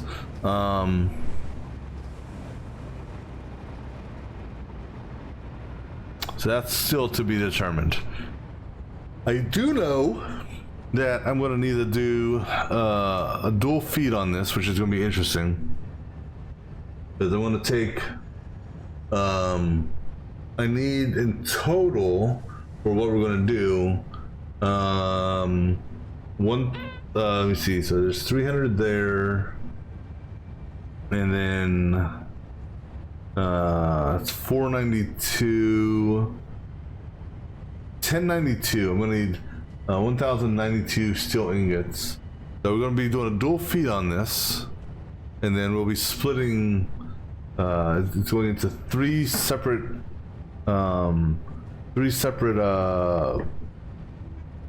assembly sections, if you will.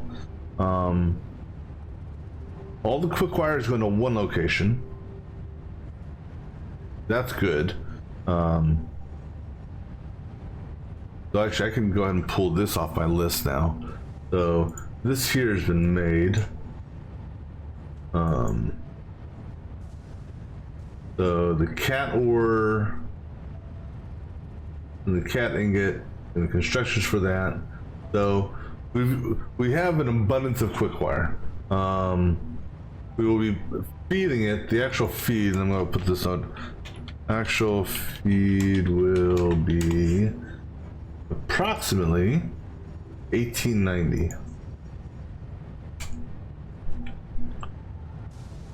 That will be the approximate feed. Because we'll have 3 drones going back and forth on that. We'll see how that works. And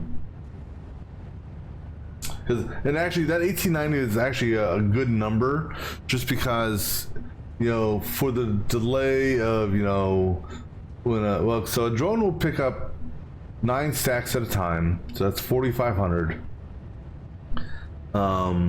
Drop it off. That 4,500 will last. The 4,500. Well, actually, so now here's the thing: is we're having 3 drones, so 3 times 9 times 500. So 13,500 is what all 3 drones will be picking up initially. That's the keyword, initially there. But you divide that by 1620. That initial load will last 8 minutes. Now, the actual load time for the full drone bay, it's 18 times 500, because you have 18 slots in a drone bay, drone port. That's 9,000. Divide that by 780. No, because we're not actually going at that rate. Divide that by 630, because that's the production rate we're doing. So it would take 14 minutes to fully load it. you know, but obviously it's not gonna be a 14-minute round trip. But on the same token, since we are bringing in 1800, you know, or since we're technically producing 1800 that we're pulling, that little extra that we're producing should make up for the docking undocking time, because the docking and the load and unload cycle for a drone is quite slow at times, and it even can get worse depending on how the drones are or where the drones are docking. In that, if the drones have to go way up in the sky first, like they sometimes do over the nuclear site, then, you know, add an extra 30 seconds to a couple minutes on that. All right, so I'm gonna grab me some to drink real quick, stretch, and then we'll figure out the layout for this stuff, because we have 3 assembly areas, really.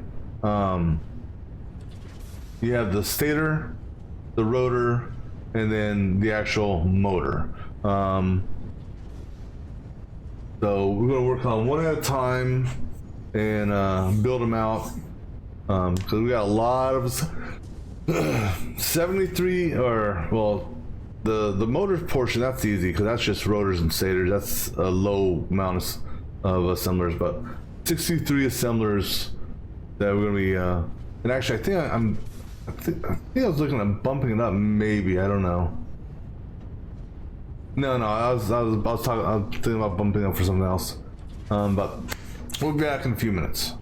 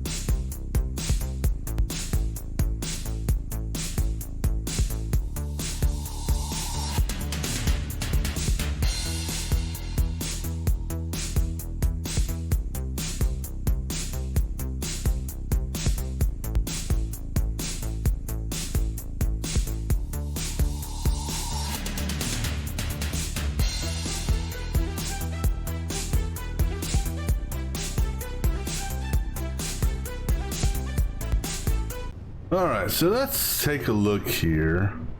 So this is our production line here. There's not much I can build back there, so that area there, I may just, well, we're not going to roof it off. Well, then again, maybe we, well, no, it all depends. Do we have anything being used in this immediate area here? By curiosity. If not, we may just make this part of the roof, because there's not much that I can build over here, really. We'll hold on to it for the time being, but it's a possibility that we just may cut this off and make it part of that roof as just like this. So our build area, go ahead and just do this. Our build area for this next factory is here. This is our build line, and I want to give it a little bit of room. So this is our build area here. I didn't mean to double zoop you. So that's for this floor. Now we also have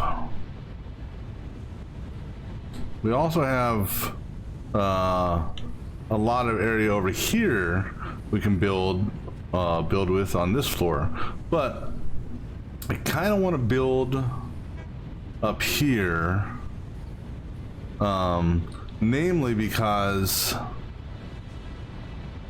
we're going to be taking the steel ingots from this for our stuff, so it would just be easier in that situation just to it'd just be easier for if we built on this floor, because these go down and they only have to drop down one level. We don't have to drop them down 2 levels.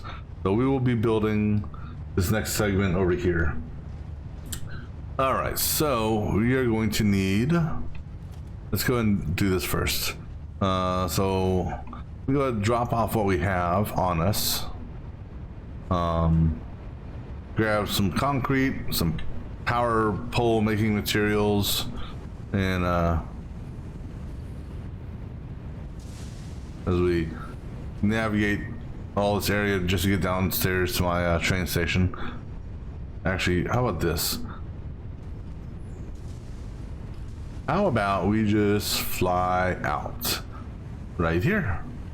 Actually, we don't even need to fly out, just go over the edge and fly down.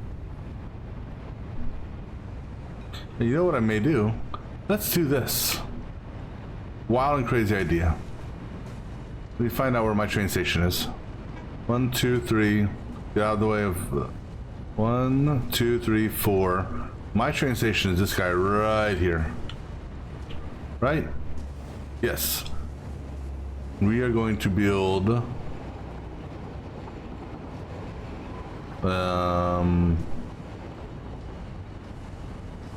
let's put a door right there.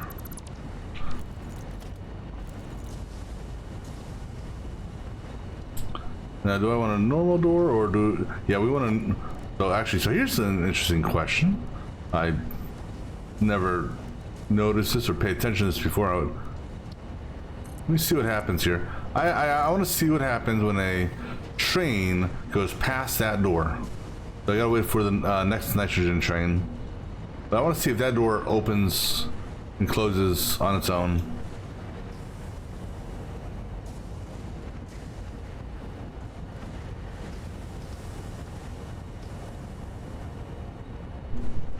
And also, I mean, because I'm either going to go with that or I'm going to go with this, but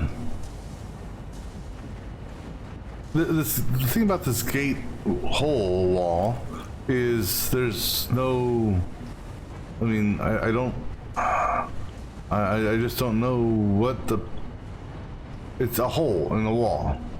You know, it's not a gate per se. To me, a gate is something that can be opened and or closed. And I'm just going to try to position myself here for a minute as I look at something online real quick. Gate, full wall. But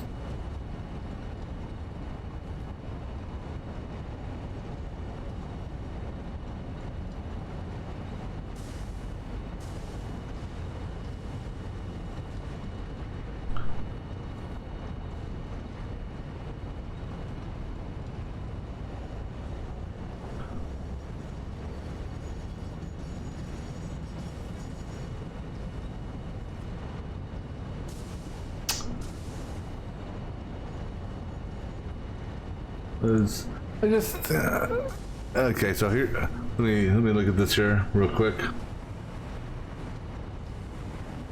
Because nitrogen train's about to move.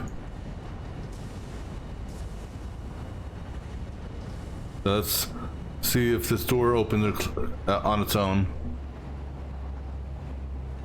Okay, it doesn't. And because these doors here, if they're too close, they will automatically open. All right, let me look at something here real quick.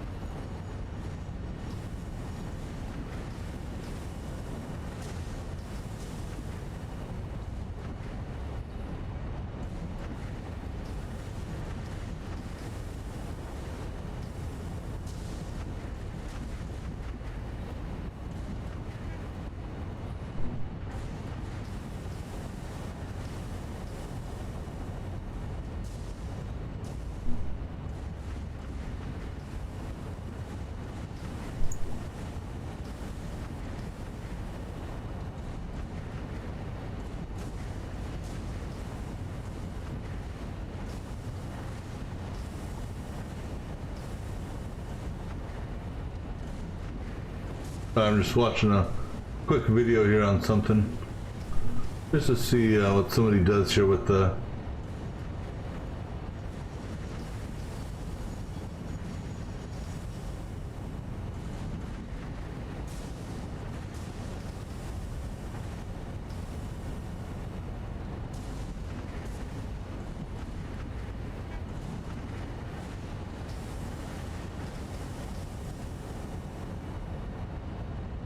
Alright, that doesn't show me anything.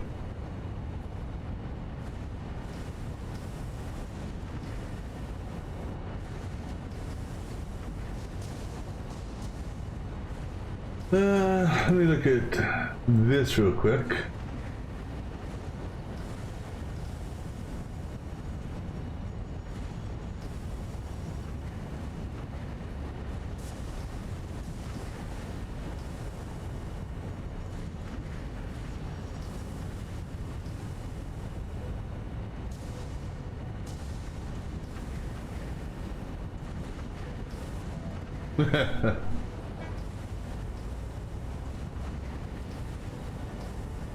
Alright, I'm just trying to, I don't know, I'm just not happy with, you know, because if I do this, you know, if I do the gate hole, you know, and then use the gate, technically, you know, it's the, what happens is, for example, if I put this here just for, you know, you see the door, and then yes, that will open there, but it's just, I don't like the look of that, you know, because I'd like, you know, I'd really like to have something, you know, unless, so this is just a hole. It's just a hole. It's a structured hole, you know, so as opposed to just having a blank wall like that, you know, it's a structured hole. So, but I kind of wish it had the ability of opening and closing. Oh well. Anyhow, what were we coming here for? We were coming here for concrete, and we're going to drop off some stuff that we had. So let's go ahead and clear off our shopping list because we don't need anything. And what do we have on us to drop off? Oh, we got a whole bunch of plastic. That's right. We cleaned up. We cleared the plastic off that. Whatchamacallit. We're going to drop off the concrete for a moment and drop off these. We're just going to go through it, clean up our inventory. I'm going to put the plastic over by the rubber, just so it's like kind of stuck together. You go in here and let's see here. That goes in here, and you go in here, and batteries go in this one, and the quick wire and cable go in this one, and then this guy here has the iron rods, and the heavy modular frames were, I think, actually one of these back here, right? That was, yeah, heavy modular frames are this one here, and then beams and pipes are over here, so that goes there. Oh, I didn't have any beams. And then silica goes back in here. And then let's see, where's the rubber one at? So this is the rubber. All right, we're gonna take the plastic, and we're gonna put the plastic. Oops, we'll put the. Actually, let's do this. That's the rubber there. We'll put the plastic in this one. We'll take all these. All right, and then we'll take these and put them into this one. And I'll take these, and I'll put them in the next one. All right, cool though. So now we're gonna get some concrete, make some foundation. So we're actually gonna need a couple things here. We're going to need wire.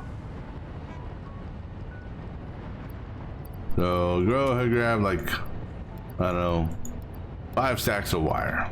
And we're gonna need, for this part, normal wire, because we're not actually connecting any actual power. I believe we're gonna need these for power poles, right? Yep, that should be. If we're making more than 400 power poles up here, then, well, we're going way overboard for floating power. But we will need a lot of these for foundations.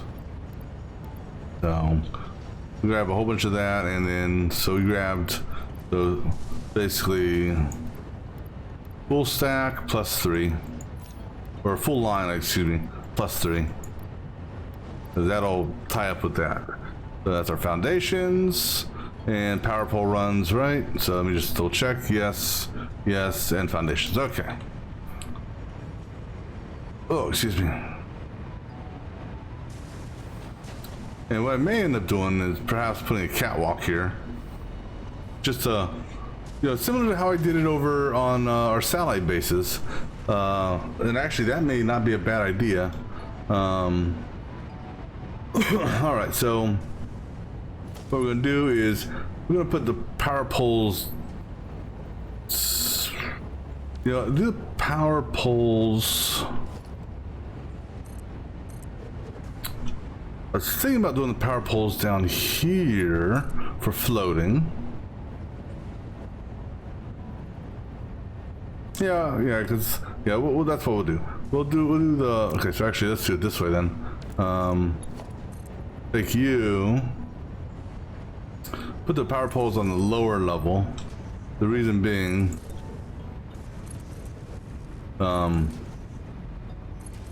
this should give you enough of a zap. On the upper level for to you know, do what we need to do from a floating perspective. Of course, this part here is a bit of a pain in the ass.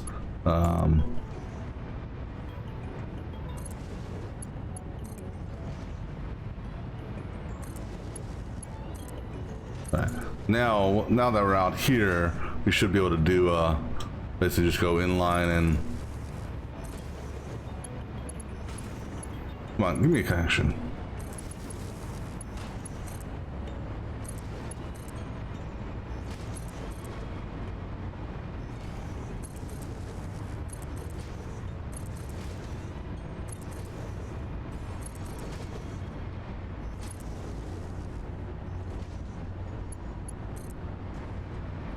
We're just gonna scatter a whole bunch of power poles out here.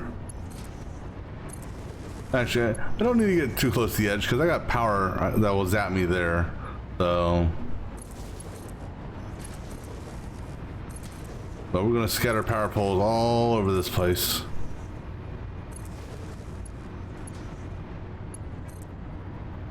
Just because.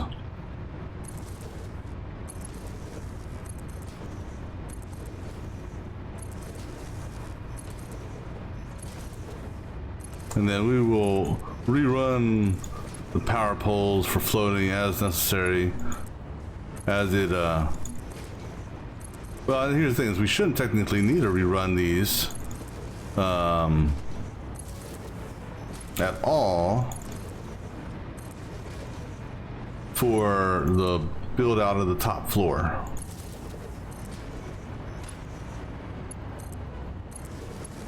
And then when we go to build out the bottom, you know, the what do you call them?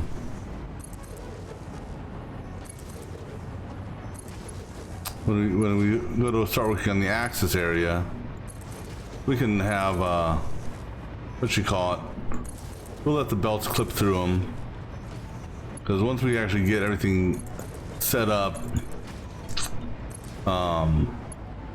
we'll be going through and clearing these out anyhow. So, but it's difficult to place assembly machines on, you know, with power poles there. Technically you can do it, but it's just a pain when you want to go get rid of them, because you may not be able to actually target it.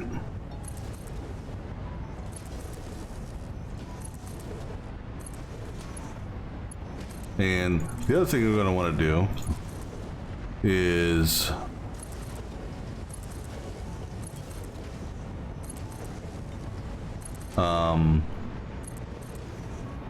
we're going to hook up one of these power connections further on down the line. Excuse me. Just so we can what do you call it? In case we delete one of these, in case we delete the power pole somewhere, at least we'll be getting fed from another location. So, and then we'll tie you into him. And actually what we'll do is take you, tie you into that one. Oh, we're not. All right. Take you, tie you into that one for now. And we're gonna have all these tie into these. Just like I said, it's just a redundant tie in case I delete something somewhere, you know. So this way we should have constant power while we float around, and then when we delete these power poles, the lines go bye-bye as well, so don't have to worry about it. All right, so there we go. So let's take a look here. Let me close this window out first, and we look at something here. Okay, good deal. Checking something. Okay, so we are going to we'll do the stator assembly first, because that's going to be more of a what do you call it? It's going to be a reduced area, or since we're doing our quick wire assembly there and over there now, we can get away. We can get by without having what do you call it? You know, we're going to save on a lot of space. So let's go ahead and zoom out our foundation here, because if we didn't do what we did with the quick wire, you know, we were looking at another 81 constructors, or 50, no, 42 constructors over here, putting all those ingots together. Plus, you know, if we didn't do the foundry section, you know, we were talking about what do we do? 17, so that'd be 34 foundries. So by having it be on a satellite facility, as it were, it'll reduce the number of machines that we need here locally.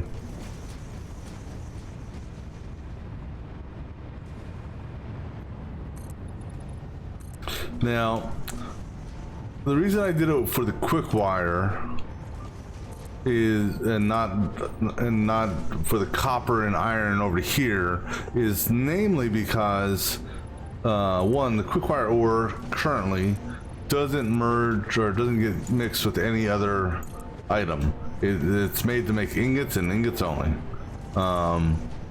Second, as far as the cat ore is concerned, it's only used to make wire from a production standpoint, and I mean when I say production, I mean assembly machine factory perspective. It's only used to make quick wire and or wire, depending on what you mix it with. So no, there are stuff in the build gun that uses quick wire, obviously, like power poles and other things like that, but I can siphon off that if I need it from other places. But now copper and iron, the raw ore itself can be mixed with other things to do stuff. So that's why I don't want to just I didn't want to do a smelting at the stations for them.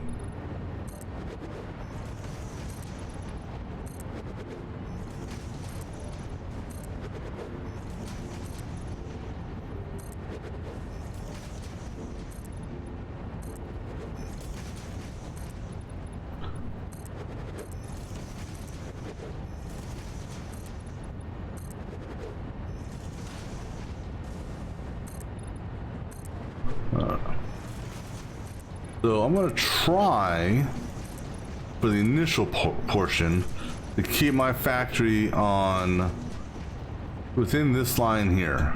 So in fact,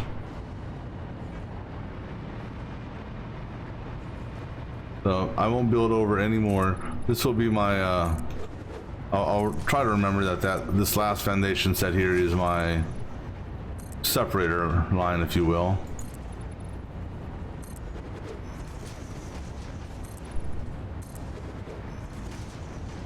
And we're still gonna make sure we keep 2 rows on the far side open, because we don't know, because who knows what the future holds, but we may build up to another level.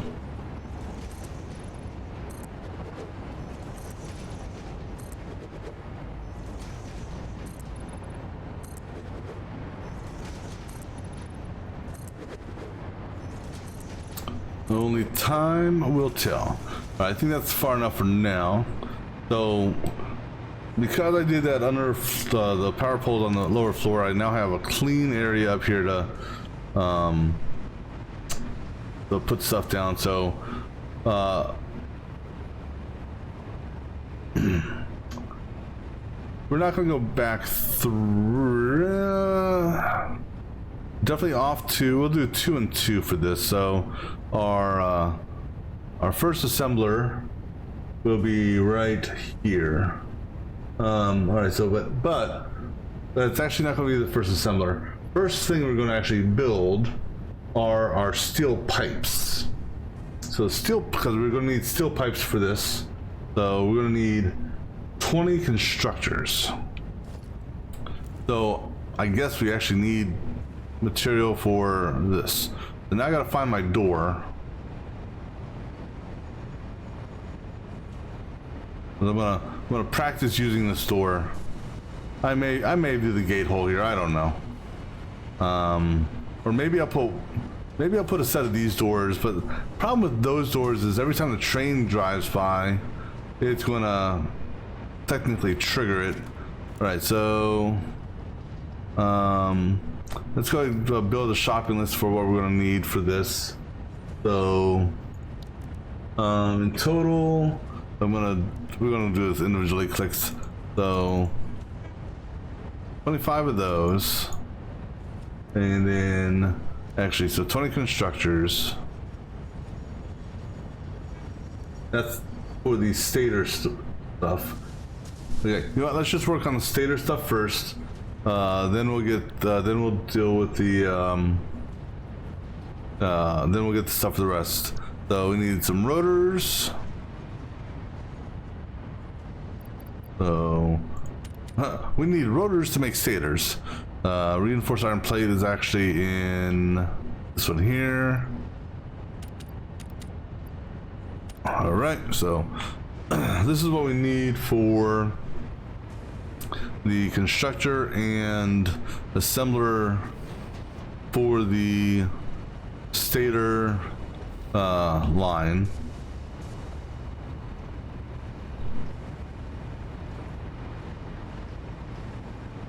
All right, so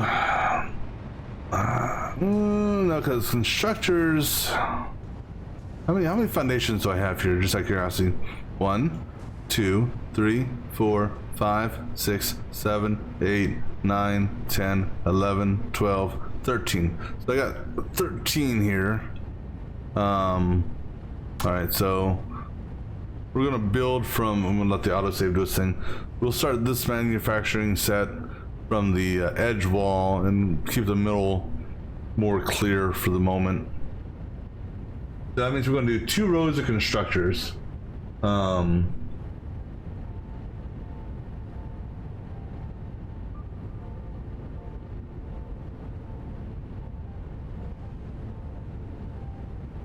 rows of 10, starting on this corner here, and we'll do the output's gonna be the output of this will be 600 steel ingots. So we'll do a face-to-face because that's they're within the belt limit.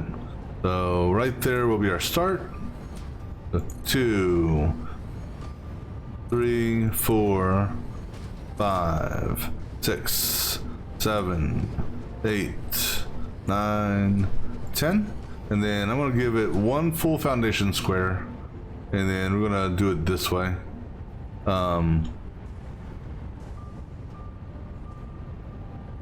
Actually, let me see here. How far are you sticking out? You know what? Let's do this. Drop a merger down there. Okay, because we'll bring it in this way, and so then we're just looking to see. So actually, that should be fine. Now that I think about it, we do it on that line there. That's pretty much equal distance. Okay, so 2, 3, 4, 5, 6, 7, 8, 9, and 10. All right. So I'll go ahead and just set up the inline merger here. Just because I don't have any belts on me, so we'll do belt connections. Oops, we'll do belt connections later.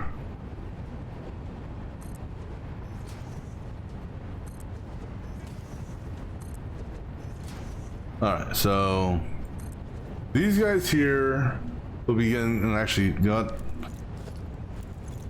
So go get belts because we're in the building portion of this, not just the laying down of stuff portion. Let me go get some belt making material.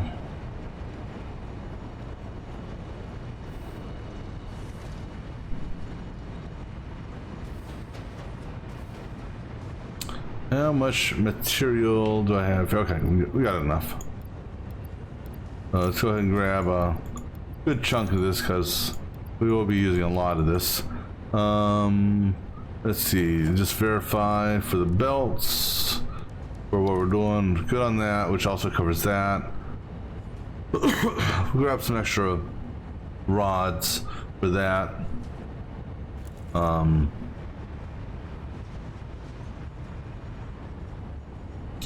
Let's see which one had the rods in it. We're gonna grab some extra rods. We're gonna need stuff for splitting and merging too, so go ahead and grab, actually we're good on cable, and we should be good on plates. All right.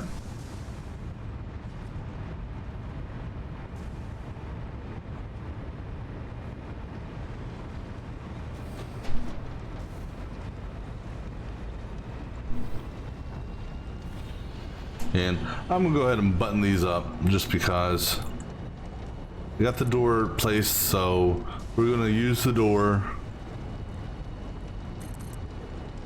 And I'm gonna go ahead and button that one up over there as well. I'll tell you what's really gonna be fun is once I just go through and I'm 100% done adding to this factory, going around and looking for all the random holes that that are around. All right, so I'm gonna go ahead and drop our feed holes here first. So we can do it on that. It'll still auto connect.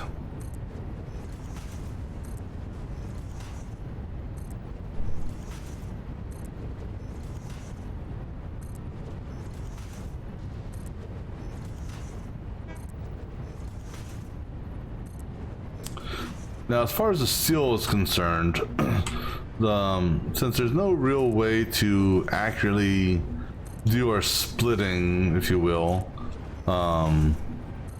because we're feeding it from a storage bin, pretty much what's going to happen is we're going to flood all the belts. Then once all the belts and all the machines are flooded, then the machines themselves will regulate the flow of goods. So I won't have to worry about that. I mean, we are within our we'll be within our production what do you call it, amount. So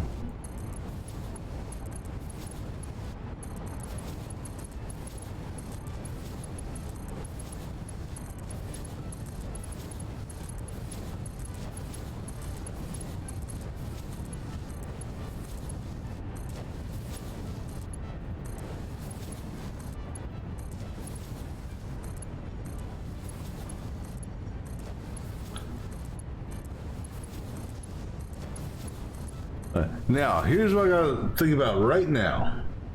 All right, so this guy here is going to make. Actually, let me program this up. These are going to be steel pipes, right? Steel pipes, yep. So we got 20 of these. It's going to make 400. There's bound to be a backup. It always happens. Now, do I want to smart split, store, and sync? Or do I just say screw it and have these get backed up? You know, the steel pipes can be used in, you know, a lot of different things. So having a stockpile of steel plates here wouldn't necessarily be a bad thing, you know. I wouldn't need that many, if that. So we may just do that, you know, because like I said, we have this excess room here, so we could, because that's the one thing so far all my buildings here, the sinks have been added after the fact because I kind of forgot to do those while I was building the factory. So I think if we plan ahead,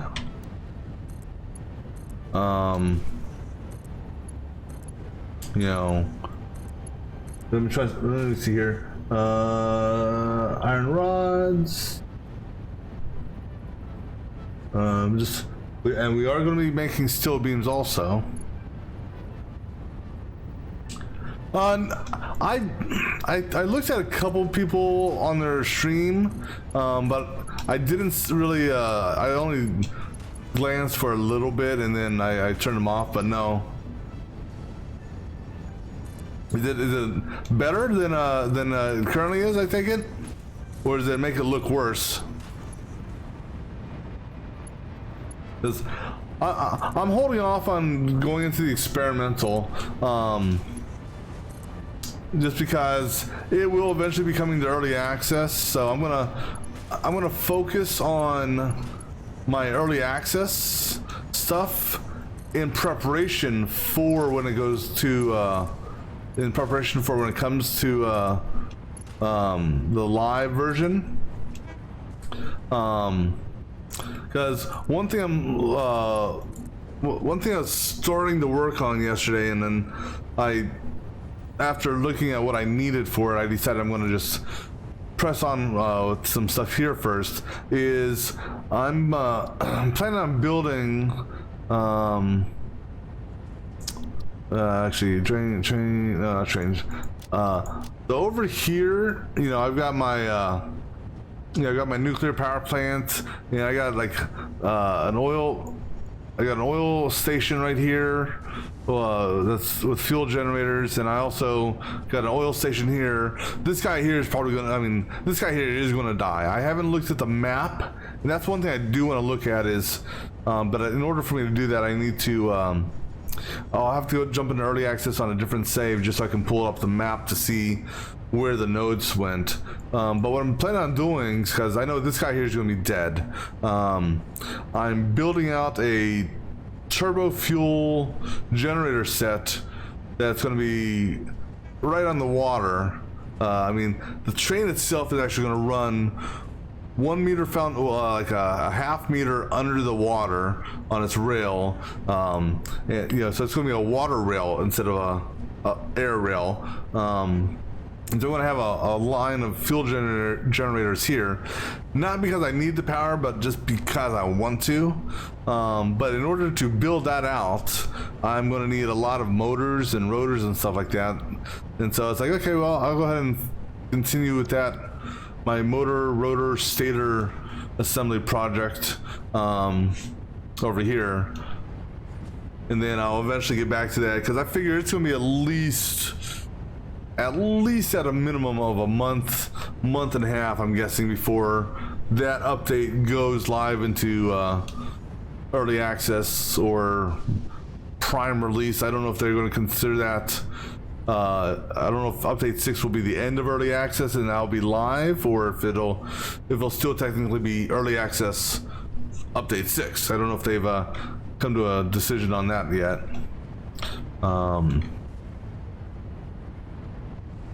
Okay, so we are going to. Well, see, I went onto their Discord today, and I guess I misinterpreted the time.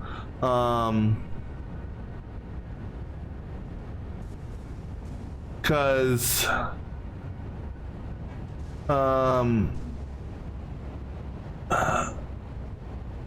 CEST is, oh, okay. I didn't realize, because I saw CEST and it's like, tell CEST because EST to me is Eastern Standard. I didn't realize CEST was Central European Standard. So because they said, yeah, they're going to do a stream at 2 p.m. CEST, so it's like, okay, 2 p.m. Eastern time, okay. Because had I known that, because I was going to go tune into it, and then it's like, wait, they're ending the stream. It's like, what the hell? So I didn't see the coffee stream. I didn't see their live stream. I may go back and watch their VOD though, provided they have VODs enabled on it. I don't know if they do or not. But yeah, I may. So I missed their live release stream. I was kind of curious to see how that was going to go and what they were going to say and all that. But so I've basically just been working out on my just trying to get this up and running a little bit. Oh yeah, work sucks. Believe me, I've been there. That's why I'm glad I finally retired, so I can enjoy more time playing games and wasting time. How many rotors? Okay, actually I need another stack of rotors. We'll go grab some smart splitters. Go ahead, get some storage bins. We'll grab just a whole bunch of storage bin material. Oops. Because I don't know how many storage bins I'm going to make. And then we're going to make some sinks. Or have material to make sinks. Because I'm going to put this damn sinks in place as I build this time and not after the fact. Because if I would have done that, if that's how it, if I would have had sinks in place while I was doing this, or earlier parts of this factory, I wouldn't have had as many hiccups, I think. AI limiter, rotors, reinforced. AI limiter, AI. That should do for that. Reinforced. And then rotors. All right, so that should be enough for me to build out and do our overflow storage sinking.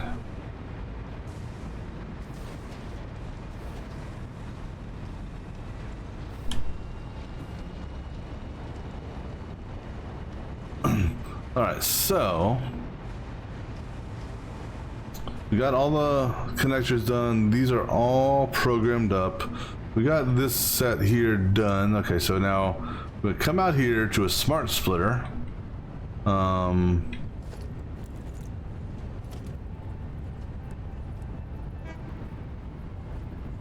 gonna come out far enough so that we can run a conveyor belt. So we got plenty of room, so we don't need to, you know, squash it, but we'll come out this far.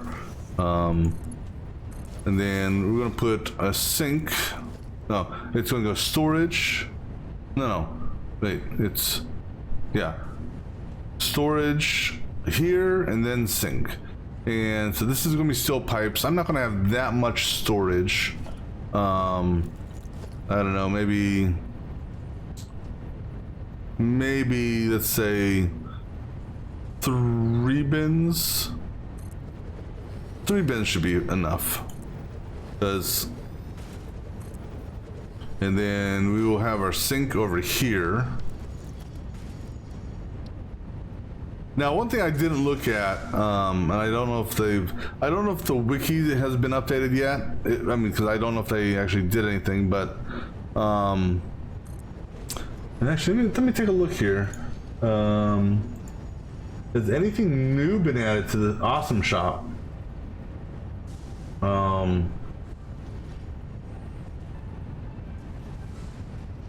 That's the one thing I said. I don't know if they added anything. Quite honestly, I don't remember. Well, the wiki hasn't been updated, so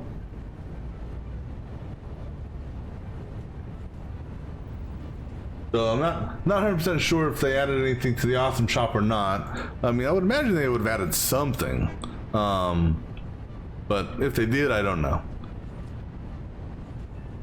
Right, so hold on. Overflow. Okay, so no, it's gonna be. Ooh, how am I gonna do this? Do I need a double split? Yeah, I do.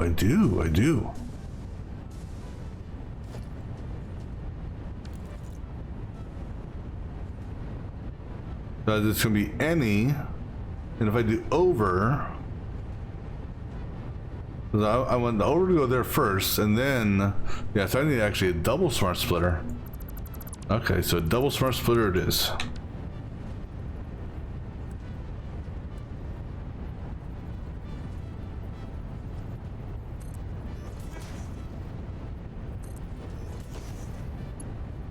This guy will go into there. This guy goes into that. That goes into that. That goes into that. This here will be our down. Now, taking into consideration also is the belt feed. So we'll probably do our belt split over here somewhere, because this will be on a different level. Good thing, the thing I love about what I'm doing right now is there's no damn fluids to deal with, so no damn pipes. So that should make things so much easier. All right, so this thing here is going to be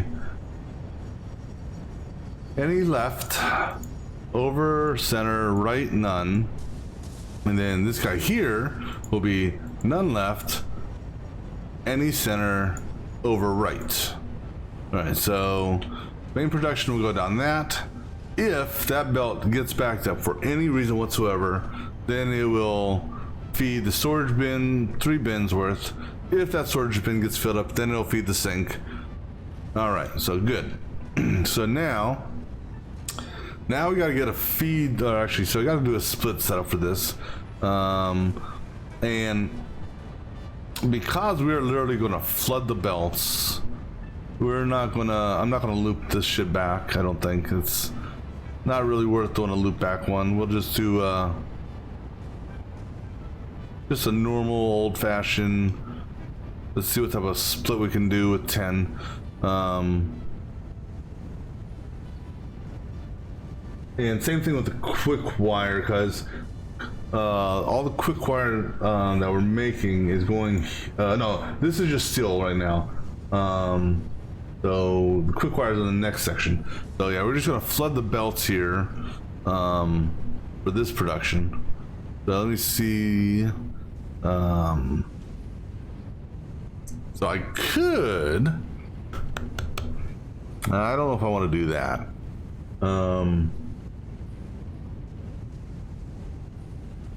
Actually, let me see here. How much are we taking in? 30? We could. And I normally don't do this, but if we flood the belts, it should be okay. And that is, we could do an inline split because we are going to flood the belts.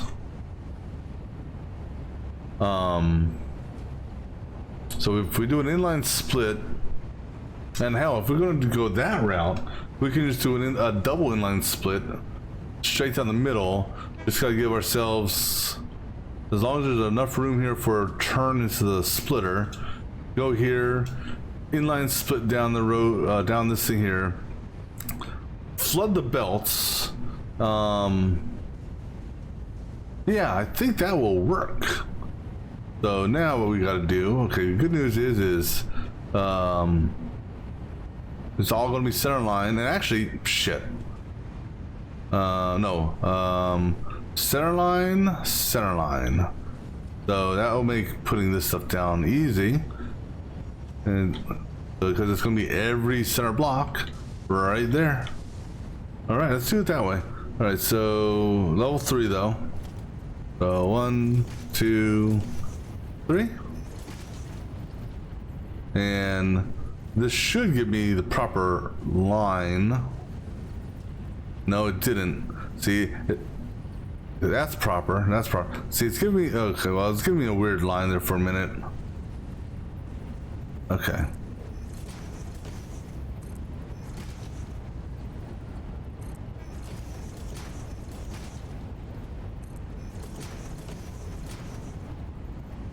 So this is definitely not the typical way I would do this, but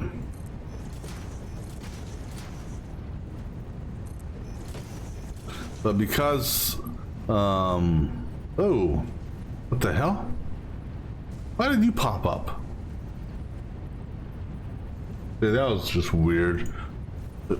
Sorry, for whatever reason my Ubisoft is trying to talk to me, and it's like, what do you want?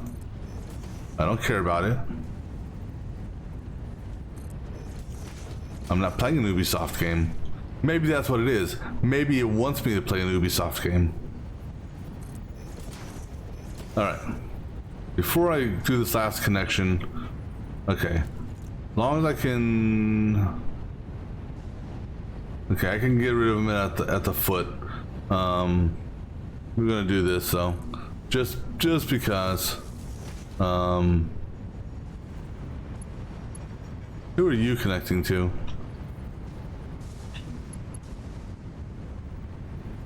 Okay, you're connecting to him. Okay. Just because I'm not a fan of trying to what do you call it? Delete embedded items like that.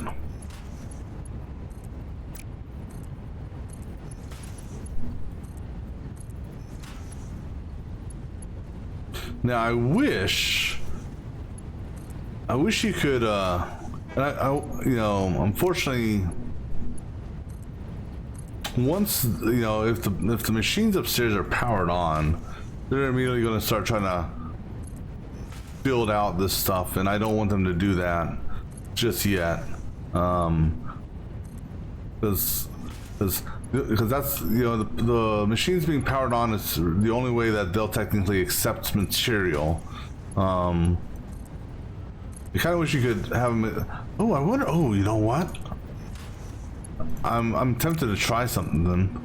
That, because even putting them on standby, I believe they'll technically. I think hitting standby is the same as technically disconnecting no power.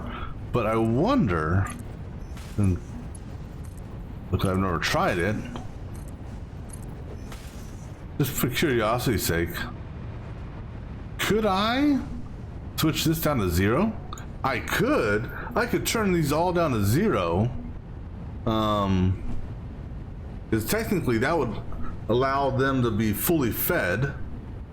You know, they'll get their 100 stack or 200 stack, however, whatever the stack size is on the steel ingots. Which I think all the ingot sizes are the same, and that's a stack of 100. So I could technically do that, and then when I'm ready, do that. Because I don't know if hitting a standby will let them be fed.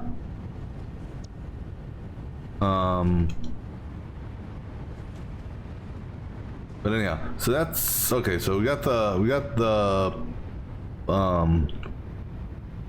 one side down. No, that side's done. That side's good. All right. So now let's go ahead and get these connected here.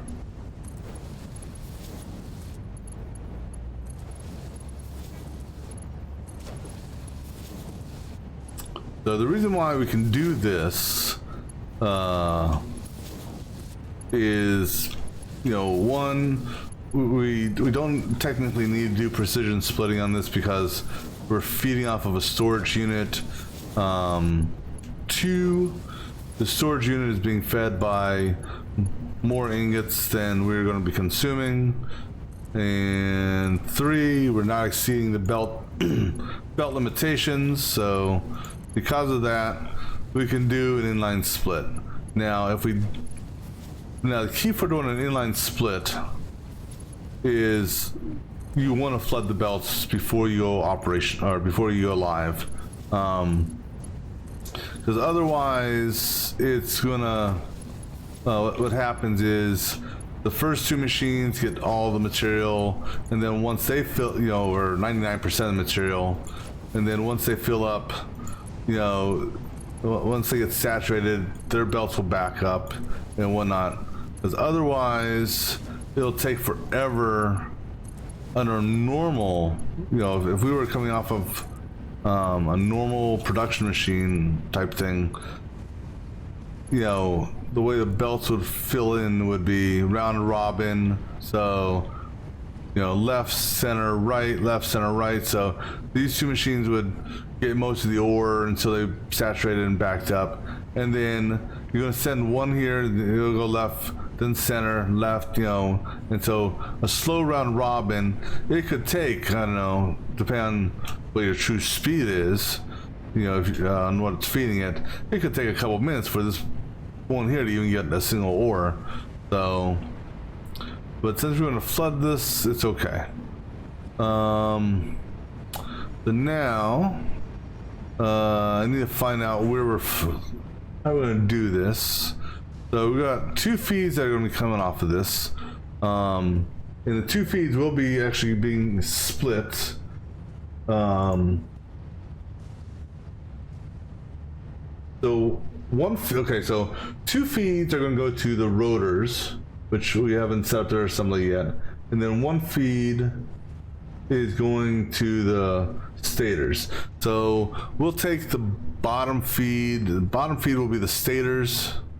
So we'll do our drop hole here for that one, and then we'll do a second drop hole here.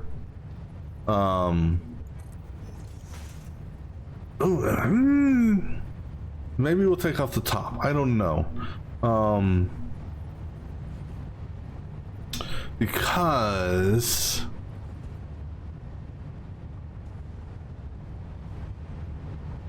we'll do what we're gonna do.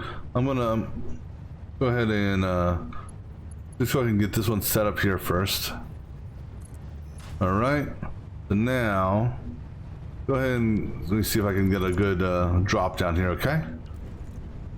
All right. So we need to feed into here on level 3 while still avoiding this. This guy here is going to go down to level 2. But for the moment, this guy here is going to come this way, and just let me figure out how I want to run this. So we're going to run from, because we're not doing anything else over here. Oh, I can fill that in though. Another one of those random holes in the ground that I forgot to fill in. All right, so hold on. Did I get that backwards? Hold on. Time out. Oh, autosave. Oh, that's right. The only time it will do auto direction is when you actually have either top half, excuse me, or bottom half configured. So it won't auto direct based on what it's facing. So now the bottom half will auto direct, but you gotta get the other half done properly first. All right, so now we're gonna have this guy, let's see, give ourselves a little bit of room. We'll go center line on this. So center line here.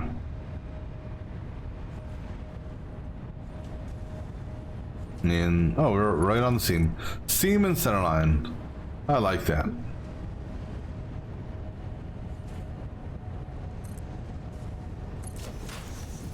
All right. And then you're just off the seam, but we should get a guide. Hopefully, maybe not. I don't know. That may be it. We'll see how true it is. All right. So let's go ahead and slam the belts.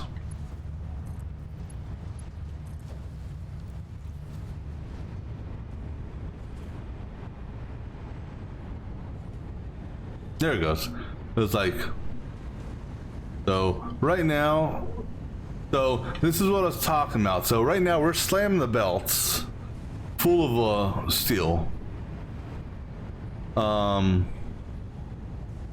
this is why when you're doing a method like this, you want to saturate the belts. Just because of the time it takes to actually get all the way down here. So now it's actually going to take a lot longer. I mean, we're still going to, that's actually, so I'm quite surprised actually that it actually did take that long. Considering we were doing a full 780 feet on it from the machine. But then again, you know. So what I plan on doing is, and I can actually kind of do this now if I wanted to, and so we may like semi jump start it a little bit, because as long as I don't what you call it, if I break this connection right here, what we're going to do is we're going to kind of jump start this, and in order to do that we're going to go ahead and power these guys on.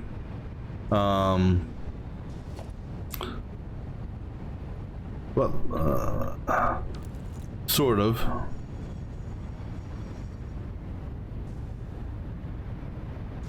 So actually, I'm gonna do a test here. Actually, we're gonna turn it off. Stand by.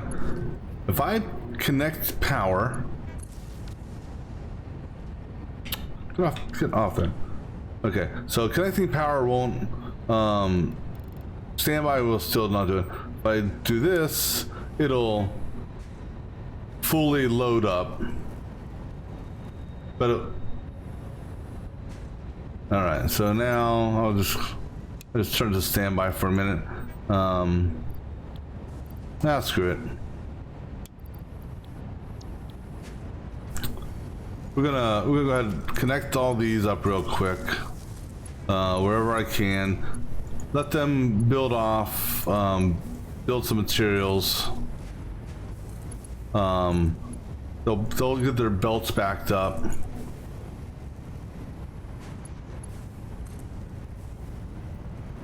One, two, you guys. Yeah, you try to give me some belts here so we can get all these turned on.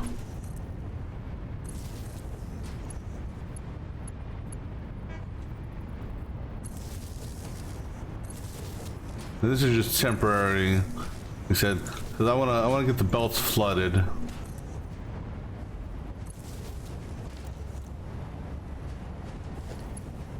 Because once the belts are flooded, I mean, all the belts are going to be flooded, and I have the belts also, what do you call it, we'll have the output flooded as well. It's not going to hurt to do that. So this will let this run for, I don't know, 5, 10, 15 minutes, and I can kill these.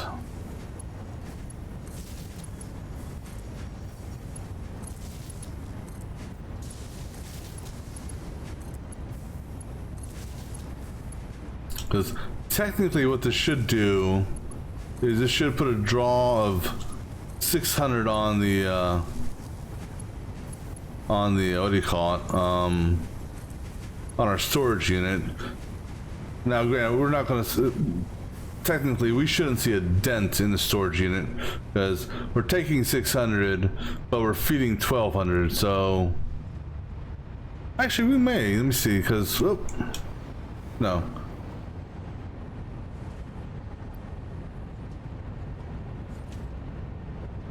No, because technically they're still producing more than we're taking. I'm sorry, I don't know what I was thinking.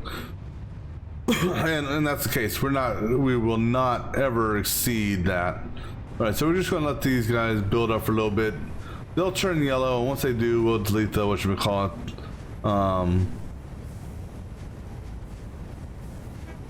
I mean, I could if I wanted to. Well, the thing is though, I want all these belts to be, and that's the thing is, I want these belts to be fed 100% full. So I'm kind of shocked on that. So you're 100%. Well, so you're 100%. It may just be it may take a little bit of time. So it's going to take a little bit of time for all these belts to fully get saturated to 100%. Once all these belts get saturated to 100%, I'll let it go into storage and I'll let it go to a sink. Just might as well do that. And then, you know, once it actually trickles down, because these here should be, you know, question is, well, no, and it'll build at 100% even if this is, even if this caps out, it'll still build up to 100% since power is connected. Let's see, this is where the inline system, you know, this is why you don't generally use an inline split, because like this last guy here, you know, he's going to be waiting forever until the belts get backed up. Now once we're 100% saturated here, it's not going to be, it won't make a difference. That's why I'm like jump starting these to get them at 100%.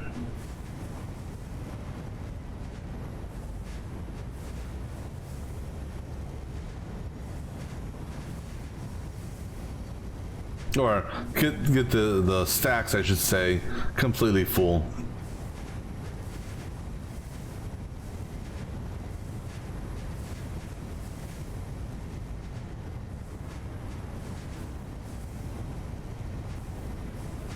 Although this one here is interesting, because this one here is actually fuller than that one there. No, and actually that makes sense because of how the splitting mechanic is, with the inline split.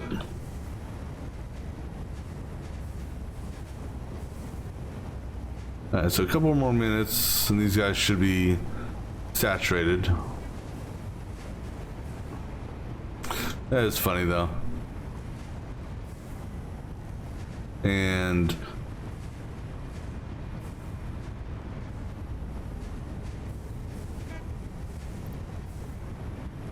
all right, so then the next thing after this is going to be the assemblers. 25 of them. All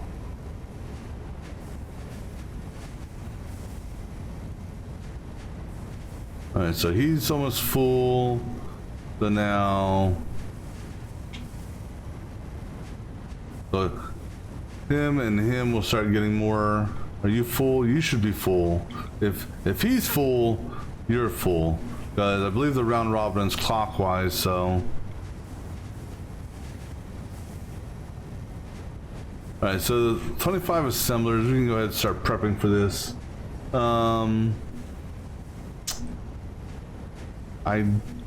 We'll see how much we can do here, so I'm going to give ourselves a little bit of room here, because we don't need to squash these things too close. I'm going to go ahead and put them on, I'm going to put it on this line here. Because, and actually, are you? No, you are over, so 2, let me see how many we can get here. 3, 4, 5, 6, 7, 8, 9, 10, 11.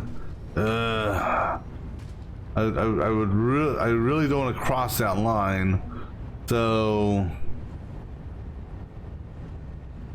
I could technically go one more, because I need technically to do, if I'm going to do a double line, I need to do a 12 and a 13. So I really don't want to push too much further over, because if that's 11, 12 would be there, 13 would have to be on the other row facing this way. I mean, I suppose we could do it that way. Let me see here, because, or you know what we can do? We can do an 8, 8, 9. Let's do an 8, 8, 9. Three rows. No, and the reason I don't want to do an 8, 8, 9 is,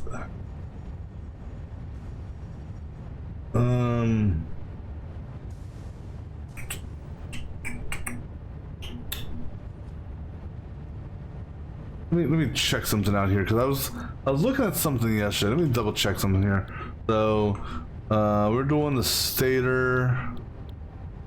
We're doing this one here, or rotor. I'm sorry. Wait, we're on the stator, not the rotor. We're doing this one. No, quick wire. This one here. All right, because we need 25 machines, because our 25 by 8 is, okay, my calculator just went all goofy on me. Let's try this again. 25 times 8, it's 200. So we're doing, so the 25 machines, the 25 by 16 is, we need 400 steel pipes. Hold on a second. If we need 400, oh no, we need 400 steel pipes. And we're feeding at 600 steel ingots, because the ingots are a 3-to-2 ratio. Okay. And then for the quick wire, 25 by 60 is 1500. We're actually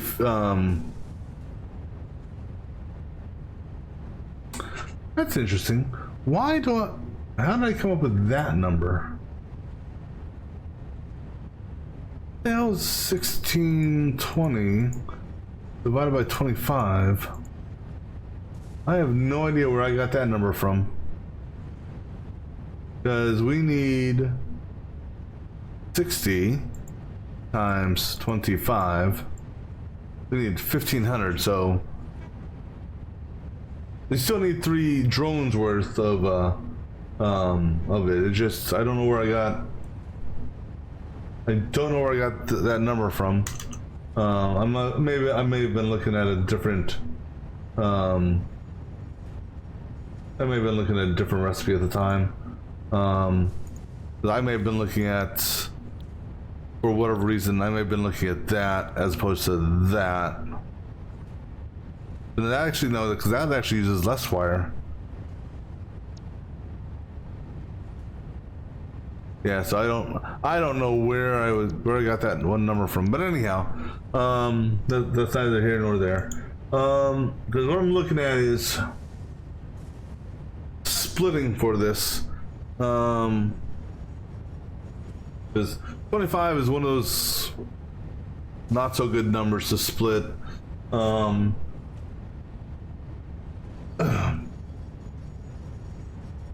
If I do this.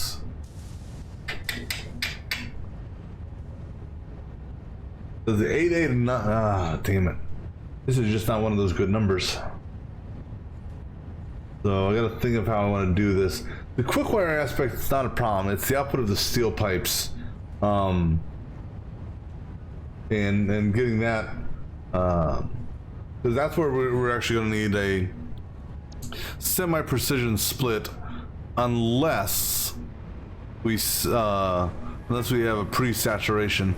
Are you done already? Yeah, you are. Okay.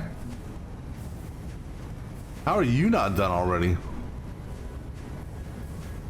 I would have thought this guy would have been one of the first ones done.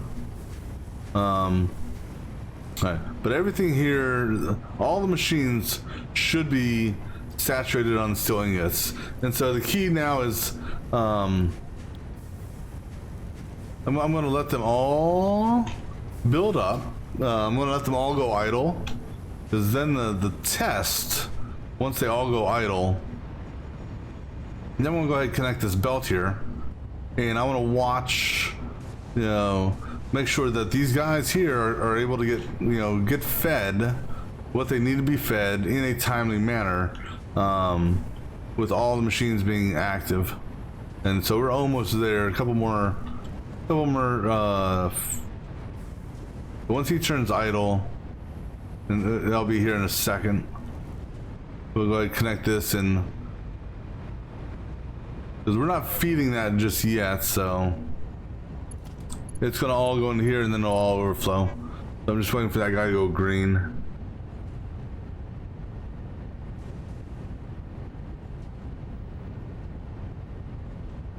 Any day now, buddy. Come on, you can do it. All right.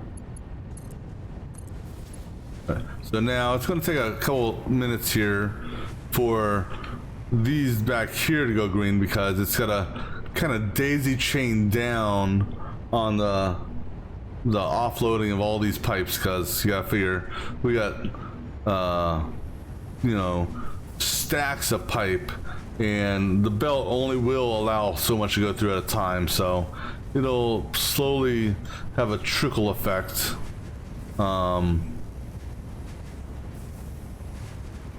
Which is fine. It may take about 10 minutes, but it'll eventually allow another one to go through, and then another one, another one, another one. So like he's drained, so pretty much he's going to start draining off. It's a trickle down effect. Oh, you know what? This ain't gonna do shite if we don't have our cross connects. Oh, you know what? Something else that ain't gonna work for us is if you're not plugged in. Because if we do get an overflow, well, guess what? We're not gonna eat it up. And so this is interesting how this guy here. Oh, they're toggling. Okay. Right. Anyhow, we're gonna let this go for a few minutes. I'm gonna take a quick break, and I need to think about how I want to do this split of 25, because that's just a weird split type. So I'll be back in just a moment.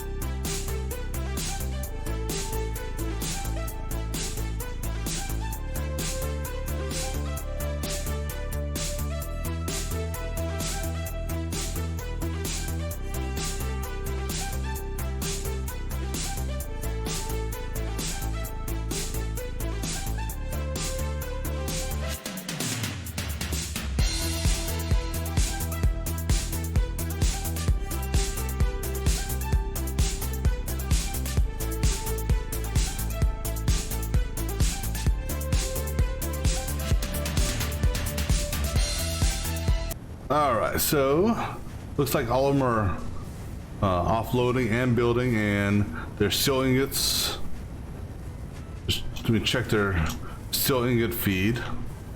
So, excuse me, this is what I wanted to see. And once this guy here, this you know, there's still some that are emptying out on the merge, but it's okay. Because once we once, you know, because like I said, I wanted to jumpstart this so these guys were saturated.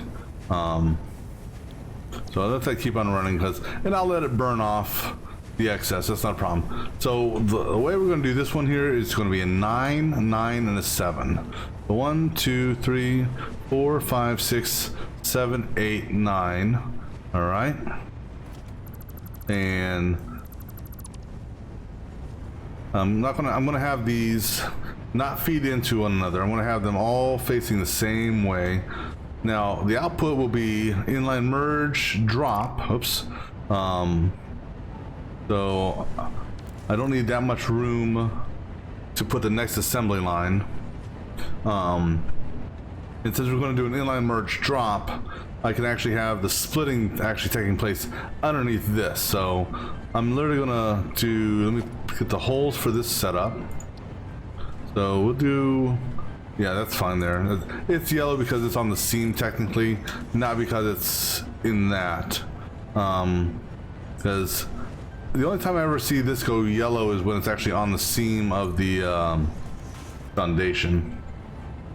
We're gonna put this out first, and we're literally, oh no, hold on. I just said we're doing an inline merge. Let me get the mergers placed. That's what I need to place, not the holes. So we're gonna do a merge going to the center, center being towards me. So that will be the output. I'm going to just get these all in place just so they're set.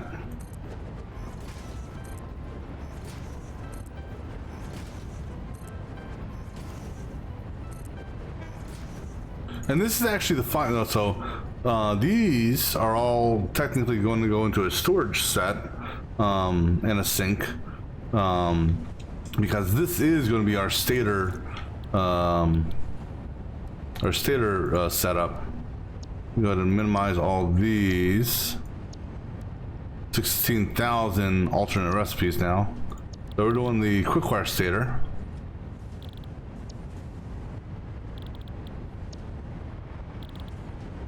Now, one thing I gotta look at here after I get this line set up is how much quickwire this section will need. So we're running 9 times 60, 540, perfect. It needed to be under 630. And it is. So that's all I care about. All right. So now we gotta we'll do our second line here, and I want to make sure there's room. Get up higher so I can actually see what I'm placing here. So actually, I can do. Let me do it this way. So we know the conveyor holes are going to go on that section there and that section there. So all I need is one set of conveyor holes for our line. So that there, because, and you go ahead and get this connected, just so I don't or don't forget it later.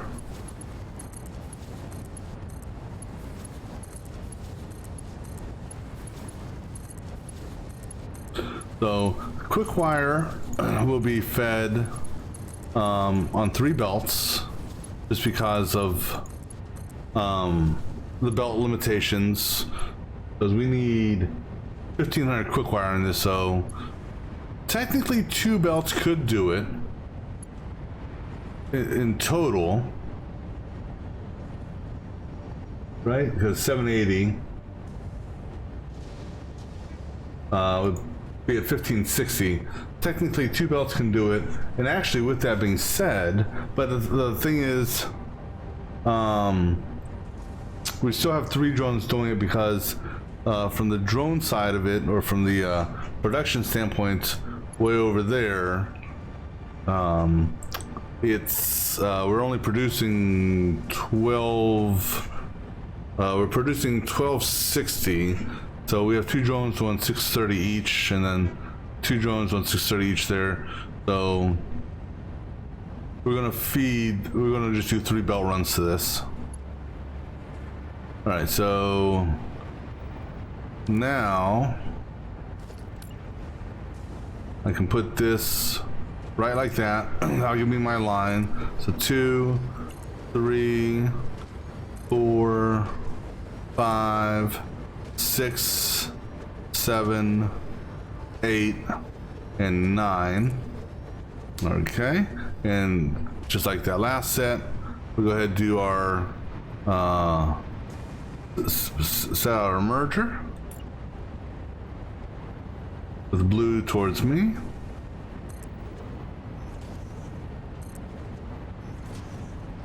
And I may get rid of that last merger there just because, and do a direct belt because, well, I don't need a merger there.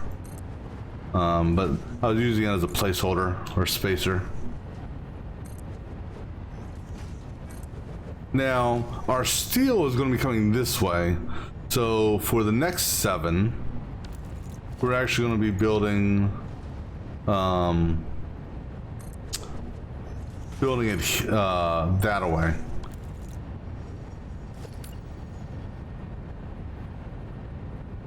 So 1, 2, 3, 4, 5, 6, 7.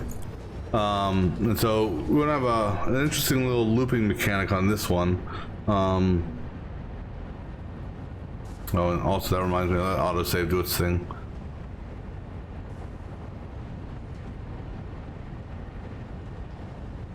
Excuse me. Because in total we need 600 steel ingots for this, or steel pipes, excuse me, for all of these. However, because of how things are split and whatnot,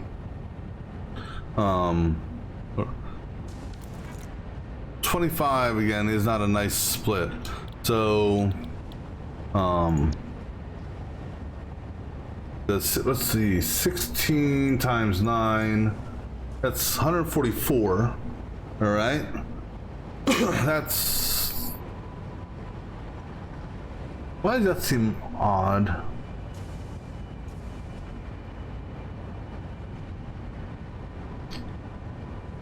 So 144, okay. 16 times 7, 112, plus 144, plus 144. Oh no, not 600, 400, excuse me, 400. So you can't just do 140, you can't just do 400 and just do a traditional 3-way split and be done with it, because the ones that are on the section of 9 will be underfed, and the one that's on the section of 7 will be overfed. So what we're going to end up doing is a loop back mechanic. So essentially we're going to treat each of these as a split of 9, which is we'll make things easy. So split a 9 there, split a 9 here, and we'll treat this as a split 9 as well. But we will be doing a double loop back, since we only got 7 here, and that double loop back will be bringing will return material to go down these 2 paths here in order to balance everything out. All right, so let's go ahead and get this hooked up.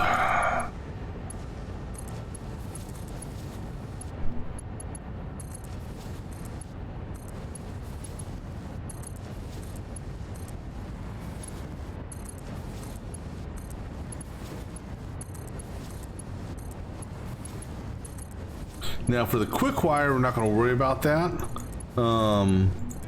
As far as doing a loop back, because the quick wire, since it's coming in on 3 belts, it's just going to be a belt flood for the quick wire.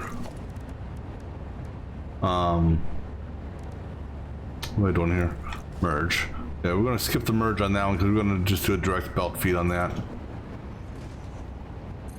Then, so the output of all these, when all is said and done, will be 200 stators. So basically, and we will need roughly 160 stators between the tentative plan for the turbo motors and actually, yeah, and also for the thermal propulsion rockets with the stuff that we need for that. I'm just gonna go ahead and do that line there. No, I'm not. I'll go ahead and give this a clean line. It won't hurt.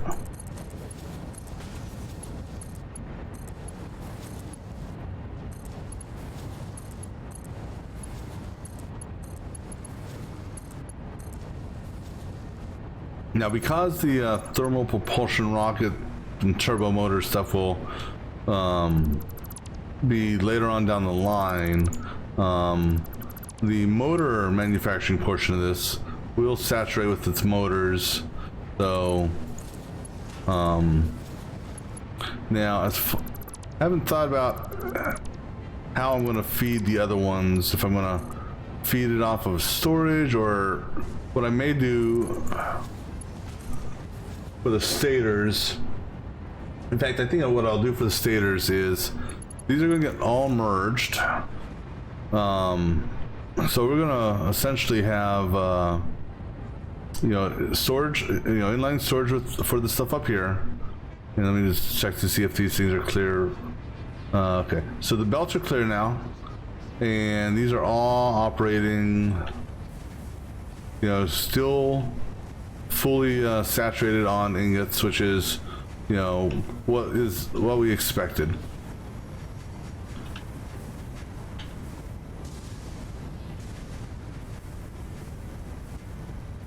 So just checking to make sure all these are still showing 100 on all of them.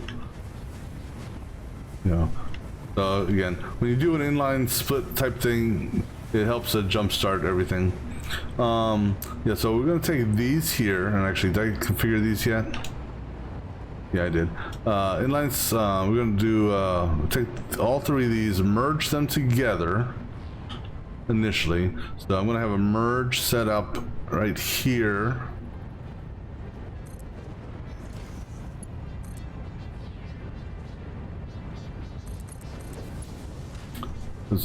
This, you know, most of the stuff I do under the floor. This is going to be one of the exceptions here. So what's going to happen here is this here is then going to get split. So this is going to be a weird little setup here. So we're getting 200 out of this. 100 is going to be dedicated for motor manufacturing. The other 100 is partially going to be used for some other stuff down the line. So what we're going to do is we're going to split this, and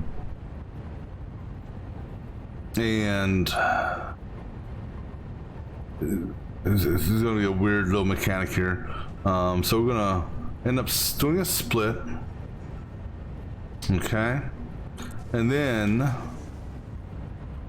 we're going to have each, so this side here is going to go into a storage bin. That storage bin is going to go into a sink. This guy here is not going to, initially he'll be going into a storage bin just until I actually, well, maybe not. No, so this guy here is going to be one side is going to go direct feed into the motor assembly area, which I don't know where that's going to be yet, so we don't know. But this guy here is going to go into a, both of them technically need a smart splitter though. Oops. So we're gonna do a smart splitter like this. All right, this smart splitter is gonna go there, and then this smart splitter is gonna go that away. Then we're gonna have a merge right here.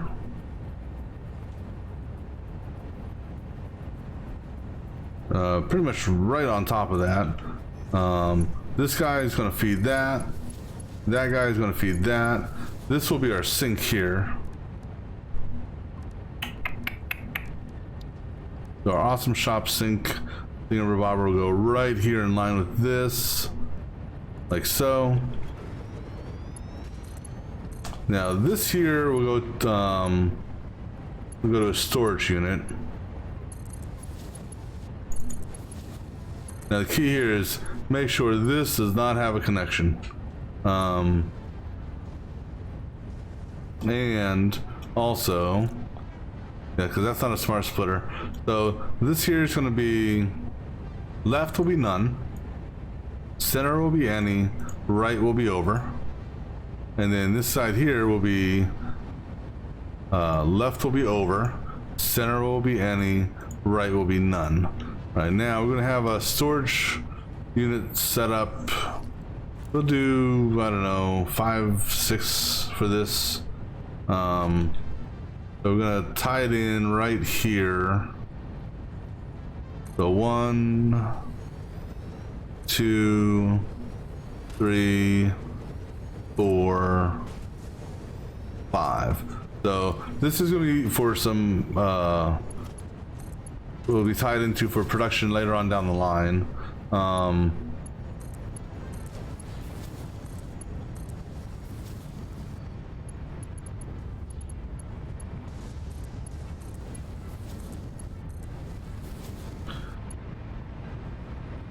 right, so what's going to happen, because I'm going to, get this set here going here shortly as well, just to kind of jumpstart it. And then we'll kill the production partially through.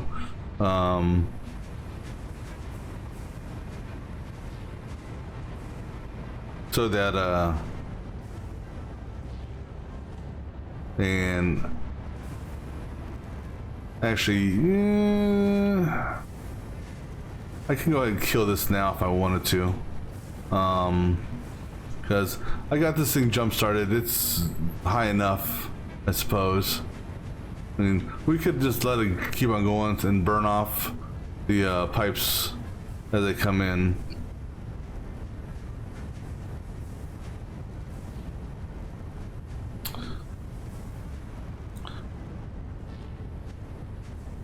Let me go ahead and, for the moment, let me go ahead and get us our connectors for this.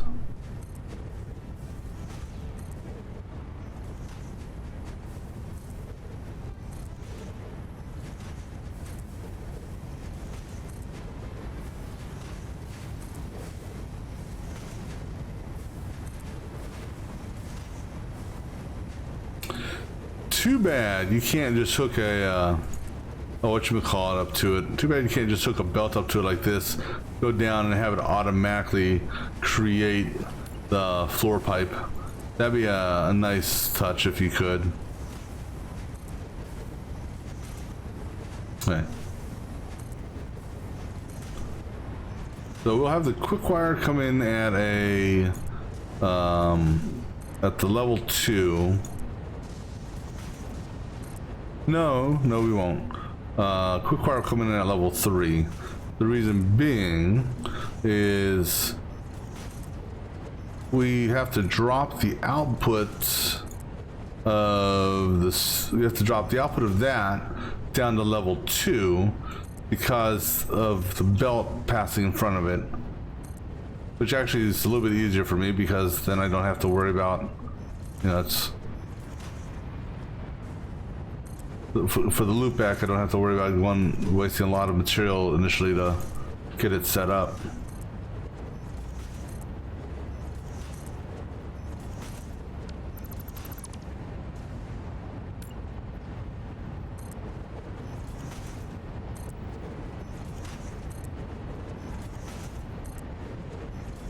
All right, so we got the outputs configured, and so that's easy on that part.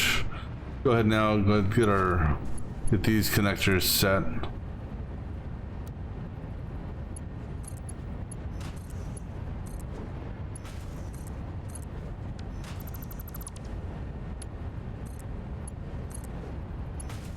I really wish this would not, you know,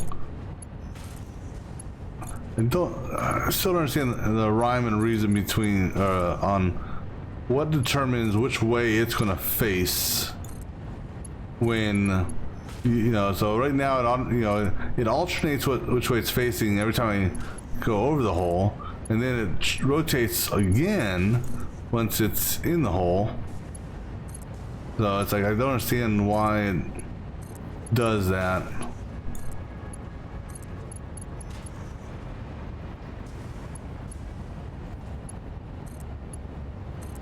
And then I need to go downstairs after this and make sure that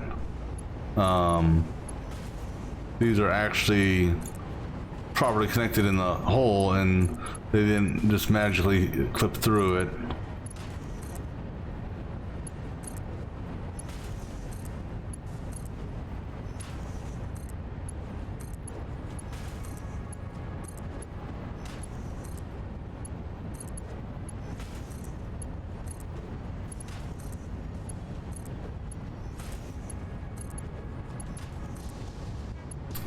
And so, let me see here. The good thing for everything we're doing here is, other than the quick wire, everything that all the other material that we need is coming from that storage bin right there for the steel.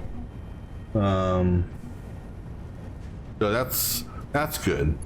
So we only have to run the, we're gonna run a triple belt, like I said, from the drone platform.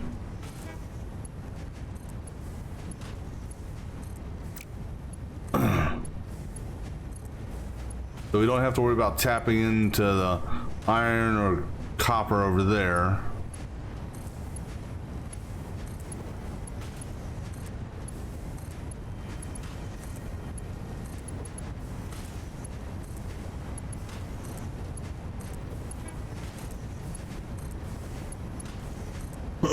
Excuse me.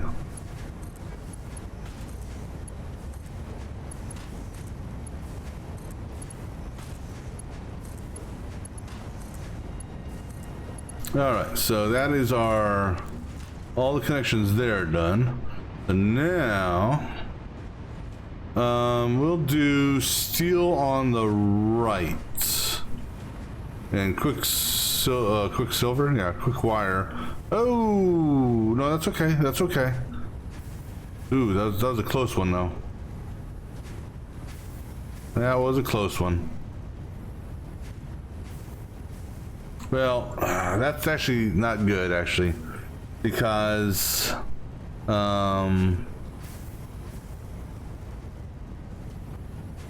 we're gonna change how this belt here is coming in. We're gonna actually have it come over here and do more of a straight shot in, as opposed to how it is right now.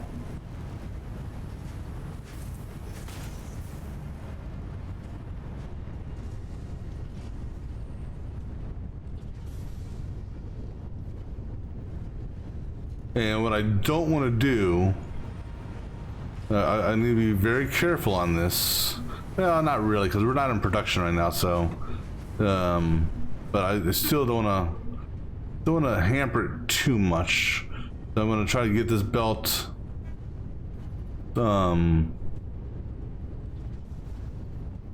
we get this belt ran as quickly as possible.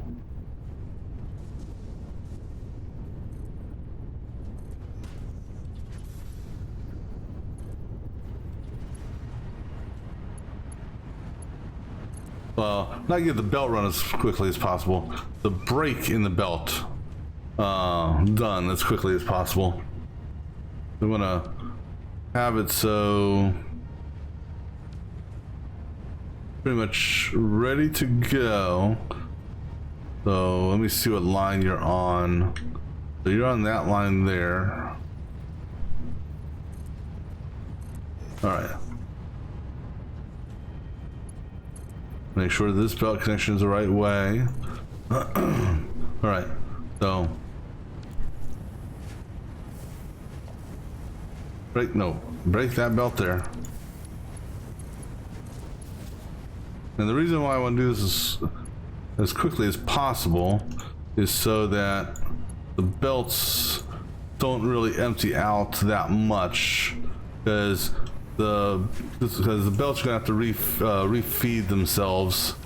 I want to keep the belts as saturated as possible, so that's why I wanted to do that quickly.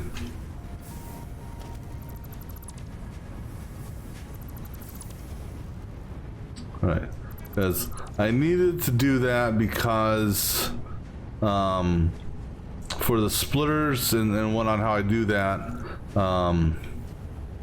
you know, I'm going to be going up into the ceiling and whatnot, so I don't need that phantom belt coming over. This guy here, not worried about, because it's, again, not clipping. This one here is also going to be interesting. All right, so the good news is, again, we're treating this as a 9. So what that means is we two. So it's a double 3-way splits here, if you will. We fly and get in the right position here. So we're gonna, and actually now, because of that, we'll do him at level 3, just because. So we find my split point, which is going to be there. So that is right there, roughly. If I can get centered without, you know, without drifting, right there should be my point. Nope, too far. Damn it.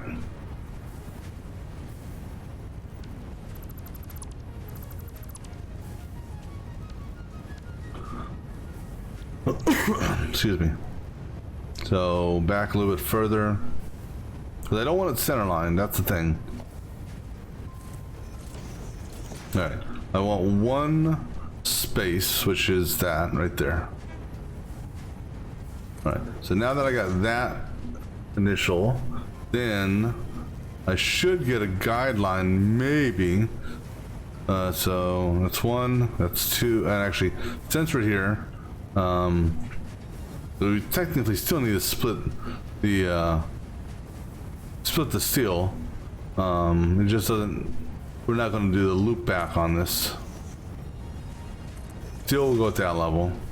All right, so that's 2. This is 3. 1. This is 2. We just need to find the right line. That should be good as long as the guideline's good.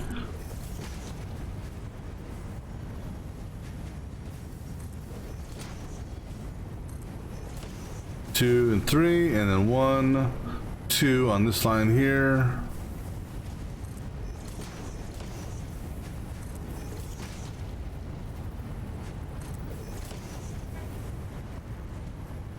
Yeah, I thought that one looked off for some reason.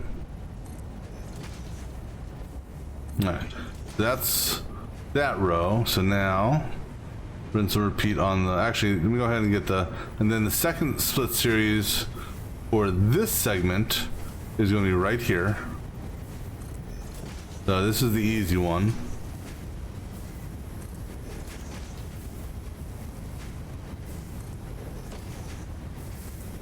Because that'll tie into those. Alright, so now I just gotta get my initial mark. So it should be same area roughly. So no, it's not gonna be. So right there, soft grate. So there, maybe. No, it's too close. Cover the grate.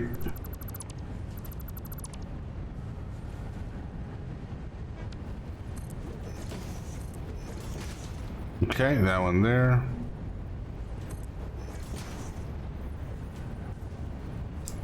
And now we got the initial base set up. 3, 1, 2.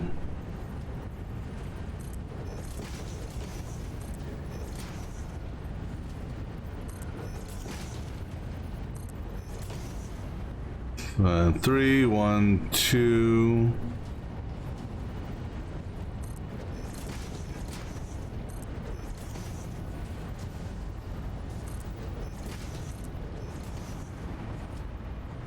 And then this one here again gets an extra line on top of it.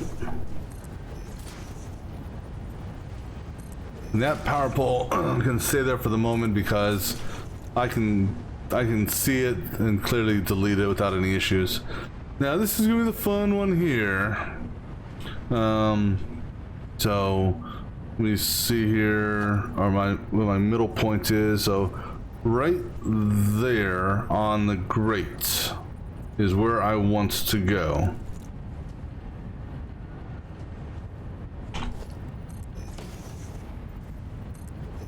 Damn you! See that? Because here's the deal. When you are looking at this here, that edge you see is the flat edge. There's a damn incline on it, and it actually no, yeah, but there's an incline on it, and because of that, it can mess up. Come on, stop moving when I just want to move a little bit, not a lot. That incline messes up me personally in my alignment. That right? Yes. All right.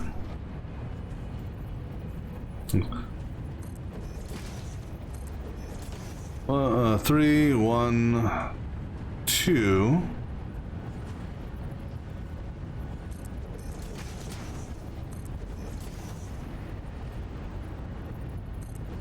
Oops, that one's wrong. 3. Okay. So how this is going to work is this guy here for the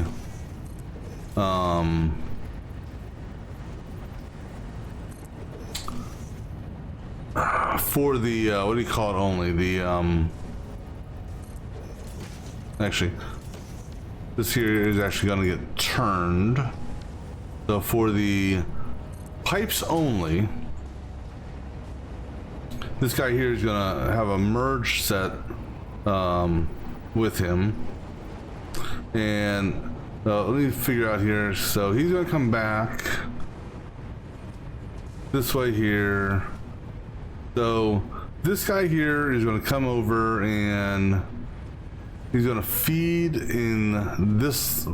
He'll feed off of essentially this line here. So whatever line this is here, so one off the seam. All right, so he's going to feed one off the seam here for his three-way split. And I got to make sure so one off the seam, and we'll do center line on this. So center line, and one off the seam. So hopefully right here. That's center lined. That's center lined, and you're one off the seam. Good. So he's going to feed from there. So this is where it's going to kind of get a little goofy, if you will, for this set. So we're going to have a merger here. Now, this guy here is going to basically feed this merger while going. He's going to have to drop down a level and then pop back up a level.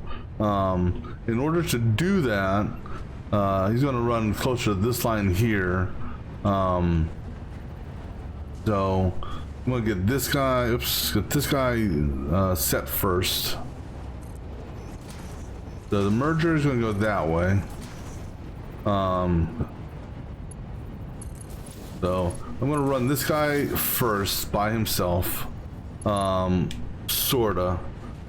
Like, oh, I forgot my other split here. My mistake. I still need my. Nope, not there. You're literally inside the other one.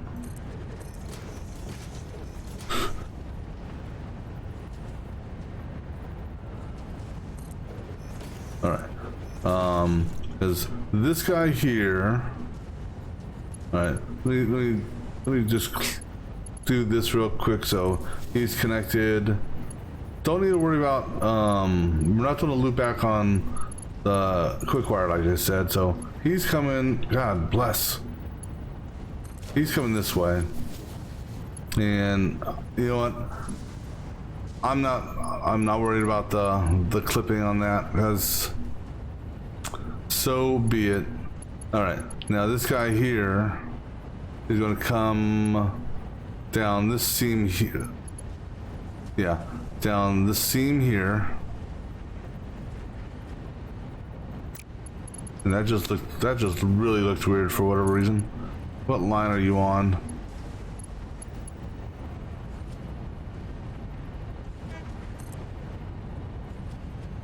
He's going to run 3 the majority of the run. And then what I need to do here is, let me go ahead and do this. This guy here, let me get this guy run first real quick. So actually run it backwards. Because this is the main feed on the grate, okay.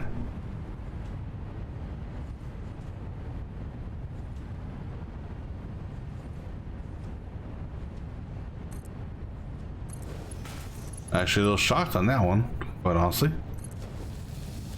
All right.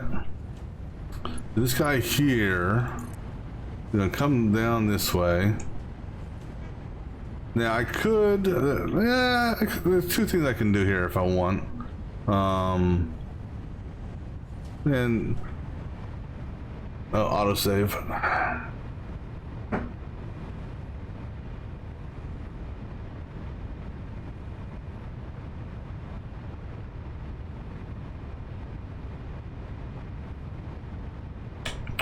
Come on, autosave.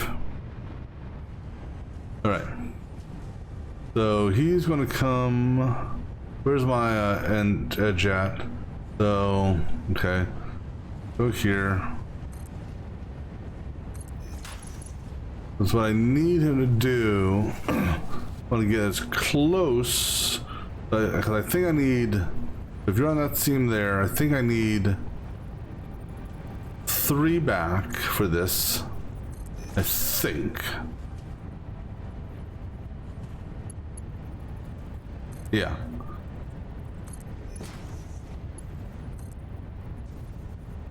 So I'm gonna do that. That's the easiest way of doing this. Well, I mean, I could technically do the belt, but that's going that way. So, then this guy here. Now, because of that, just so we can have a, can't turn it that way, so we're gonna move this back just a little bit so that we can do a nice turn onto that. So I'm gonna say, I think it needs to be, can't be on that line, it's gotta be on this line here.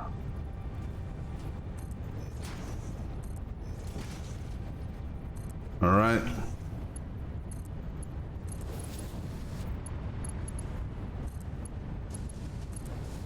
All right. And so then this dude here, I can get down and see it.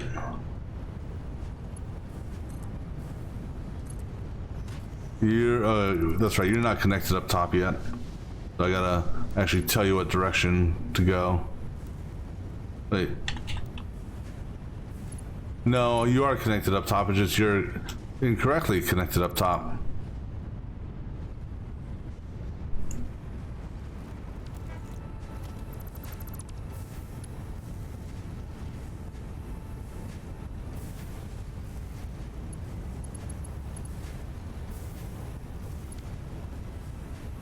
What's going on here?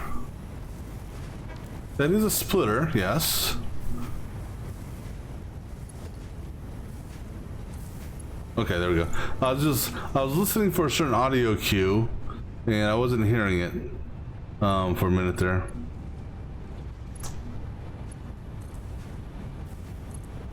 All right, so now this guy here will come this way. And what line are we running? We're running on that line there.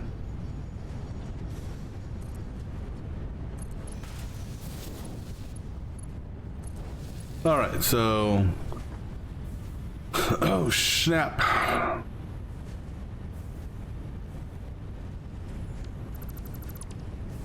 God damn it.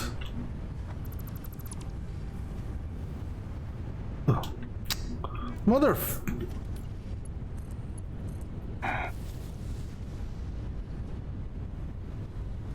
You know, I'm sorry. When I aim at a pole, or when I aim at something, I expect that to be what's deleted. Okay. So this is all just looping around right now, so that's good. You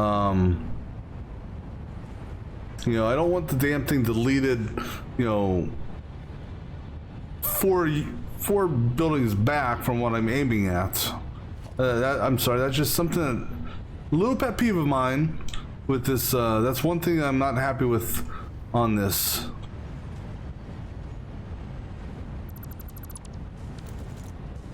Okay, I don't want these pipes moving yet.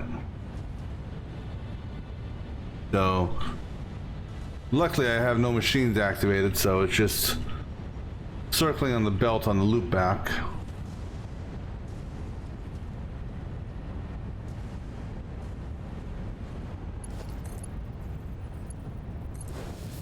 All right, so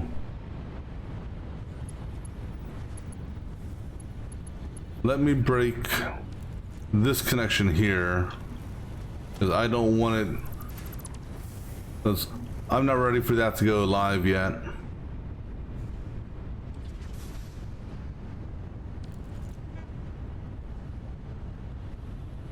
Come on. See, now, you know, I'm pointing right at the damn pipe there, and it's grabbing steel ingots from the other conveyor belt. I mean, fortunately, it's not a, you know, it's just, give me a better, you know, a little bit of better targeting, please. All right, so let me just do a quick check on these, because I did do that belt break. I want to make sure everything is still as expected. All right, cool. All right, so let me go ahead and finish getting the steel pipe section connected now. All right, so we went and we did the loop back first just to get that set. We'll go ahead and get these set here.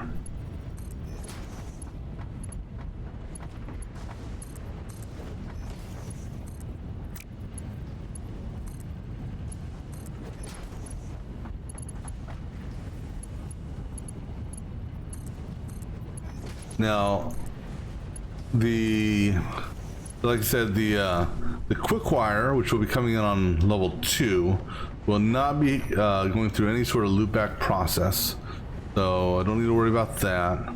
Go ahead and wipe that out, and then wipe that out. Now, you gotta make sure we have our interconnections here where applicable. So good on that one there. Right? Right, okay. Let me just make sure all these interconnections are good. So actually, that's the, other than the loop back, it's only these centers that need that interconnection. All right, so now we need to go ahead and drop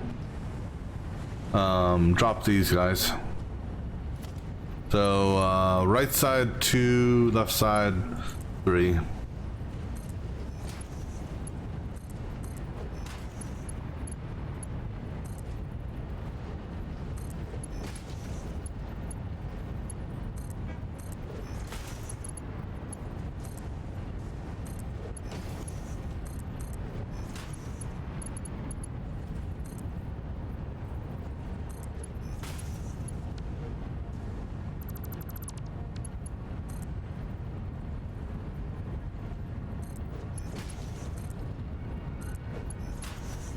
Okay, next one.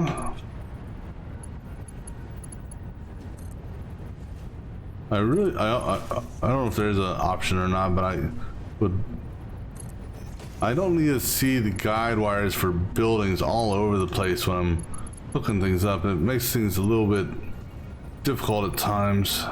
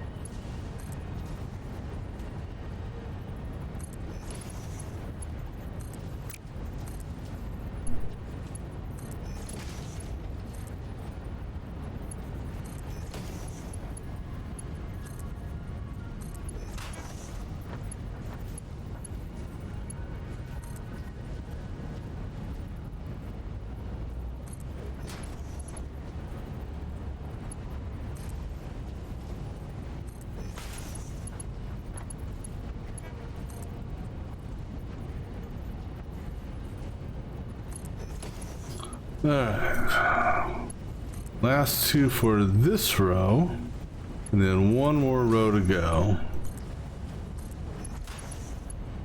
Then we can do our belts.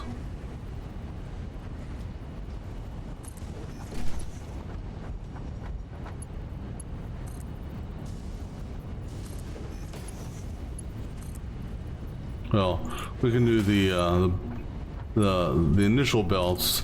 Quick wire will be done a little bit later.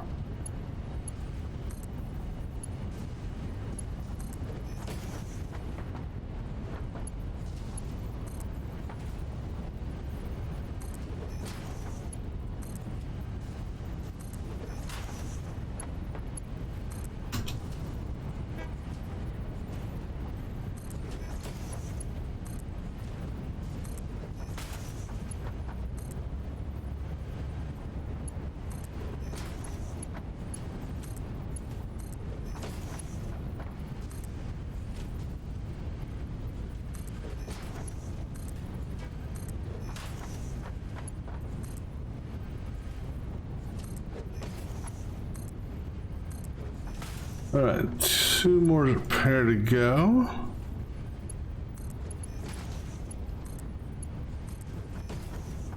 And last one.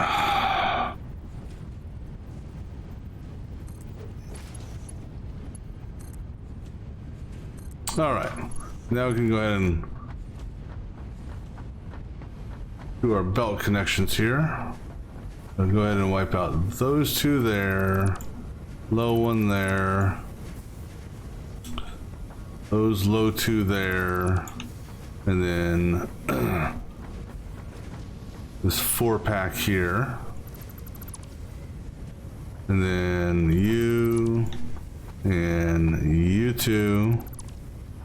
And then go ahead and get rid of, because this is only going to be used, right? Yeah, so this is only going to be used for the steel pipe, so I can go and get rid of these. Go ahead and wipe these out and get that one out of the way. All right, and then those 2 there. And that lower one there. Get rid of this 4-pack here. And I picked up something else. I don't know what I picked up. I hit something. I destroyed 5 things. And I have no idea what it was. So I'm gonna have to double check to make sure. Oh, there it is right there. Alright, so now all that's done. Let's go ahead and make sure these belts here are connected on that level and there. And then same thing on this side, there and there, and then good there and good there, and then I already double checked this here, and well, hell, it technically got tested because the loop back was working. All right, now let's go ahead and actually fully connect these belts to where they go. So top on that, bottom on that. Bottom, top, bottom on that, top on that. Skip that one for the moment. Bottom, top, bottom, up, top, bottom, top, and then whoa, hello. Bottom to that one, top to that one, I hope. Okay, I have just enough room to run this belt, and I wasn't even thinking about that at the time, so I honestly got lucky on that, I think. Right, because this guy here is, I mean, just enough room, literally. He is going into this guy here, which is center line. Okay, so center line on this turn. All right, so that's that split. This guy here, a lot more room for whatever reason. Oh, you know why? Because that's because that's the foundry set, or the constructor set. I'm edging on that. All right, do those belts there.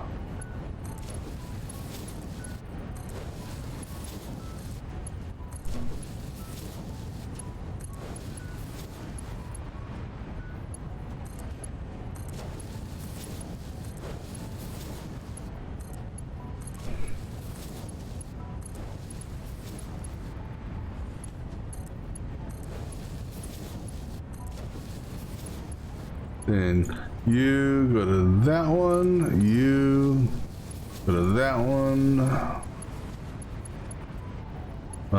you feed him, you feed that. This guy here, it's not the same line. It's pretty close though, but as long as you're not clipping that, I'm not going to worry about the bend. Actually, are you the same line? No, can't be. Actually, no, it is. That's right. I did line that. I actually lined that up specifically for that. I forgot about that. All right. So now this guy here. This is a goofy one. All right. So this guy, he has no connection, because normally this would actually be down further. So he has no connection other than that pipe there. So he goes to that. He goes to, oh goodness gracious, that one there, and then this guy goes to him.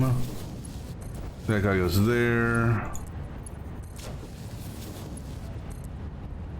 Like, oh, can't see.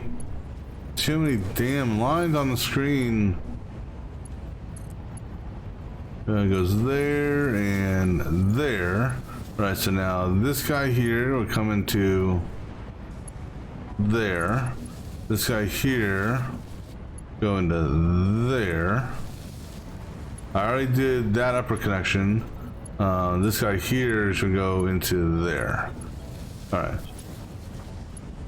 All right, so all the belts are done. All right, so let me walk through this, make sure. All right, so we've got 400 coming from the feed, which is, I can go ahead and rehook you up now, since I have the top disconnected. All right, so 400 is going to come in through this guy here, hit this merger, which will do nothing for the moment, hit a three-way split, which will do a 133 each way.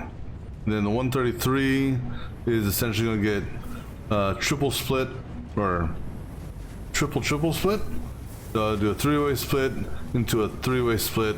So each machine will be getting 14 point, and basically it's 14.81 or 814, and on forever and ever. Each machine needs 16. So what's going to happen there is this group here, this line and this line are the same. So each machine will initially get fed 14 point blah blah blah blah. This guy here sort of treated the same, except we have a double loop here. So we have this splitter here feeding the machine, but then merges two of the three feeds back, which gives us a return of 29.6 to blah blah blah blah. That guy then comes back here, essentially merges back onto the line, and right here we'll go through another three-way split process. So that 29 divided by 3, then further divided by 9. We'll add an extra one to the they'll add, an extra one to the list, and then at that point, because there's a whole bunch of, there's decimals and fractions, so the only thing that will be getting looped back after that point will be essentially a segment of 2.1.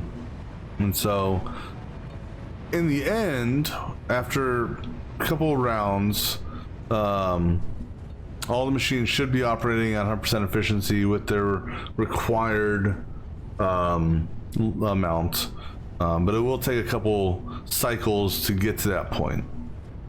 All right, and then the quick wire, excuse me, quick wire is not going to be doing a loop like that. The quick wire, we're going to just saturate the 3 belts, because the whole purpose of this was for them to what do you call it,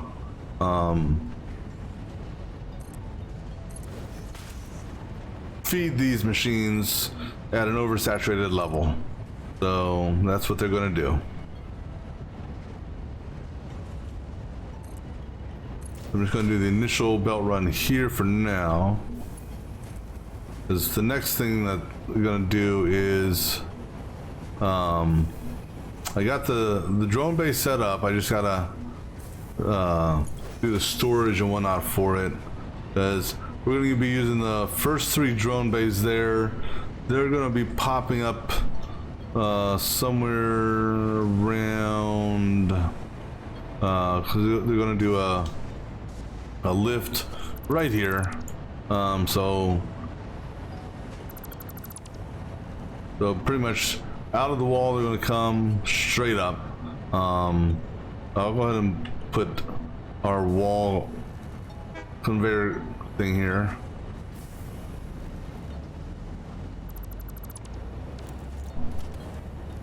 So I can just know where they're coming up at.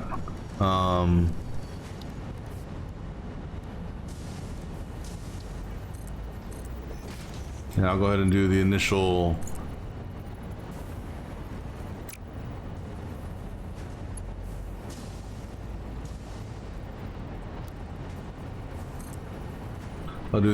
thing here just to bring them up, and I'll run them all at level 2. So that's level 1. So actually yellow. So once you hit blue, -2. So all of them will be coming up at that level there. And then once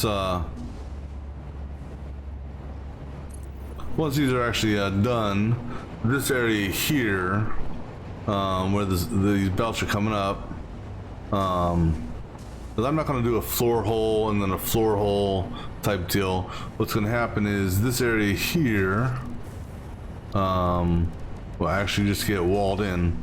So I'll go ahead and do the initial wall for that. Well, it'll get walled in on the factory floor. The access area here, access area there will stay open, but this area here will get walled in. I'll leave this one side open so I can do some stuff there. But yeah, that's where I'm actually going to call it for now. We will pick this up on another stream. So until next time.